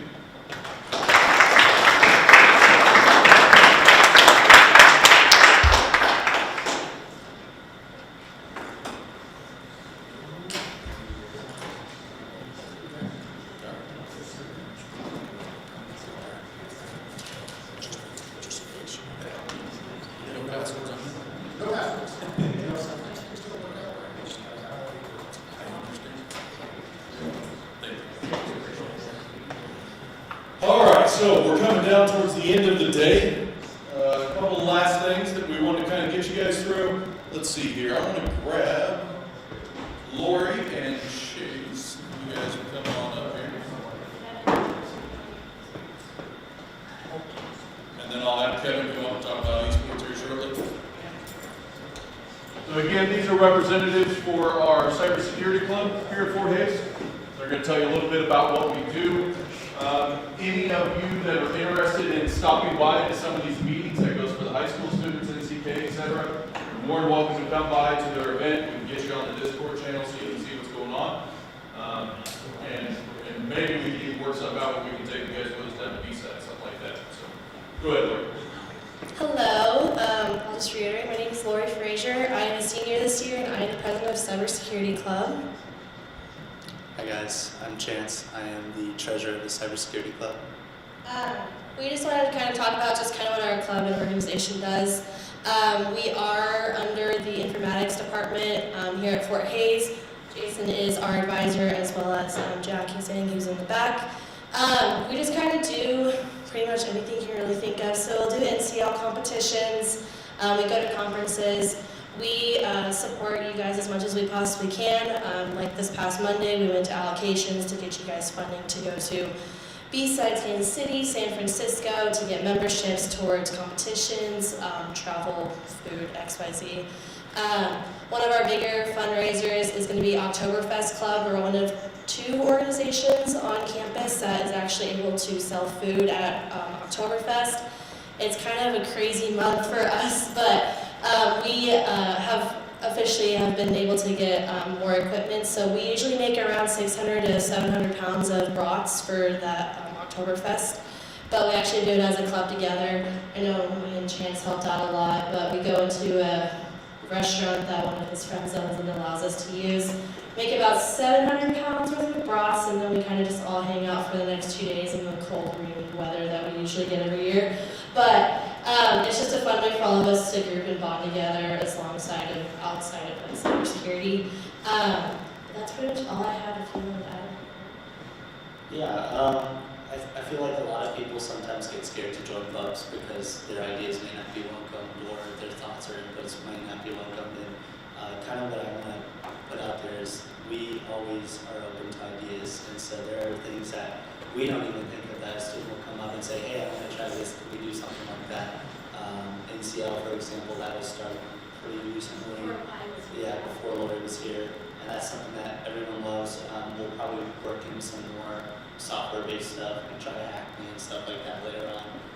But we're a club that's even open to students that aren't part of cybersecurity or computer science. So if someone wants to just hop in and learn about, hey, how did I make a good LinkedIn profile? Because we did that in one of our meetings where we're like, this is what professionals want to see in a LinkedIn profile. This is what they look for.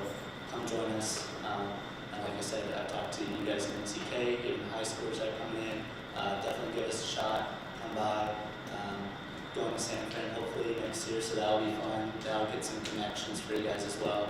And we're here just to help better you guys to a job, and hopefully with that some connections. Zelda knows a lot of great people, so always talk to Zelda if you're needing some help with something, because he probably knows someone who has an answer to what you need help with. But thanks guys for coming out. And then if you guys do want to join us, I know that we're working with Ace High to try and get you guys some kind of backing with some college students in the NCK Tech. We're more than welcome to invite you guys. In all your guys' bags, there's a flyer with my face on it, and it's going to say Cybersecurity Club. There's a QR code in the bottom left corner, and I'll be able to send you to our link tree. We'll have all of our links for pretty much anything you can really think of. There's a lot of notes for on Discord, and I can also post on Instagram, Twitter, Facebook. That we have speakers, guests coming in, so I know we have Tyler coming in, we're going to have Kaden coming in from Honeywell, but then we're also going to have Renee Schultz from Garmin. She's going to talk about just becoming a better human firewall, because the user is always the first part of any type of enemy. So we just want to invite you guys, if you guys have any interest, please feel free to reach out to us either on Instagram, Twitter, Facebook. Both of mine, Chance's info is on there as well, and then Jason's also really good to hold of. Yeah, and then we also offer it on Zoom as well. So if you guys cannot make it on campus, we usually have meetings around 6:30 on Tuesday nights. So you guys are more than welcome to come. And then I know that we're possibly going to work with Alan from Next Tech, so you can go do a mock visit. So that'll definitely be open to everybody if you want to. So that's all I really have, Kevin. Perfect. So as she mentioned there, and Chance mentioned, is really try to get involved. If you guys do come out, join these student organizations. That's something I did early on, and it helps a lot, but more than just technical knowledge. Your public speaking, your being able to work with other people. It's the networking. A lot of people are asking, why go to college, right? You go to college not for the tuition and not for the education. You go because you get the networking. I can go to Udemy and get the education. I can't get the social networking and the job opportunities by going to college. That's the only way I can. Go ahead, Kevin. Thanks, Jason. All right, so Caden, we have an esports club. It turns out that community college kids can actually come down and join us in the club. So Caden's a regular down at our esports club. So esports club is a large student-run organization on campus. At the beginning of the school year, we're 60 or 70 people. Then the reality of college comes. And people don't show up at meetings quite as often, but they're doing homework. College does require study. But so we do still have lots of members who are, part of the Discord and online, and you can easily play with friends. So Esports Club has social activities and things like that. We put on a big event called Tigerland once a semester. Tigerland 47 is coming. We've been doing this since 2001. Yeah, a long time. When you were a student, we were doing them. And we've been calling Tigerland forever. Anyway, Tigerland 47 is coming. We've been doing Tigerland longer than some of you kids have been alive. My son. The games are different, though. The games are different. What did we used to play? It was like some shoot 'em up thing. Anyway, with the big head mod is all I remember. Anyway, In this room. in this room, yes. That's a big event that the Esports Club puts on. Esports Club does a few other things. We form varsity, collegiate, competitive teams in a number of different game titles, right? And so club members can compete in any game title that they find a tournament for. But on a regular basis, we've had a League of Legends team, a Call of Duty team, a couple flavors of that, and then an Overwatch team. And so those have been ongoing, right? We complete on the national League of Legends circuit. We're not super high level, but we're playing some teams that I think they imported all their players from Korea. Anyway, they're really good. Anyway, and there's a programs that we've got we've got a nutritionist and an athletic exercise schedule, and their whole day's planned out for them. But students who come to Fort Hays are here to get a college degree. Because you're computer gamers, we know you're going to play games anyway. You might as well be part of the club. All right, and so at least we can have some organization around it. So we do have varsity teams we form in a bunch of different game titles. If there's some game title that, last year in the fall, we had a guy doing e-racing on an F1 collegiate circuit. And we had a Fort Hays designed Tiger car. It was cool. I don't know if it was any good or not, but it was really fun to watch him do it because we got this cool looking car racing around. And so we also do some broadcasting. So we have shoutcasters who cast some of the matches, and that ties right in with the media production side of the Department of Informatics.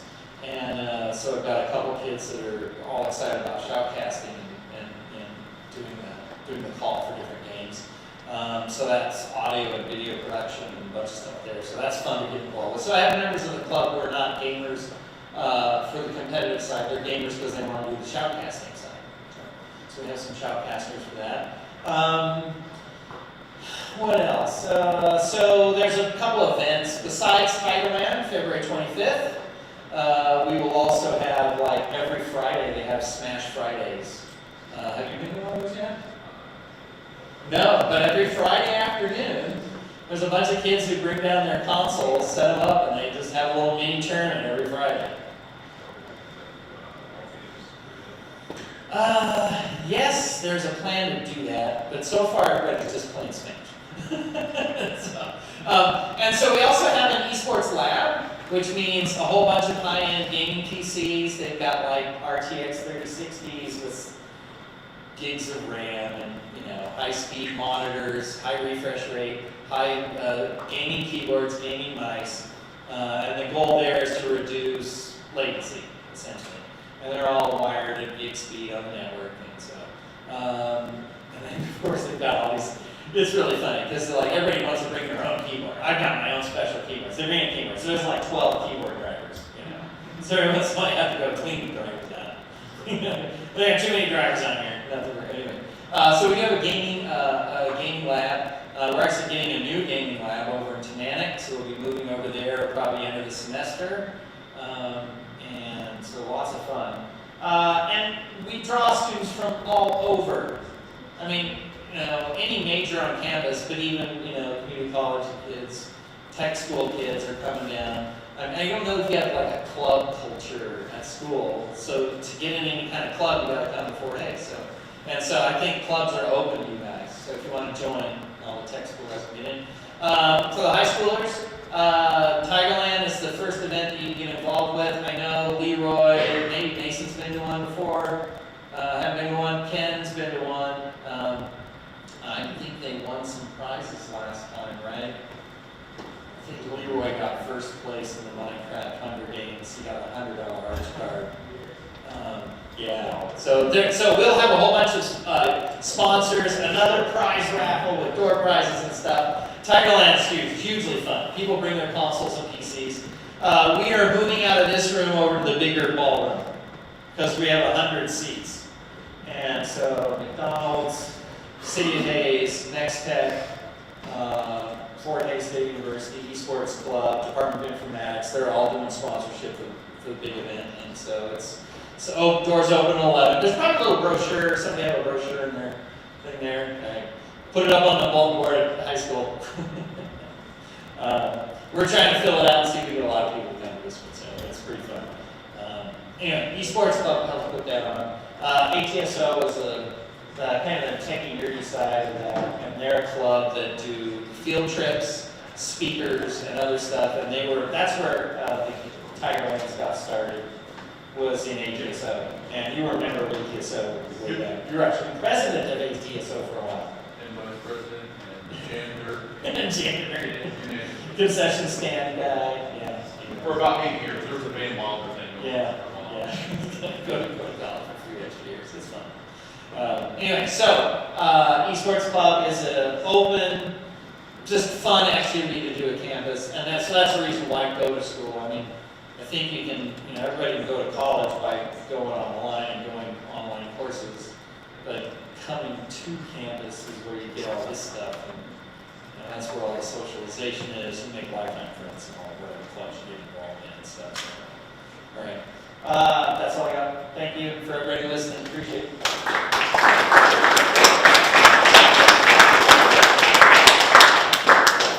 So yes, a lot of people ask what is gaming, anything to do with cybersecurity, networking, right? All right, so back before the internet was big for gaming, we had this thing called LAN parties. It's Tiger LAN. And that means it was all local area, meaning that we would go out to the internet, right? We had servers here, we hosted the games here, we played the games here, we didn't even stay the internet. Although if you can imagine, we shoved 100 people on here, they're all gamers, they're all wanting to pull the internet traffic, all the gaming traffic you can possibly imagine. This room was lit up like a data center. We had switches on every single table, we had 6,500 routers that were about the size of this podium, trying to power everything. I don't know how many times we tripped the circuit breakers in here. If you notice, this looks really nice here. Yeah, they remodeled because we used to pull power out the wazoo and trip breakers all the time. So there's lots of things you will learn, even with the sports and the gaming and stuff like that. We had to learn things like data traffic. And on top of that, there towards the end, as the internet got popular, Steam was going, it was jumping off. So everybody shows up, right? 100 people, they don't need to download the game and play. And then there was some COVID years where we Okay, that's before Nextech started caching stuff, which means we were pulling hundreds and hundreds of gigs of traffic just getting everybody to download their games so they could go play. Some of that we can do locally. What did that mean? That mean we had one internet uplink and we were cratering that thing every time we got on campus. They were having to constantly bump up our internet connection. 100 meg was awesome back then, and not for us gamers.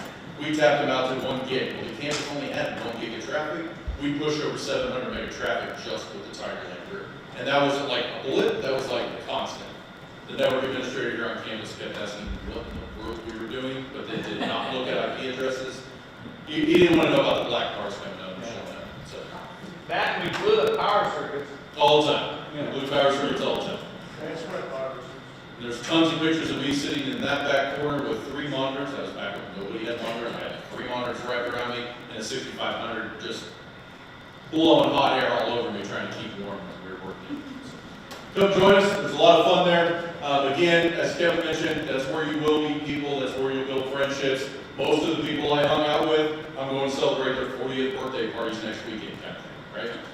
Because you will build up those friends, you will build up those contacts. That's a lot of what I did in student organizations, and it served me very well in my career. Changed me from being the techie nerdy guy to somebody that was willing to go speak out in front of people all the time, which then later in my life, after I left Next Tech, that's all I did. I flew around the country giving speeches at conferences and all that. All of a sudden, 20 people was no different than the 300 people when I was down in Panama. It just didn't make a difference. So you guys need those skills in order to be successful. All right.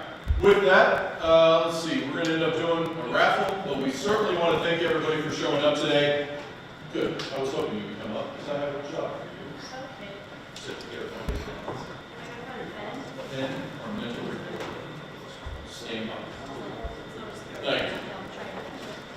So, this is the second rendition of this. As I mentioned before, we used to do this a lot back in the day when I was here in grad school. We were trying to get that revived.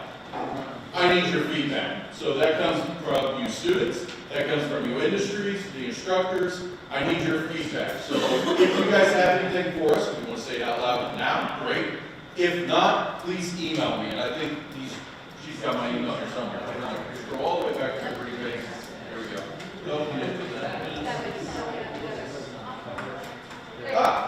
There's my face.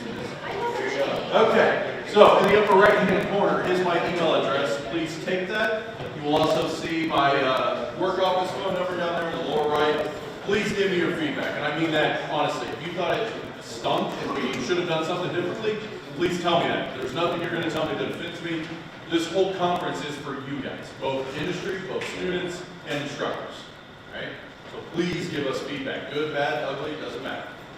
Anybody have anything now? Have you reached out to like Ellis County or City of Hayes tech people to see if they were interested in coming out? Yes, those are actually some of the ones we have on the list for hopefully speakers coming in the spring of next year. Yep. Yes.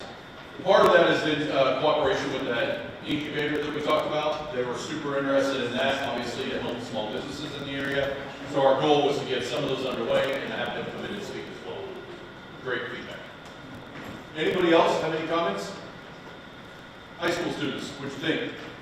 Forthcoming? Learn at least one new cool acronym today? All right. Thank you very much for Absolutely. How about you, 2K guys?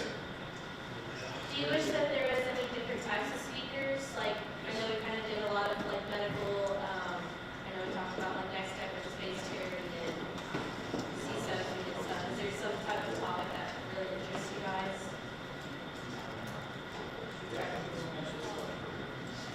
I thought it was interesting when Steve was talking about how, like, the gas station, or like you said, the taco shop, that doesn't have any, and I've been in a lot of those businesses over the years, and I'm like, yeah, that's a fact. They got, some of them put in a little bitty firewall, nobody knows how to road.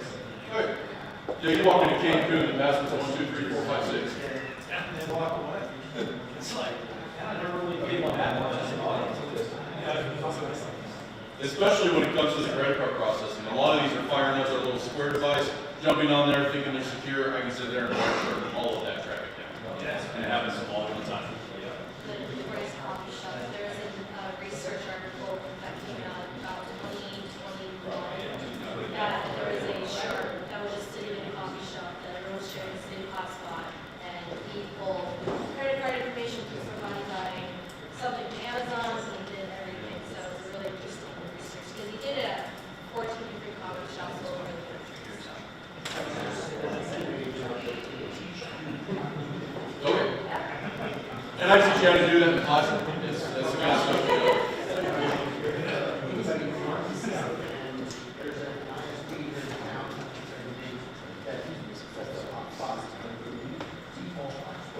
Yes. Yeah, and honestly, I worked back at Next Tech back in the day. When we used to do installs for wireless, they had the worst security practices. It was always web because web was the encryption of the day. Guess what they used for a 9-letter password? Huh? Phone number, right? Guess what? That was in the day of yellow pages or white pages. All we had to do was look it up in the phone book and we could get right into somebody's network. And so that was one thing that Next Tech did, is they actually funded some of the research we did back in 2008, where we actually mapped out every single access point in Hayes. It turned out there was over 5,316. I know how many there was because I memorized it until I did. And that was a combination of A, B, and G at the time. A was really new and only Apple stuff kind of big at that time. Of that, 60-some% were white open. The other percentage was all web encryption and everything was based on telephone numbers. I won't tell you how I got that last information, but It was all based on telephone numbers. What does that mean? Well, not only that, it was web encryption, which was just going to WPA. We were able to crack that in less than 2 minutes. So as I'm driving down the street, we had one more powerful computer in the back that was sitting there tracking web as we're driving down the street. So we not only knew what your network was, how much range your network has, and I've got those kind of issues if you guys can see them, which was topologies of exactly how much reach each access point had, and then we had the encryption and maybe some passwords for some. They were my networks, I didn't steal anything else's. But it was out. It's a research study. Don't do that. Don't do it, right? Black hats, black cars. Don't do it. All right. What else we got? Oh, raffle. All right. Anybody got any other questions, feedback for the conference? All right. I know I talked with a few instructors. This time of year really works well. Is that about accurate? Okay. How about industry guys? Does this work pretty well? Okay. Great. Really appreciate you guys' feedback. Feel free to munch away before we leave for the end of the day, and we'll go ahead and do a raffle. Are you coming back here? Yeah. Sure.